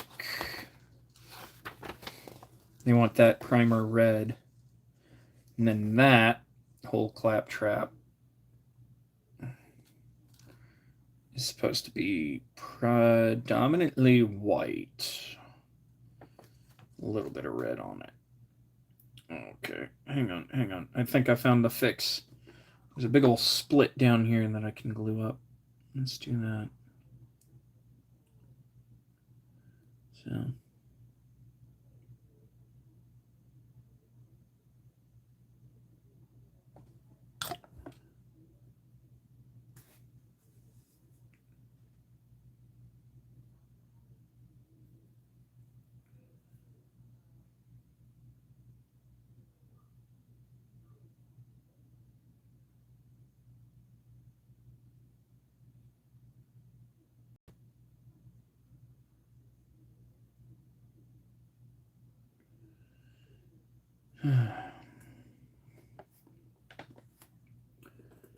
That can hang out there.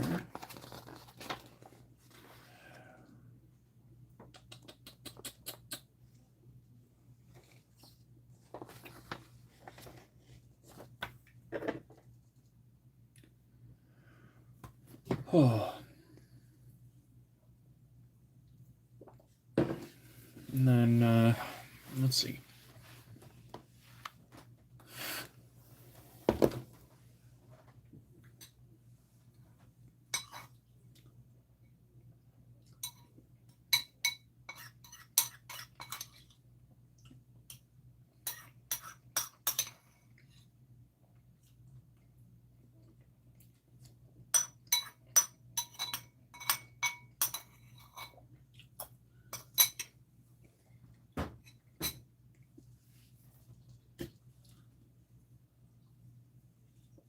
Again, I'm terribly sorry about having to eat while on the job, but Gotta do what you gotta do, right? That's supposed to be white. That stuff is supposed to be white as well. That goes up here, though. Okay. Hey, everybody, if you give me a quick minute, I want to go grab a hoodie because it's getting cold in here. Over where I'm at, it's about 28 degrees, about 2 degrees below freezing at the moment. So, I'll be right back. Just want to grab a hoodie.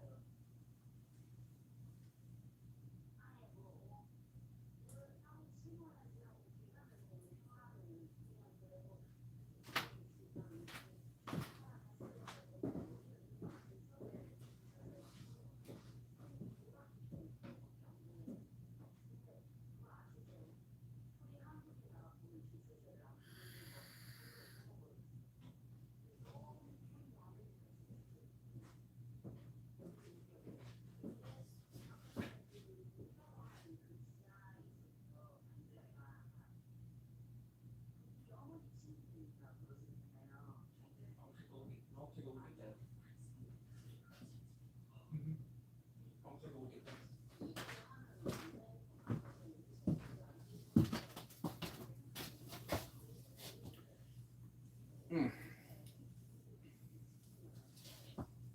All right.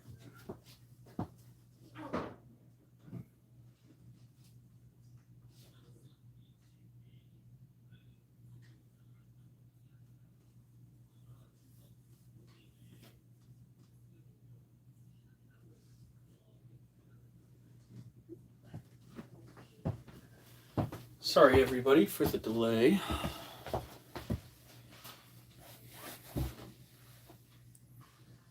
Yeah, it's pretty chilly. So over the past week, 10 days, we saw as low as like 6 degrees. So last Friday, when I was trying to work on the car, it was like 8. And I had the garage open, and the car was halfway in, halfway out, because that was the only way I could work on it. And I wound up sitting on the concrete for about 6 hours, 8 hours. And I pretty much froze sitting on the concrete.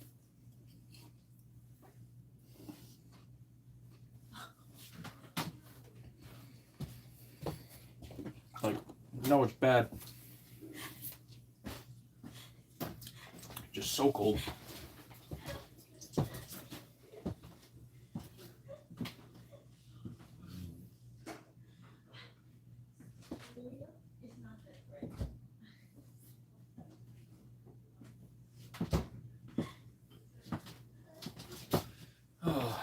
But yeah, that was hurting pretty bad. Lowest temperature here was 10 with a negative. Yeah, with the wind chill, we were seeing probably negative 12, I think. Just on the phone, so I had to disappear. No, you're good. You're good, man. Take care of Coco. You gotta take care of her. It's all good. I'll still be here, more than likely. I'll just be cold. Oh. Yes, Anko. Hello. How are you? Yes. Why are you using my leg to stretch, huh? Oh, man. You know I'm going to pick you up because I know you're warm. Ah. Hello. Hello, little lady. Ugh. So, here you go. Say hi. Say hi. Yes, there's so many lights and things going on. Right? Want to say hi? Look at the camera. Woo! Yeah, okay, okay. I got you. I got you. Alright. There you go. I'd pick up Grim like that, but he'd panic. I swear that cat has anxiety. Yeah, most certainly. And especially with Grim, I'd be losing pieces. And I really don't want to lose any pieces. I'm trying to make this the most complete kit that I've put together. 69, 60, 61, 83. Okay. All right. I'm really tempted to mount this piece in to here really quick, try and get a quick windfall victory. Or a second win victory going on here. Get some energy back. But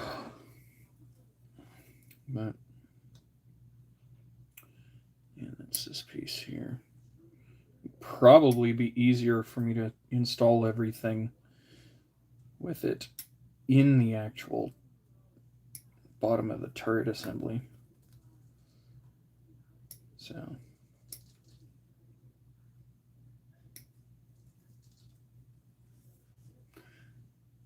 page 4 of 540 for oh my god. No, don't start that. No. No. Best believe if that was sitting in front of me, I'd be like, yeah. I think I have something else to do. 540 pages. Ooh, I don't envy you at all. So like, I don't know if you've seen the Tamiya kit for Yamato. So if I remember correctly, the product is 78025.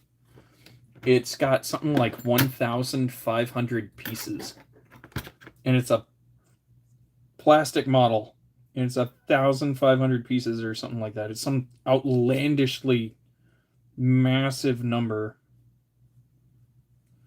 And there's photo etch, plastic. You can get metal barrels. You can buy metal projectiles for it. Yeah, yep. You can find those on these models as well. So like I built the Yukikaze, the destroyer escort for Yamato from Operation Tengo, and it's got ladders, friggin' lifeboats. There's the tower clock and a few other odds and ends. One second, I'll be right back, guys. I gotta step away for just a minute. Be right back. Oh man.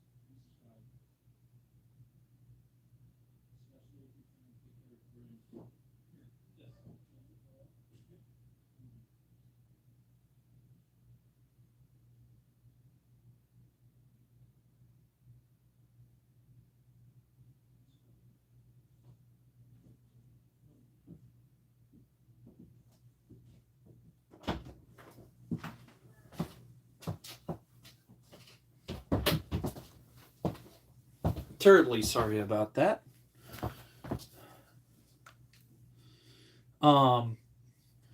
Yeah, so my significant other is currently trying to shave my cat's posterior because curse it along cat hair. They're trying to trim down the hair because he's walking around the house with cosmic brownies. So we are trying to trim his hair down so he's not dragging his homework around. Dang on. This there's a lot of room in here. Holy crap. Oh, okay. Here we go. So that sits like that. I kind of want an idea of how this is going to look once it's all put together. It's going to lay in here just right.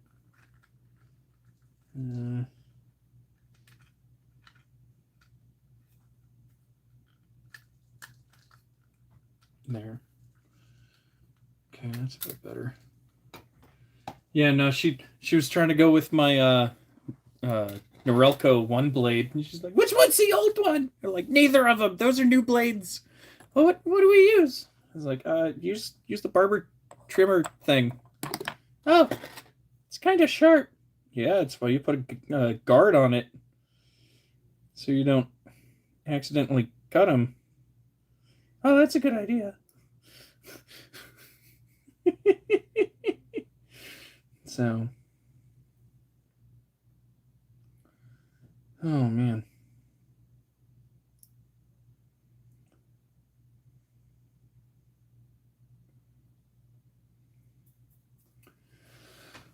Ooh, man.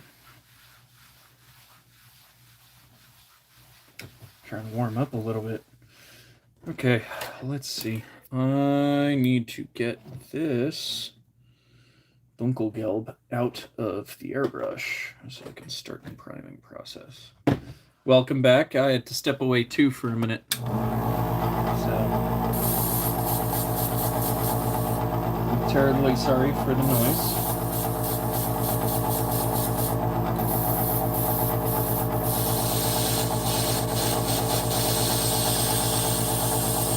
Yep.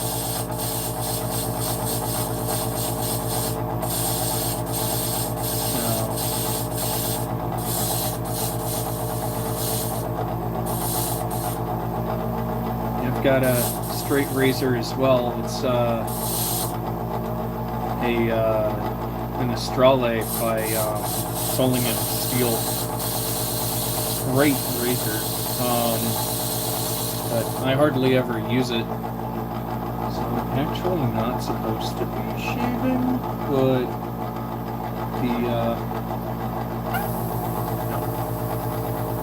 oh, that's nice.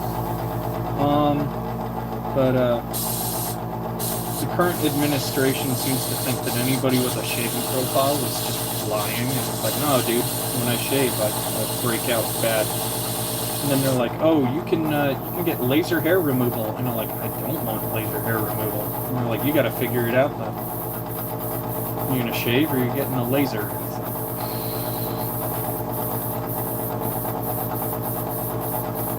oh, okay. If you take a look on the blade, you should see some stamps or engravings. There should be some name or forge factory name, something like that. So like I have an old Wilkinson, like old. I think the stamp on it was like 1912, and that got taken away from me because like somebody just took it. I was like, what the deuce? I'm really sad about that because that was a nice razor. I mean, it had a square heel to it, or a square toe to it, which I wasn't a huge fan of. I like a round toe on straight razors, so that then it's not a sharp 90-degree corner right at the edge of the razor. They're a little more forgiving if you have a round toe on them, but they were dang on sharp. My Solingen's actually in the bathroom.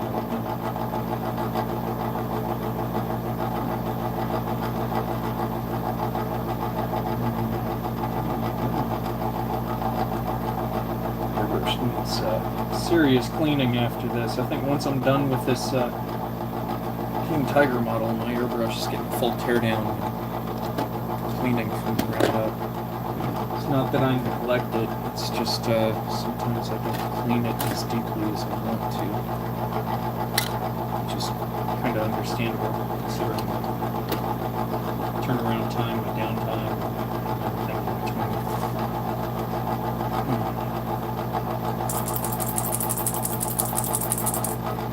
So here we're going to prime in this lacquer primer. Actually, give me a minute, just a minute, because what I want to do is build this and this. Or sorry, just this at the moment. This stuff can all get primed together, and then I can just pick out the details independently. Or individually. That's photo etch. What the deuce? Alright, yeah. So, yeah, just do that. Hey, 8 likes for 8 viewers, strong ratio. Yeah, I appreciate it. Oh, Stallefern? Stall?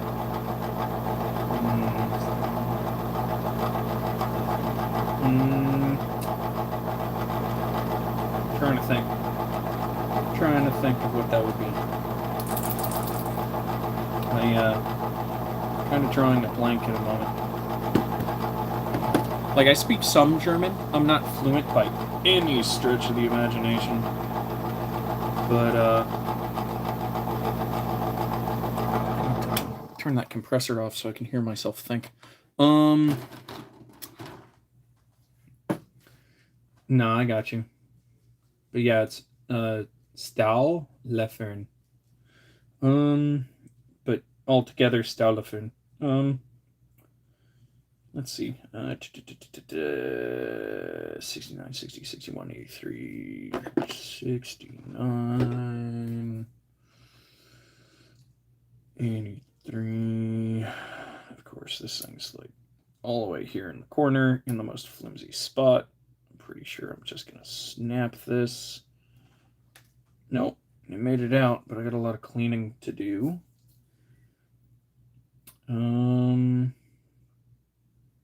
61, 60.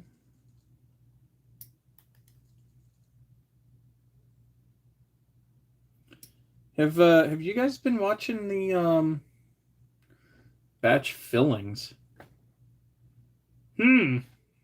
Interesting. Maybe it's Damascus?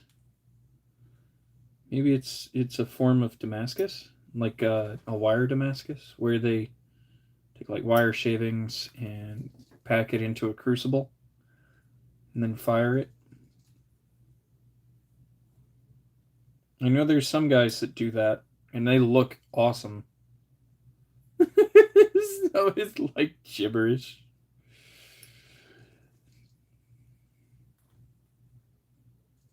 Um, 64, 23, 11. 64. Wow, they really over-exaggerate how this chair surface actually looks in the image. Like, here, let me push this forward a little bit so you can see. That thing looks like it's got a mound in the middle of it. That's it. Hardly any three-dimensional surface to that whatsoever.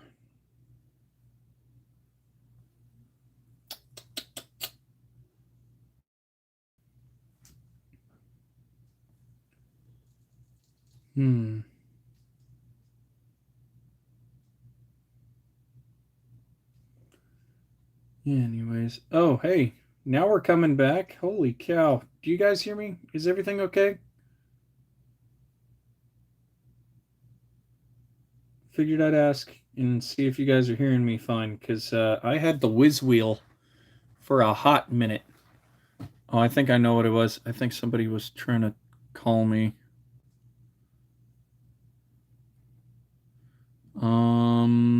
One second.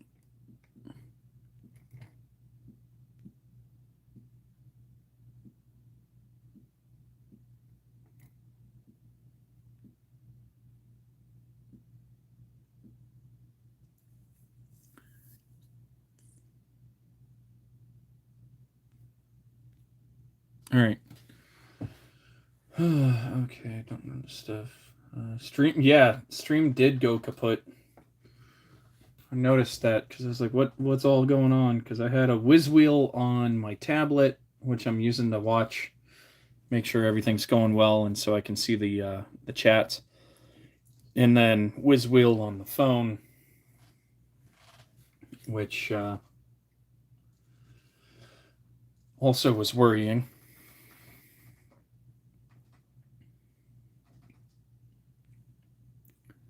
So, let's see. Now I get to assemble all this mess.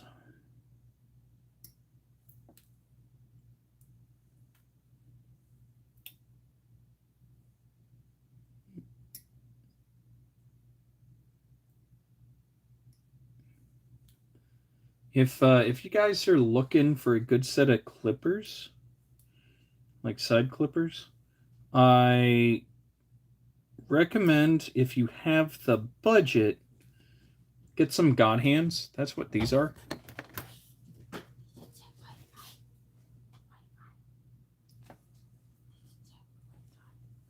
The stream went down for a minute. Everything is data. Yeah, I think so.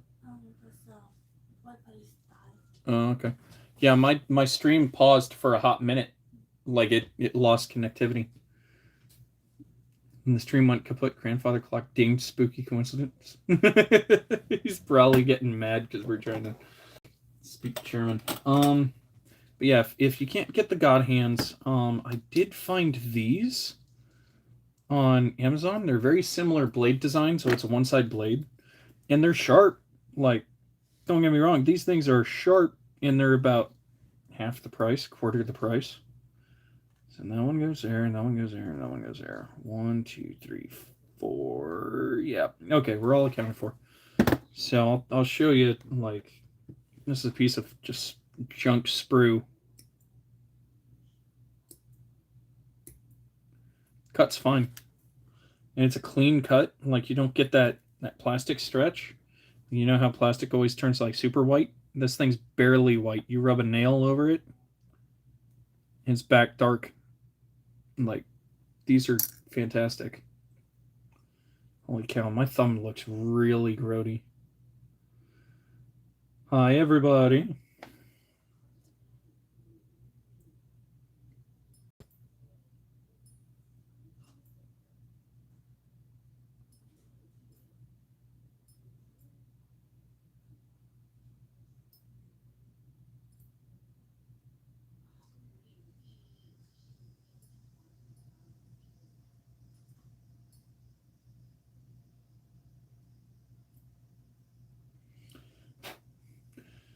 $5 side nippers. Yeah, I don't knock it. I don't knock it. Like, these were $8, $10. Just be advised that, like, if you get the Games Workshop stuff, you're kind of getting ripped off. Like, their nippers are okay, but they're so expensive. In all honesty, the God hands, I've had these for about 2 years now, and they're still sharp. So, take that as you will. If you can get these, which were like 15, or they were somewhere between 15 and $25 on Amazon. These are very comparable to God hands.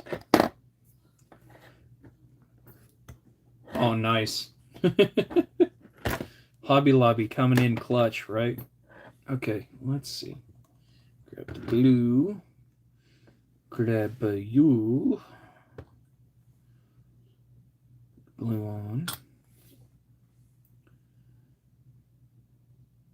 feel free to say hey in the chat. I promise we're having a conversation over here. It's totally fine. Jump on in.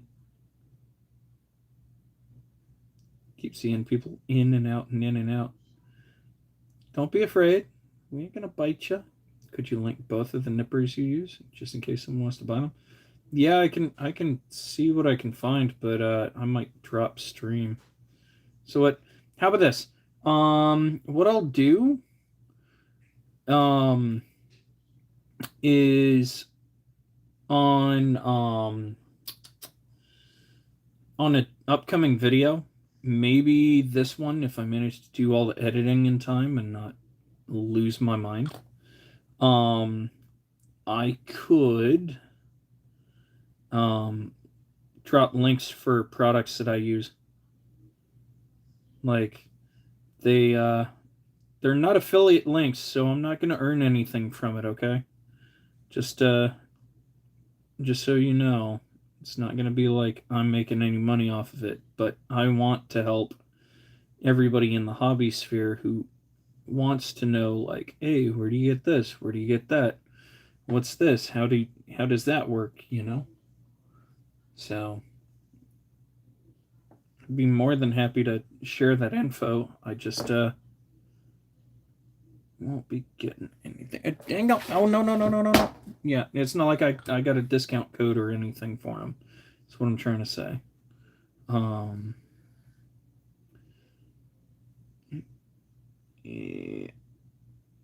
Yeah. We'll let that sit. Oh, no. Sit. No.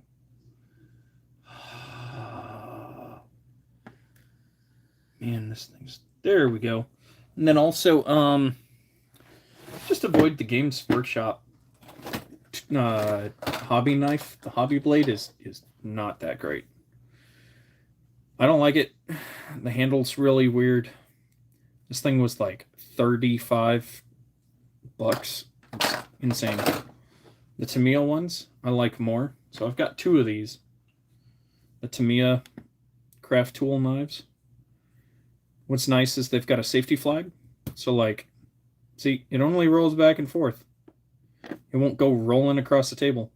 And they're large enough you can stack magnets in the back for like, if you need to pick up metallic pieces. For me, I always wind up catching my tools. I keep catching my tools with them. But, in all honesty, they come in handy for like the little BBs, the metal BBs you put in to mix paints. It's very, very handy.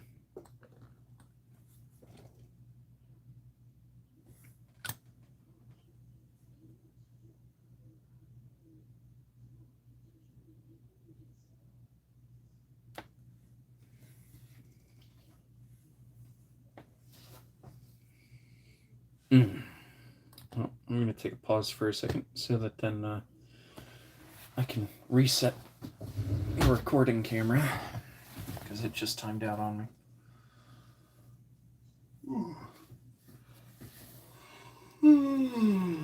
Dang, 5:45 already.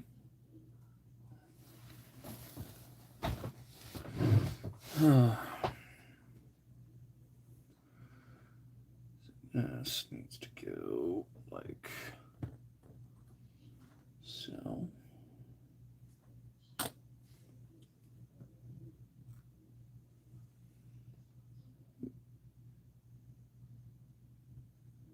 Oh, come on. I wanted you to hang on just long enough for me to do that. There we go. That works. That actually goes over here because it's going to go on this. That's done. That gets mounted directly to this whole ensemble here. So now I can close this up. Why are you... Okay, thank you. You're no longer stuck. So that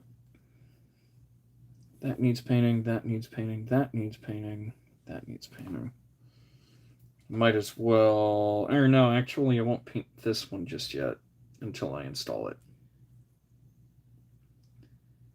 Oh, snap. I missed 17 and 80. No, that's E. U.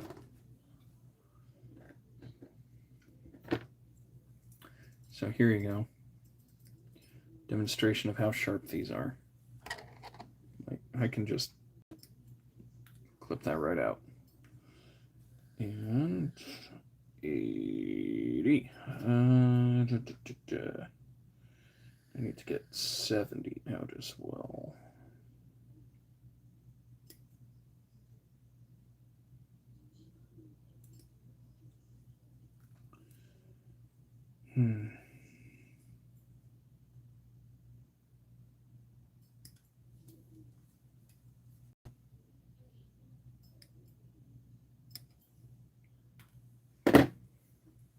Okay.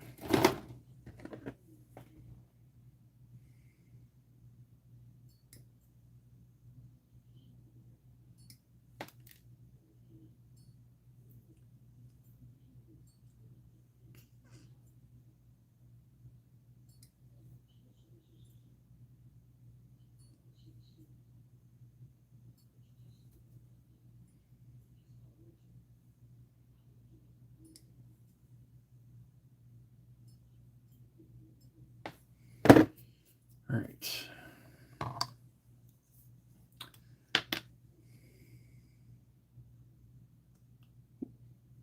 I don't need to lose fingertips. I've already done enough damage to my thumb this week.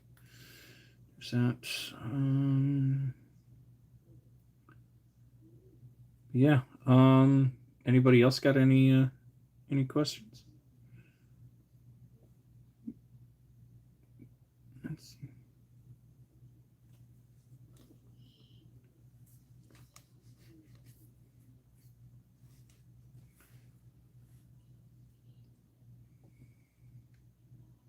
Ah, nice. Yeah, I've been wanting to get into rigging. I actually have the EZ line stuff. It's over here.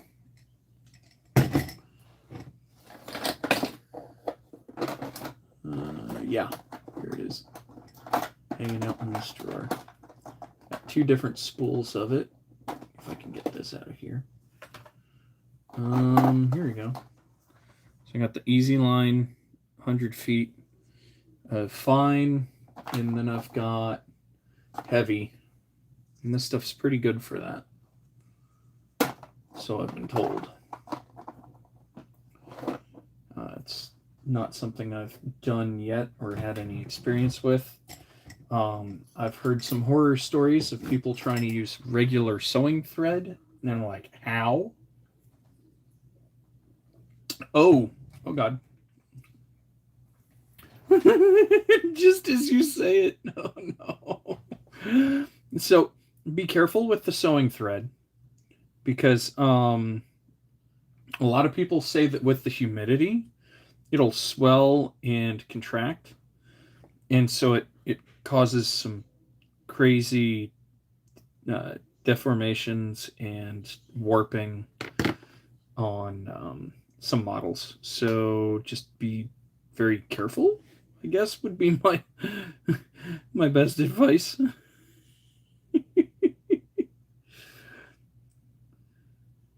So I think the EZ line I actually got on like Amazon or eBay or I think even Hobby Lobby has it now. But the beauty of it is it's elastic with a very, very soft tension to it.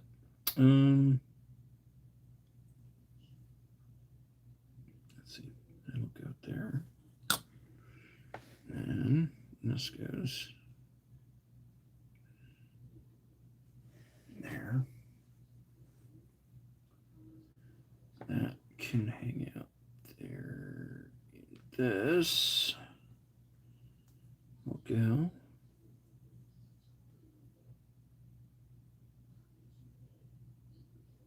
here.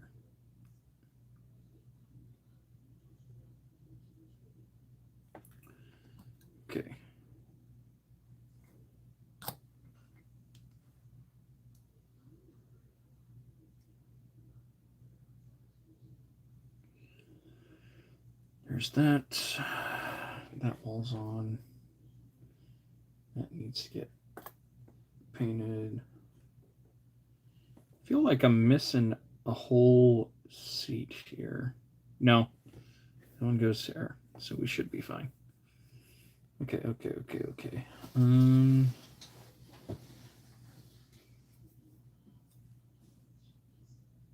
Yeah. Look for EZ line. Literally the two letters EZ and then line. That should square you away.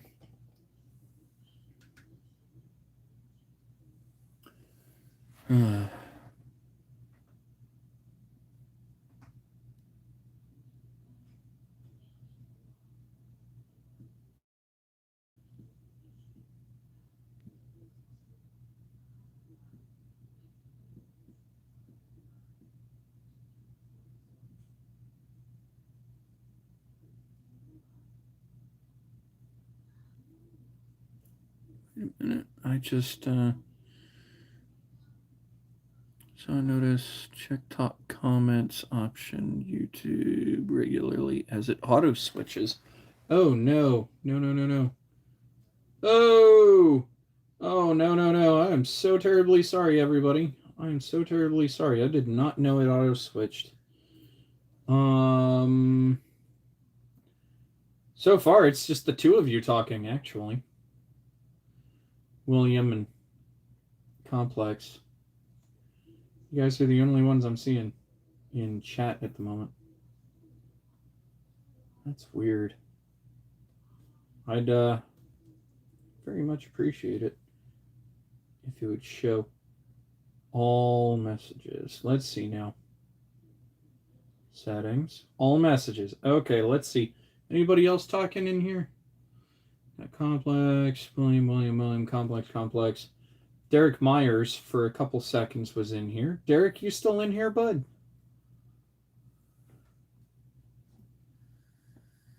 Interesting.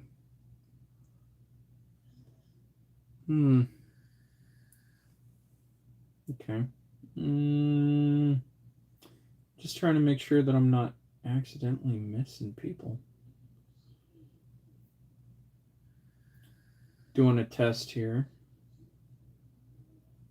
See what happens. Trying to figure out what this is. Okay. Interesting. That's interesting. Very interesting. Okay.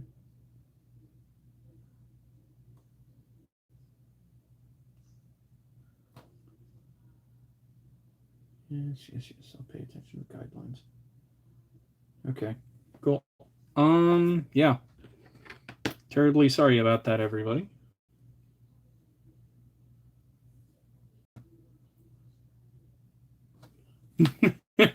Unforgiven.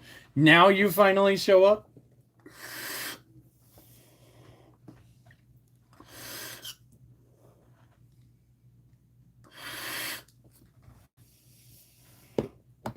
Trying to make sure I don't exhale on video because I don't know how that plays with the algorithm.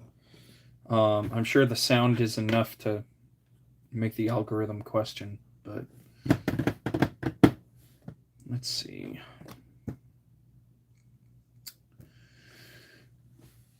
This one needs to go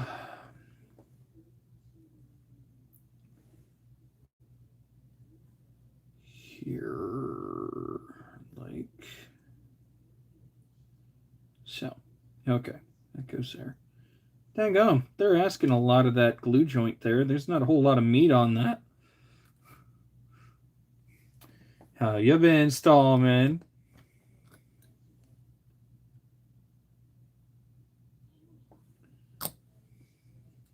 It feels so awkward calling you Stallman. So I'll just say Jake. Still feels awkward, but less awkward. Let's see.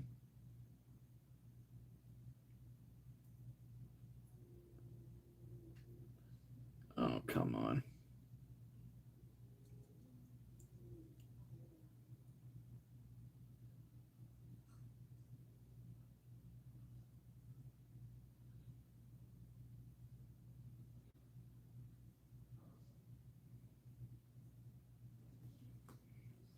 There we go. Ooh, we got an 8th member now. Sound off. Say hi. Don't be afraid. We're all friends here. We're not gonna bite anybody's heads off. Oh. All right. I'll just keep referring to you as Will then. I will happily continue calling you Will. I'm kind of curious now what the birth name is. You don't need to dox yourself here. Hey, Mobius sir. What's up, man? So, for those of you not in the loop, Mobius sir and Jake and I are quite often playing War Thunder together. So, we yeah, please don't dox yourself here. Feel free to message that on Discord directly is totally fine. It's just one of those like, now I'm curious. What is the given name? So, let's see. Now I get to Prime. All right, guys, I do apologize. I'm gonna kick the air compressor on. It's relatively quiet. At least that's what I've been getting as feedback from chat. So, but I truly appreciate you guys joining me today. I really do. I've been at this for just about 6 hours now at this point. And when I say I do this for y'all, I'm being honest. Like, I enjoy doing this, and you guys make this possible. You guys give me the motivation to keep doing this. Like, seriously, Complex, I'm dead serious. You have given me so much help and guidance on this. I wouldn't know what to do if you hadn't given me the pointers that you did. You know, like I'd be lost in the sauce, and I truly from the bottom of my heart want to thank you for all the assistance you've given me on this. Because, like, jumping into this, I had no earthly clue what I was doing.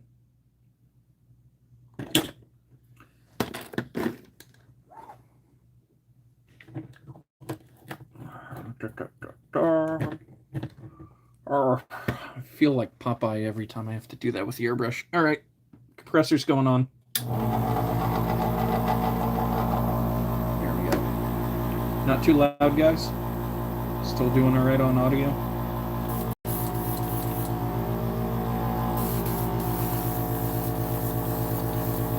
Now for this, I'm just going to prime the bottom so that then it's got continuity with the rest of the model.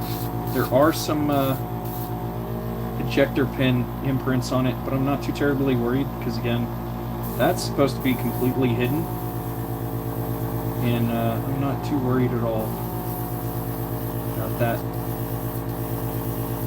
This here, I'm just quickly gonna get this brown on.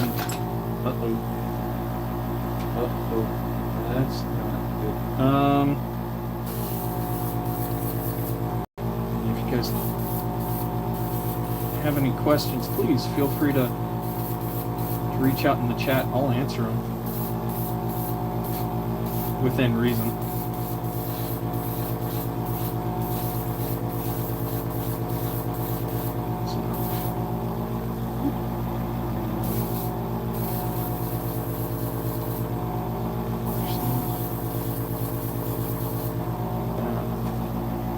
Please tell me it didn't break anything. Okay. Nothing broke, just things fell off.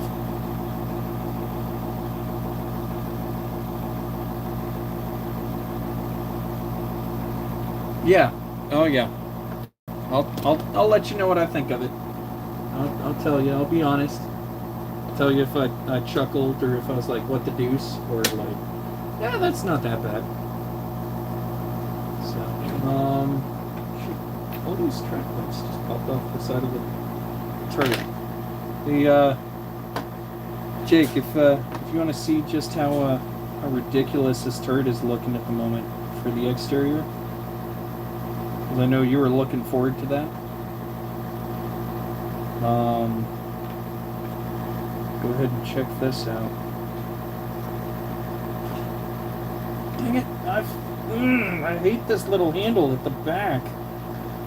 This thing always manages to just bend up and out of the way. It's driving me bonkers, dude.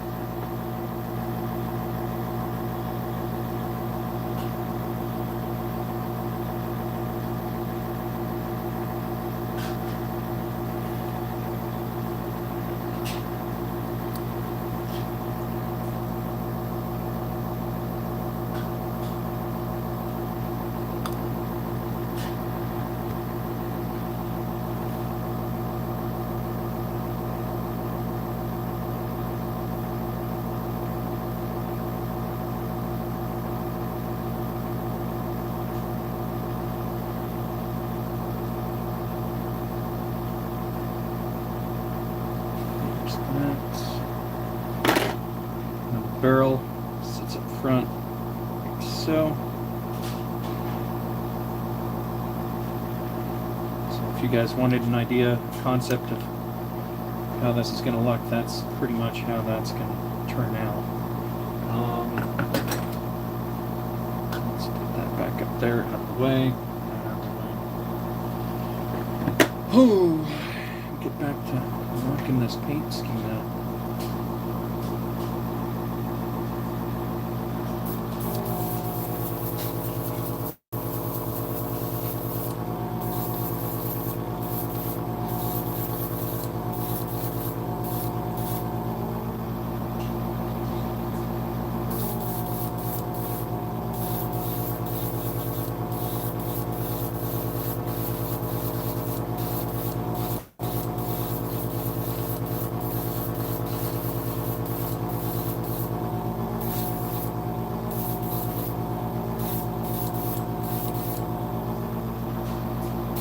What do you mean, hush? What'd I do this time?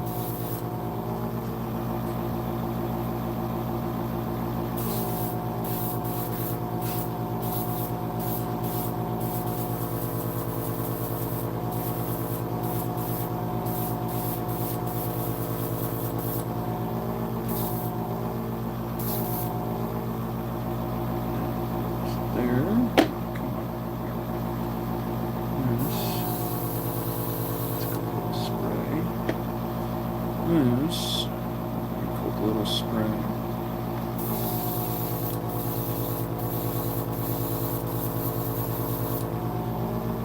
Oh, there's tanks trying to kill you? Blah, blah, blah, blah, blah. I'm sorry, I had to. So what are you playing as today, huh?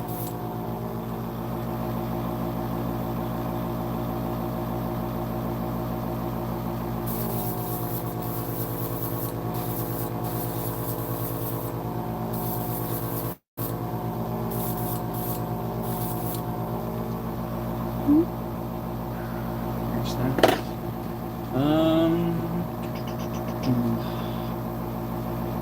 That's all that stuff. Oh man, the big camera stopped recording. Hopefully it caught enough of it. I really need to pay attention to the camera that's hanging above my head. That would help. Let's see.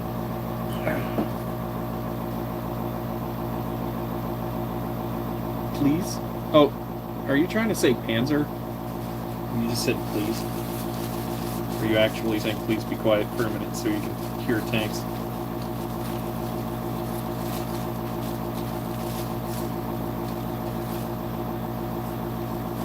Some of you won't.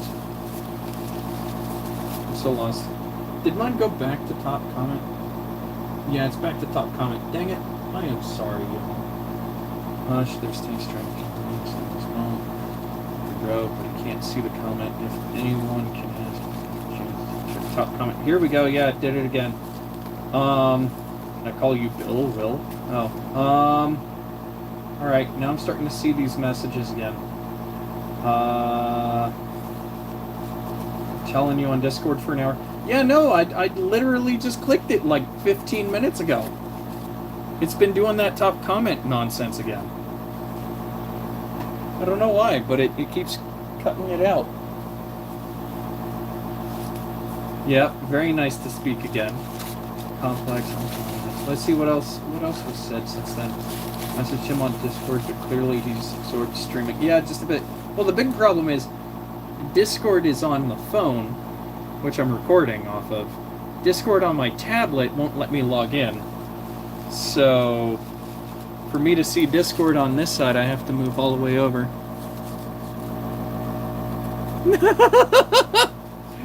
Oh, well, yeah, that's a name. That is a name, my good sir.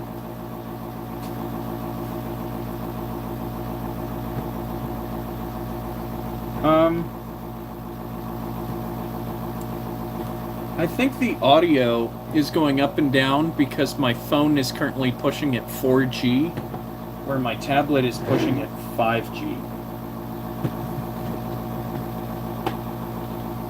Oh yeah, that's a name, but I'm not going to share it with the class. I'm not going to. I'm not going to do you dirty like that. Holy crap. That was unexpected, good sir. Well played.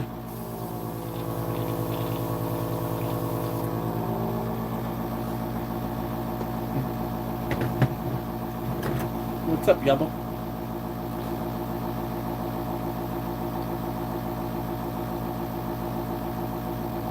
Yeah. Oh, is my arm? Is all you guys seeing is my arm at the moment? Because I think I know what's happening. Is it's stuck streaming.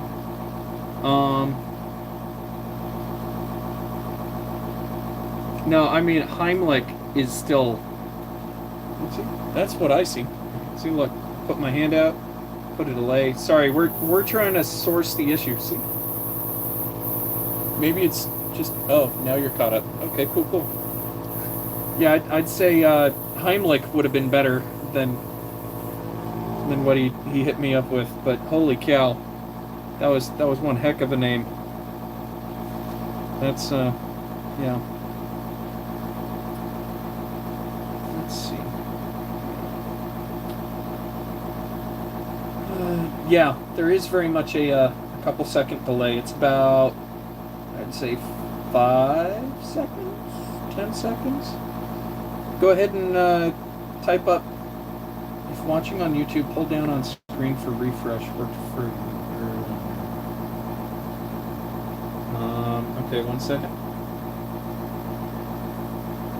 Alright, so I went back into the live stream. Picture quality. Also, the reason I got the name is because you can say my... Oh no. That's not good. I'm sorry.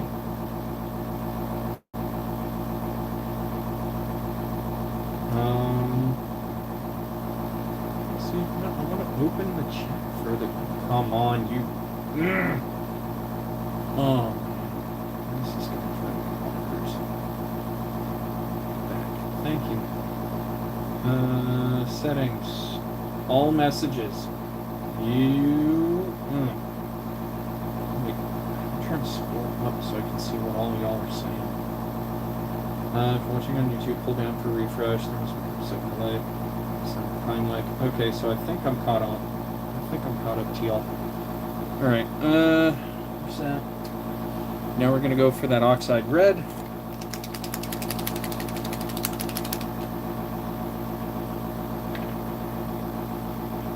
For the oxide red, we're gonna hit everything.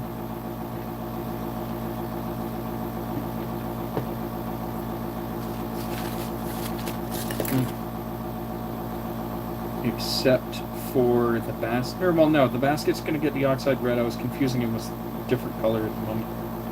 So.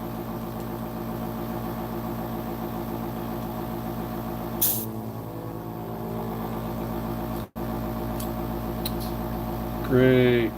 Got a clog in the airbrush. And bloomin-tastic. Okay, let's try it.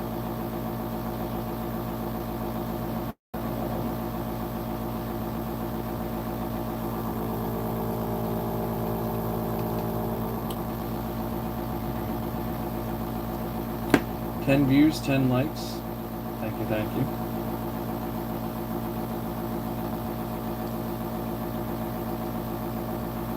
Yeah, I've been at this for, what, 5 hours now, I think? 5.5 hours. So...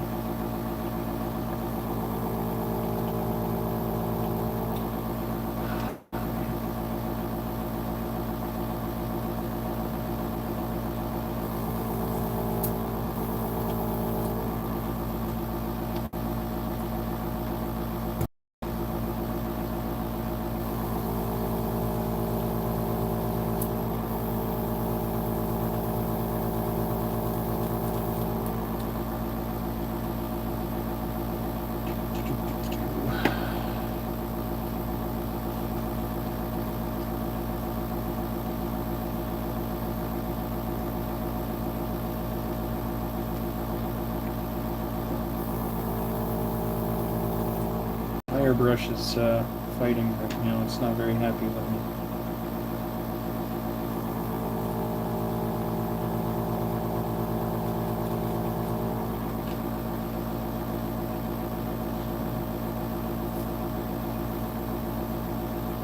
Let's see.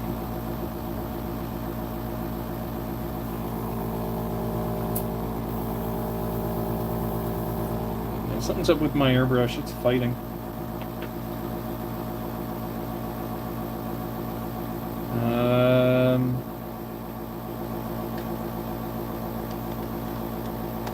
Yeah, the first stream was super crazy nervous. I'm sorry for cutting in front of the camera. I need to get a new airbrush nozzle. So,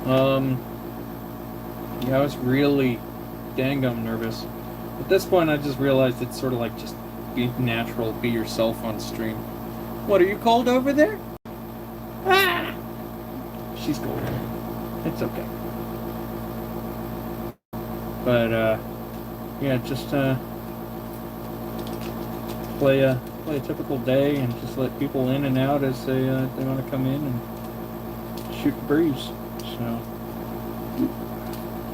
but hopefully this counts for some good watch time, because that seems to be the one part of the algorithm that I'm hurting at right now for statistics, is the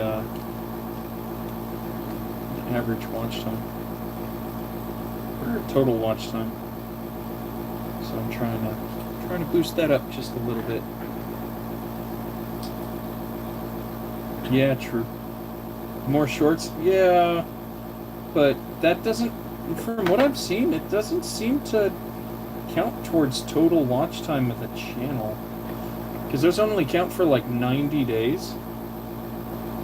And I'm trying to get those full-length video views. So, yeah, come on, get off of here. This thing sharp is... Stop giving my finger tattoos. Come on.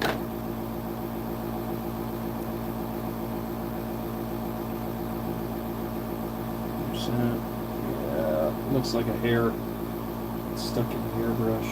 So,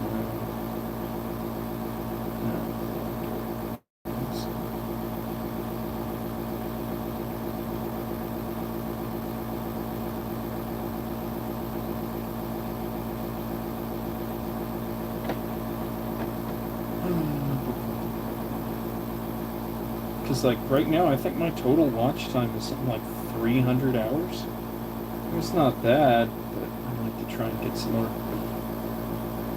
Using YouTube Studio, recommend your other videos in the screen boxes playlist can be useful too. True.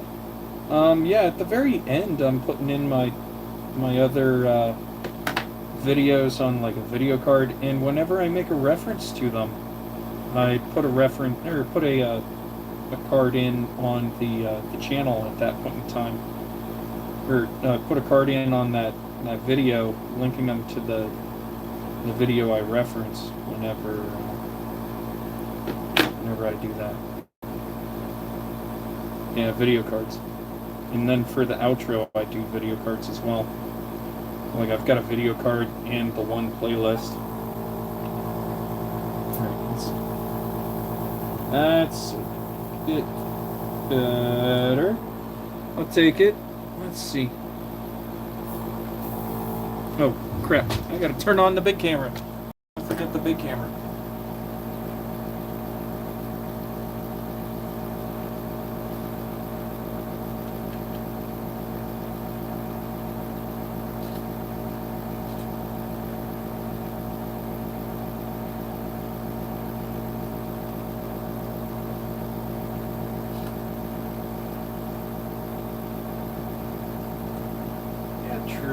True.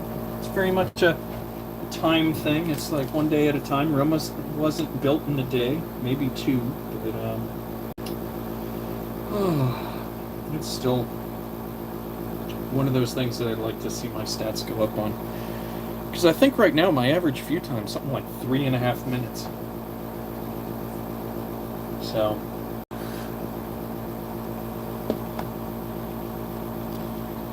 I'm just trying to get my average view time up as a whole.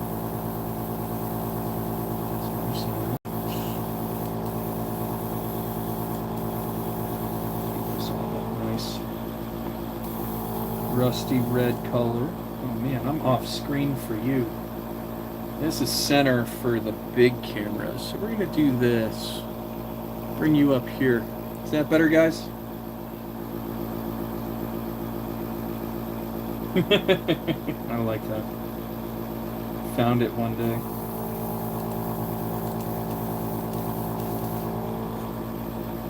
So, I'm gonna take a bit of creative liberty here with this. So in the instructions, they have this painted up as two-tone down here for this panel and some components. I am going to elect not to do that, simply because I don't want to try and mask this and then rack it. Hold on a minute. Oh, snap. Loud pop. That's not good. Stay safe over there.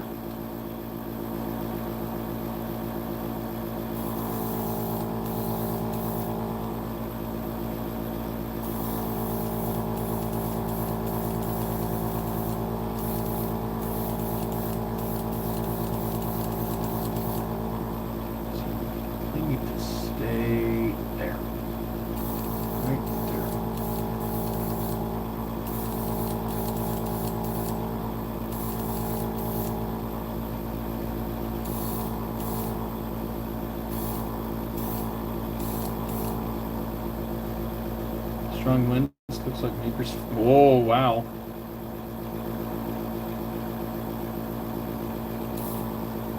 Hey, if you guys happen to see any comments pop up that I'm not seeing, please call me out in the live stream chat, okay? Because again, YouTube's playing with the top comments. I'm gonna do a little speed run trick here and hit this with the blow dryer so it dries faster.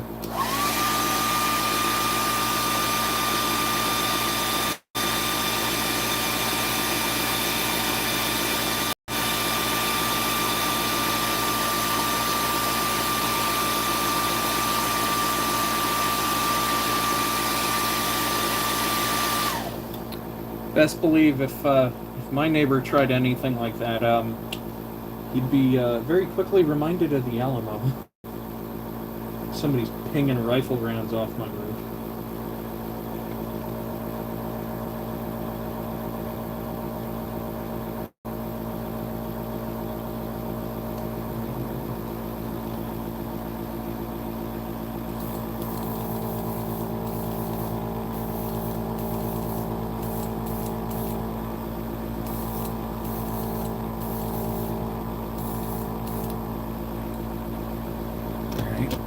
again with the blow dryer. The blow dryer did a safety shut off. Really hate how this thing takes forever to.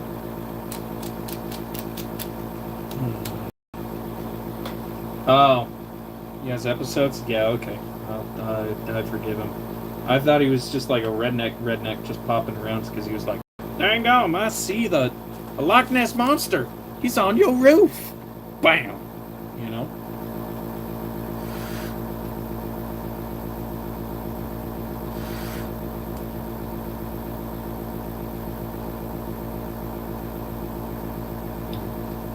Only 5?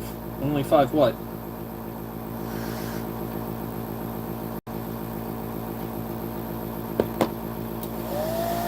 Oh hey, the blow dryer finally started up.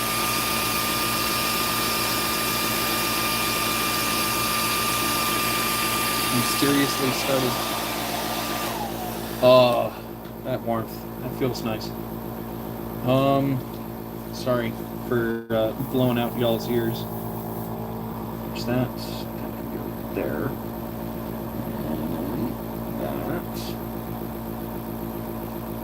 And that. Give me a second. All messages. I see all messages on tab at the moment.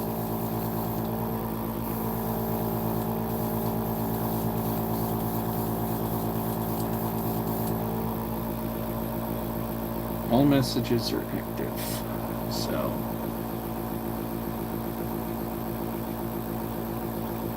you'll be waiting. I'm confused.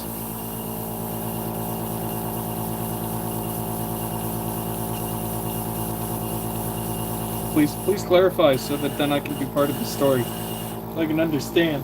I want to be part of the audience. Oh yeah, okay. Yeah, hang on a second. Yeah.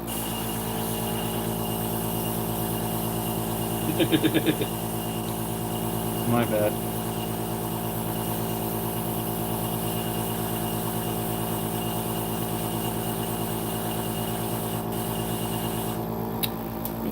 I'm going to this one.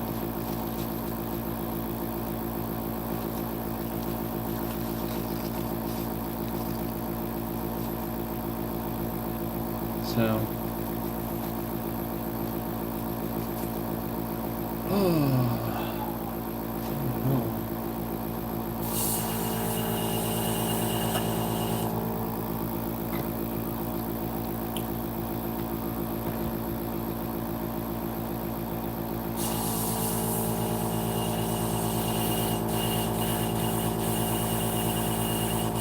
there we go. Now we're back to normal flow rate.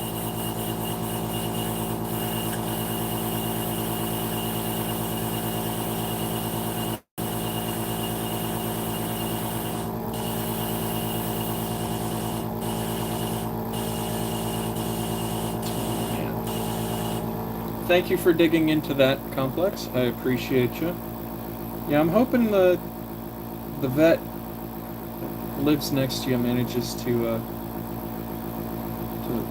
find some way to find some sort of peace, because I'm just popping rounds randomly at your house is a concern. That's a bit of a problem, but.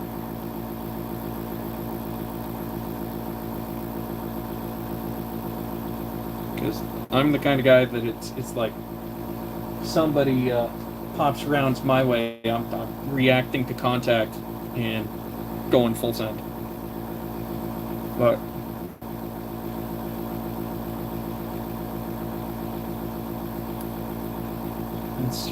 that's just me.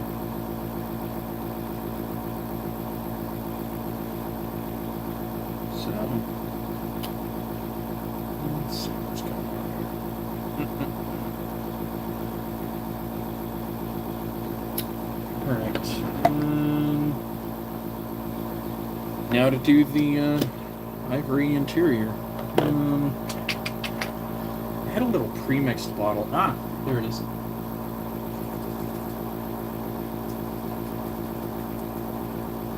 Pre-mixed for the airbrush. So, like I said before, this color scheme, you want it like halfway up and down, so See, it cuts there. So I gotta be a little creative here when I do this.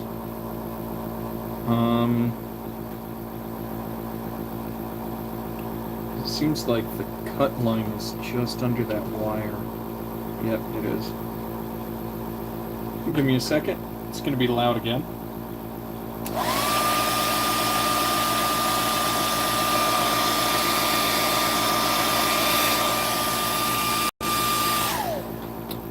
So warm. So warm. Okay. So, just a quick little, nice and gentle application of masking tape.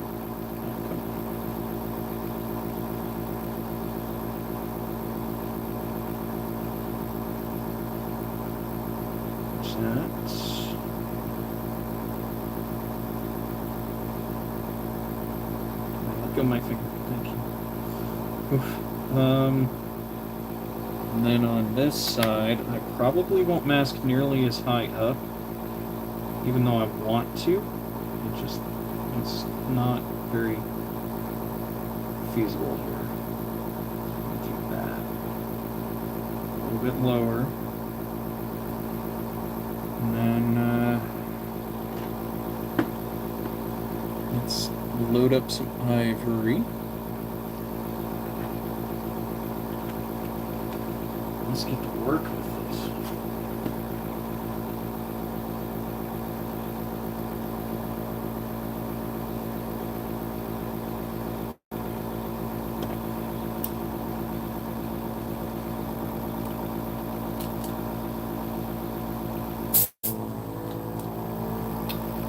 Great, this one's gummed up too already.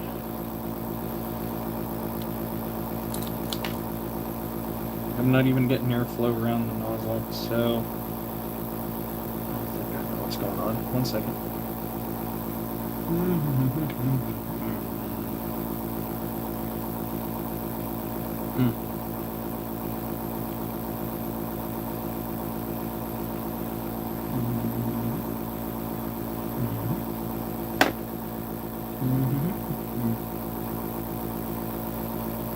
All right.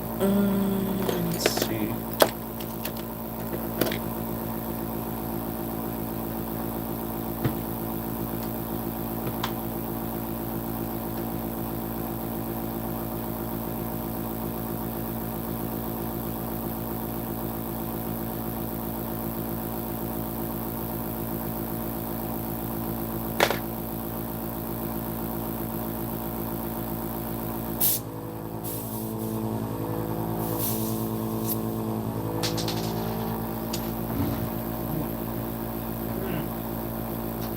Last sound you want to hear.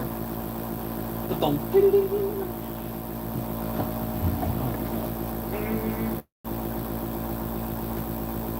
of course, it's all the way.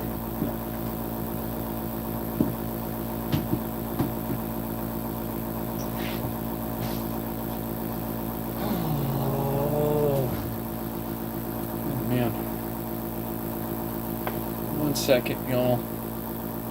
I'm getting to that point where it's turning into an exceptionally low dexterity. About 20 minutes, 30 minutes or so here, as you can hear.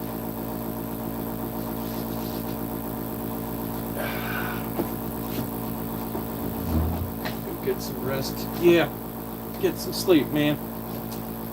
Thank you, thank you, thank you. You as well. Stay safe, and I look forward to chatting with you more on Discord, and looking forward to seeing more of your comments. Like, I really appreciate your feedback on all of this. Like, you're helping out a lot. A lot of people seem to think that the comments don't count for much, but they do. Yep, sounds like a plan, brother. You get some sleep.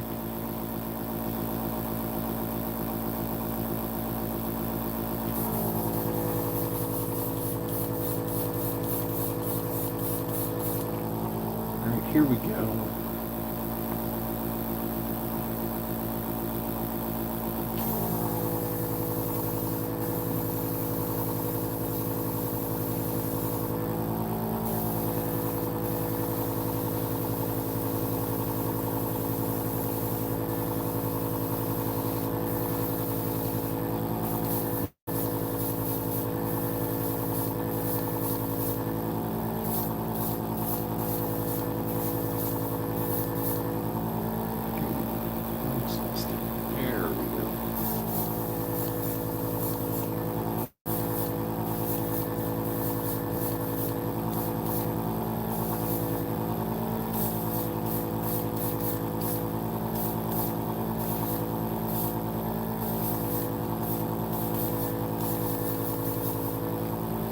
So there's the ivory on that.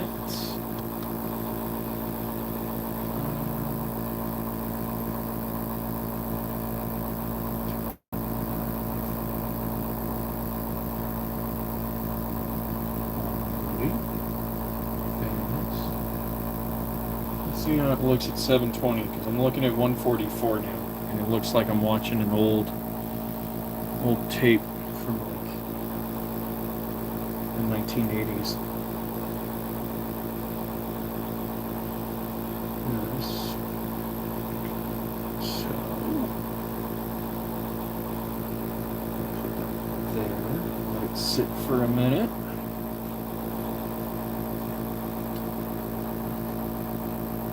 Let's see. Did it change the? Nope. I'm still at all comments. Let's see now.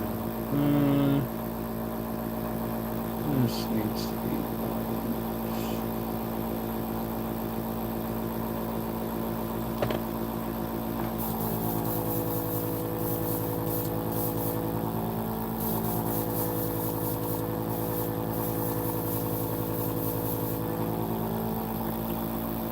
sorry guys, again. Very sensitive.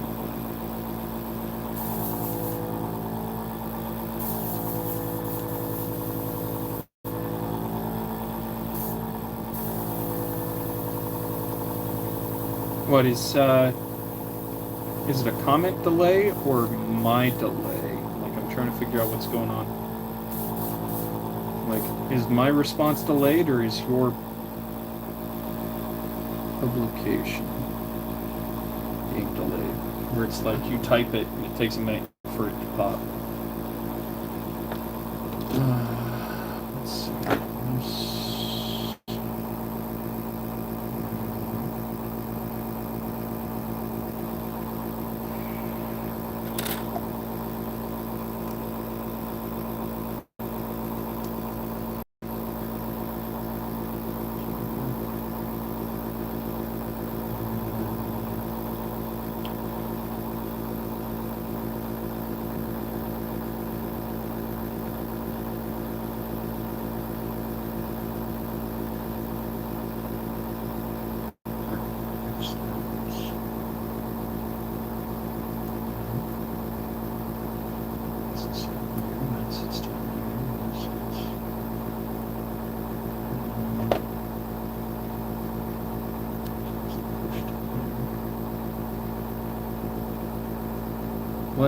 What delay are you talking about? Is the comment reaction time slowing down a lot? Is that what it is?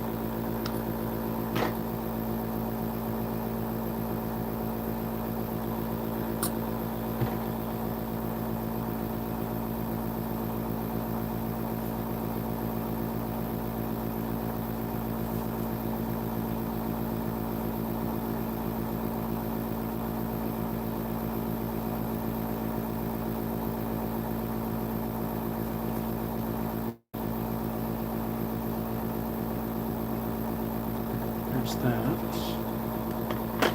Oh. Okay, so it's just the tablet slowing down. Wow.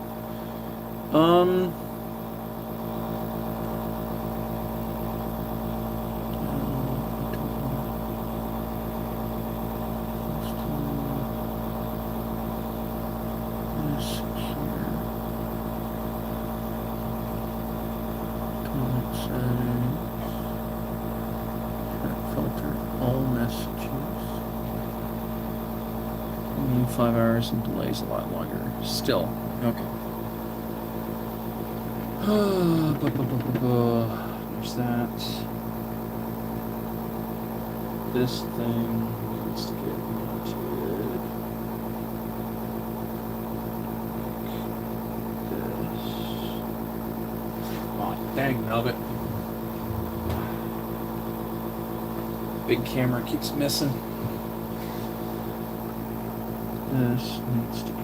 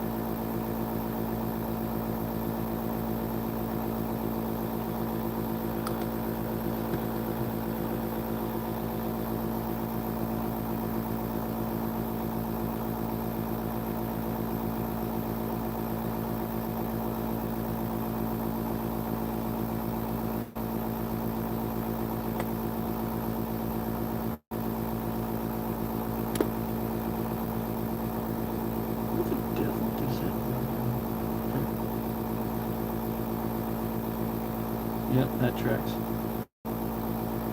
That goes in that spot.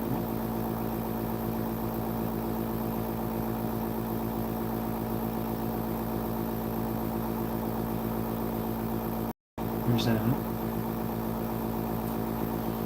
So that's the crate or cage.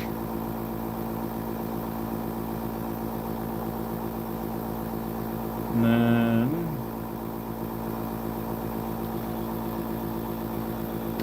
stuff will eventually be mounted into this. What's that? Must be there. Somewhere right about.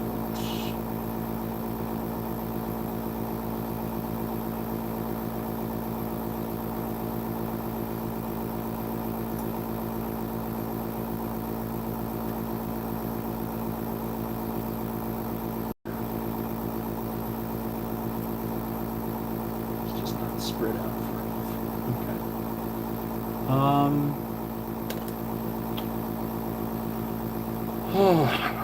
I really want to keep going, but I'm getting really tired.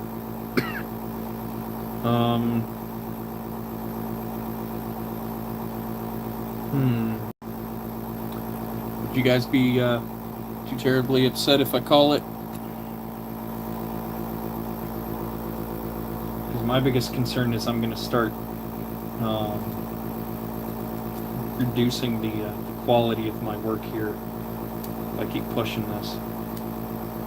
What do you guys think? Should I go ahead and call it? We're at 6 hours right now.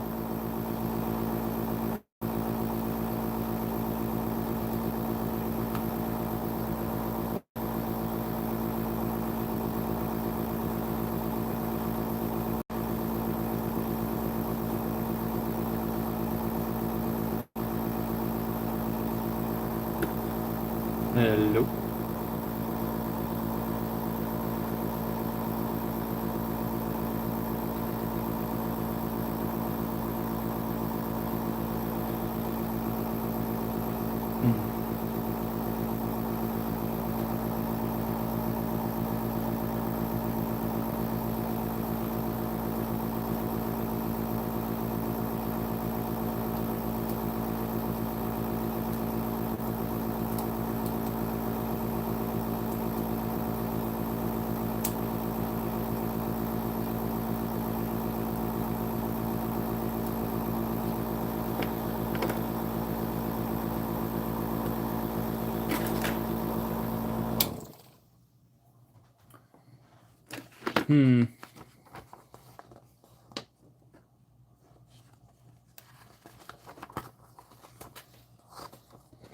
Got that stuff.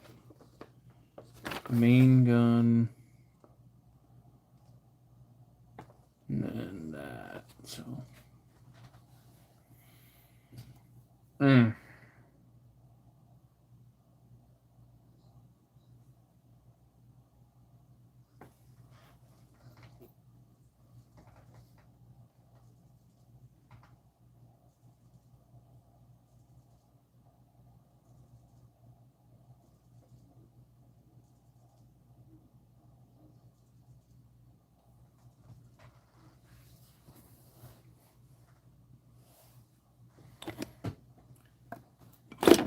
Hello, hello. Anyone hearing the video?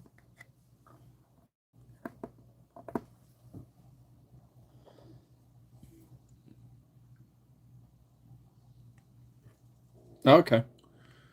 Cool. Yeah, it's just like everything stopped for audio, so I was trying to make sure that we're still doing good on audio.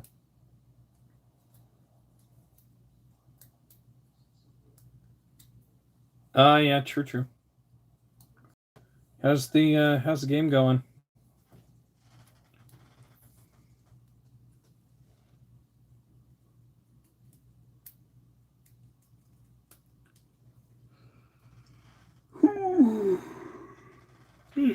Man, am I beat? Let's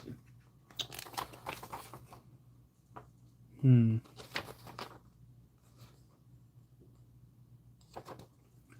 That's good. You managed to get the VK yet? The 30 or 3002?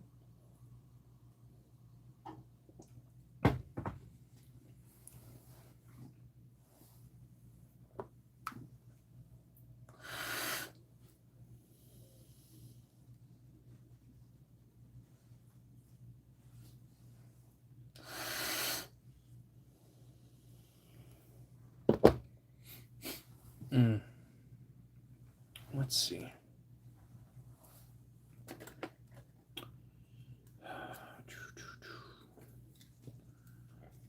This one. That goes there. This goes under there. Hand crank. U22, U20. Okay. Oh, you finally got it. Nice. So are you playing tier 5 now, or are you still waiting for Jake to get his 79, right? Yeah, 79. Cool. So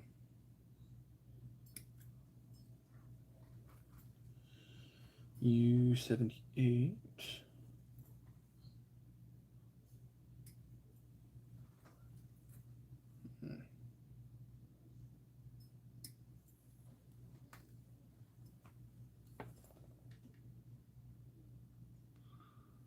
Oh.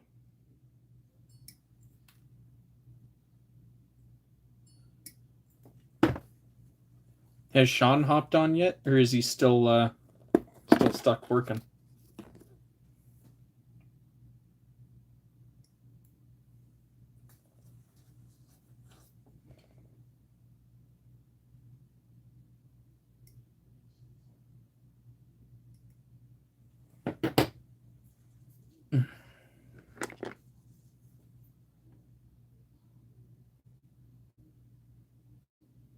Okay. It goes there.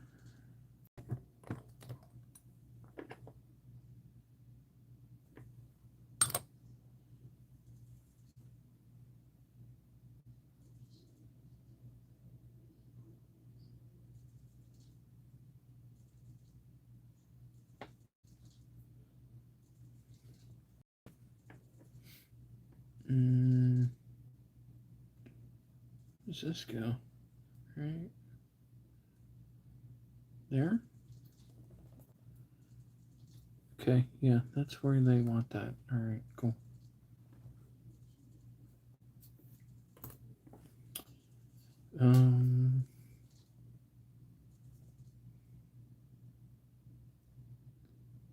Yeah, I'm probably gonna call it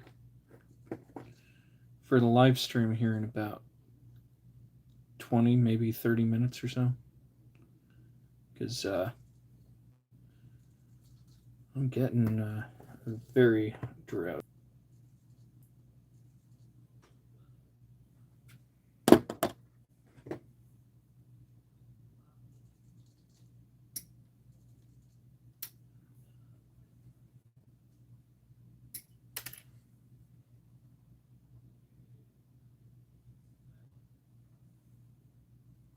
Wait, what the deuce? Oh, that's 20. Okay. 63.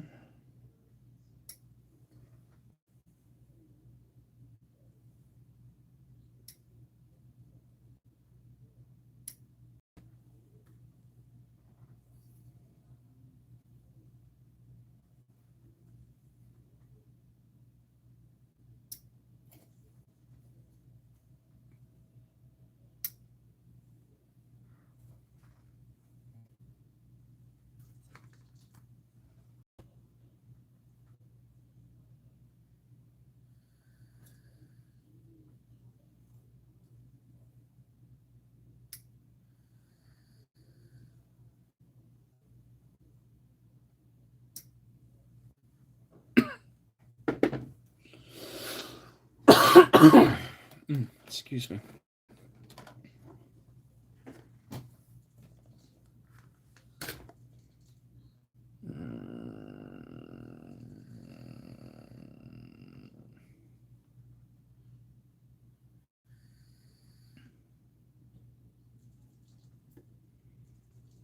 So this is right about there.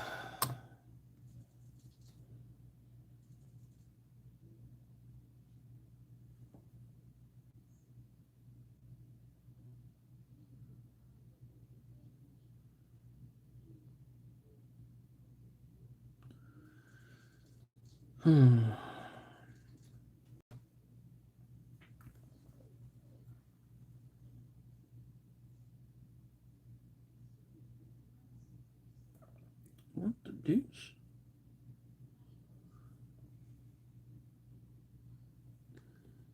Okay.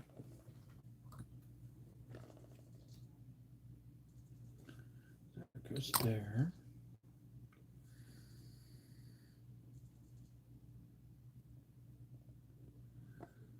Hmm.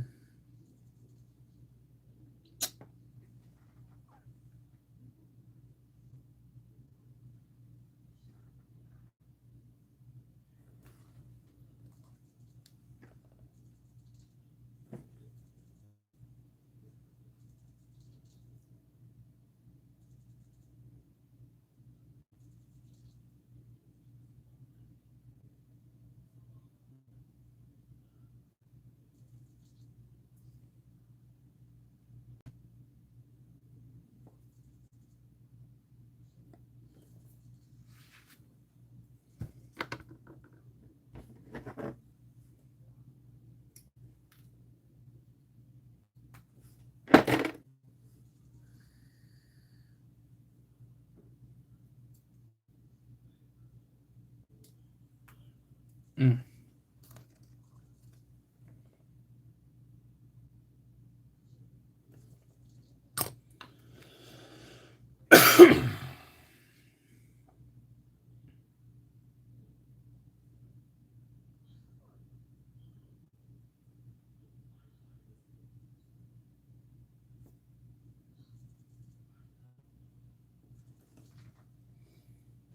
This should sit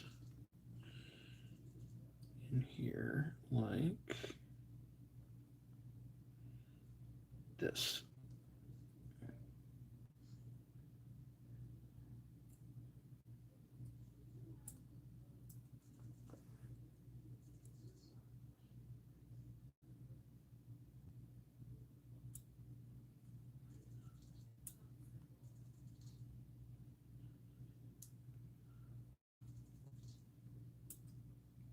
Cool. All right. So, besides the seat, this cage is just about done being installed. Or assembled, really. So, somewhere around there.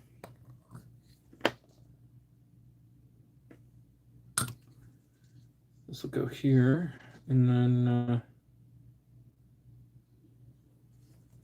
yeah, we will probably pick this up in a couple hours, because I'm getting sleepy.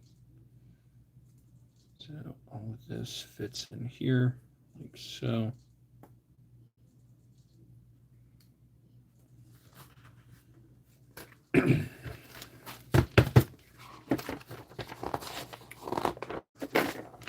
So the next steps are going to be this, filling out the interior of the turret, primarily being ammunition. And then we get to start closing up the turret, or well, doing the main gun and coax, close up the turret, install the frames in the turret ring. So we're almost there. But everybody, I think this is a good time to stop the live stream, because it is now 7 o'clock in the morning, and I've been at this since midnight. I appreciate every single one of you for tuning in, contributing to the conversation, and just being good company, you know? I truly appreciate y'all, and I hope that I will see you guys again very soon. I'm debating on picking up the rest of this as a live stream for today, and then do the video edit and upload for tomorrow's video off of all of this. And I hope you guys enjoyed it. If you liked it, drop a like, drop a comment, hit subscribe if you want. We also have a Discord server where we're constantly talking, joking, gaming, sharing memes, and sharing every bit like day-to-day life, you know. So like we're all just hanging out in there. It's a good time. Please feel welcome to join the Discord server. And yeah, I'm gonna go ahead and start wrapping this up. Thank you again. Y'all have been fantastic. And I really hope to see you guys in the next one. Thank you, everybody.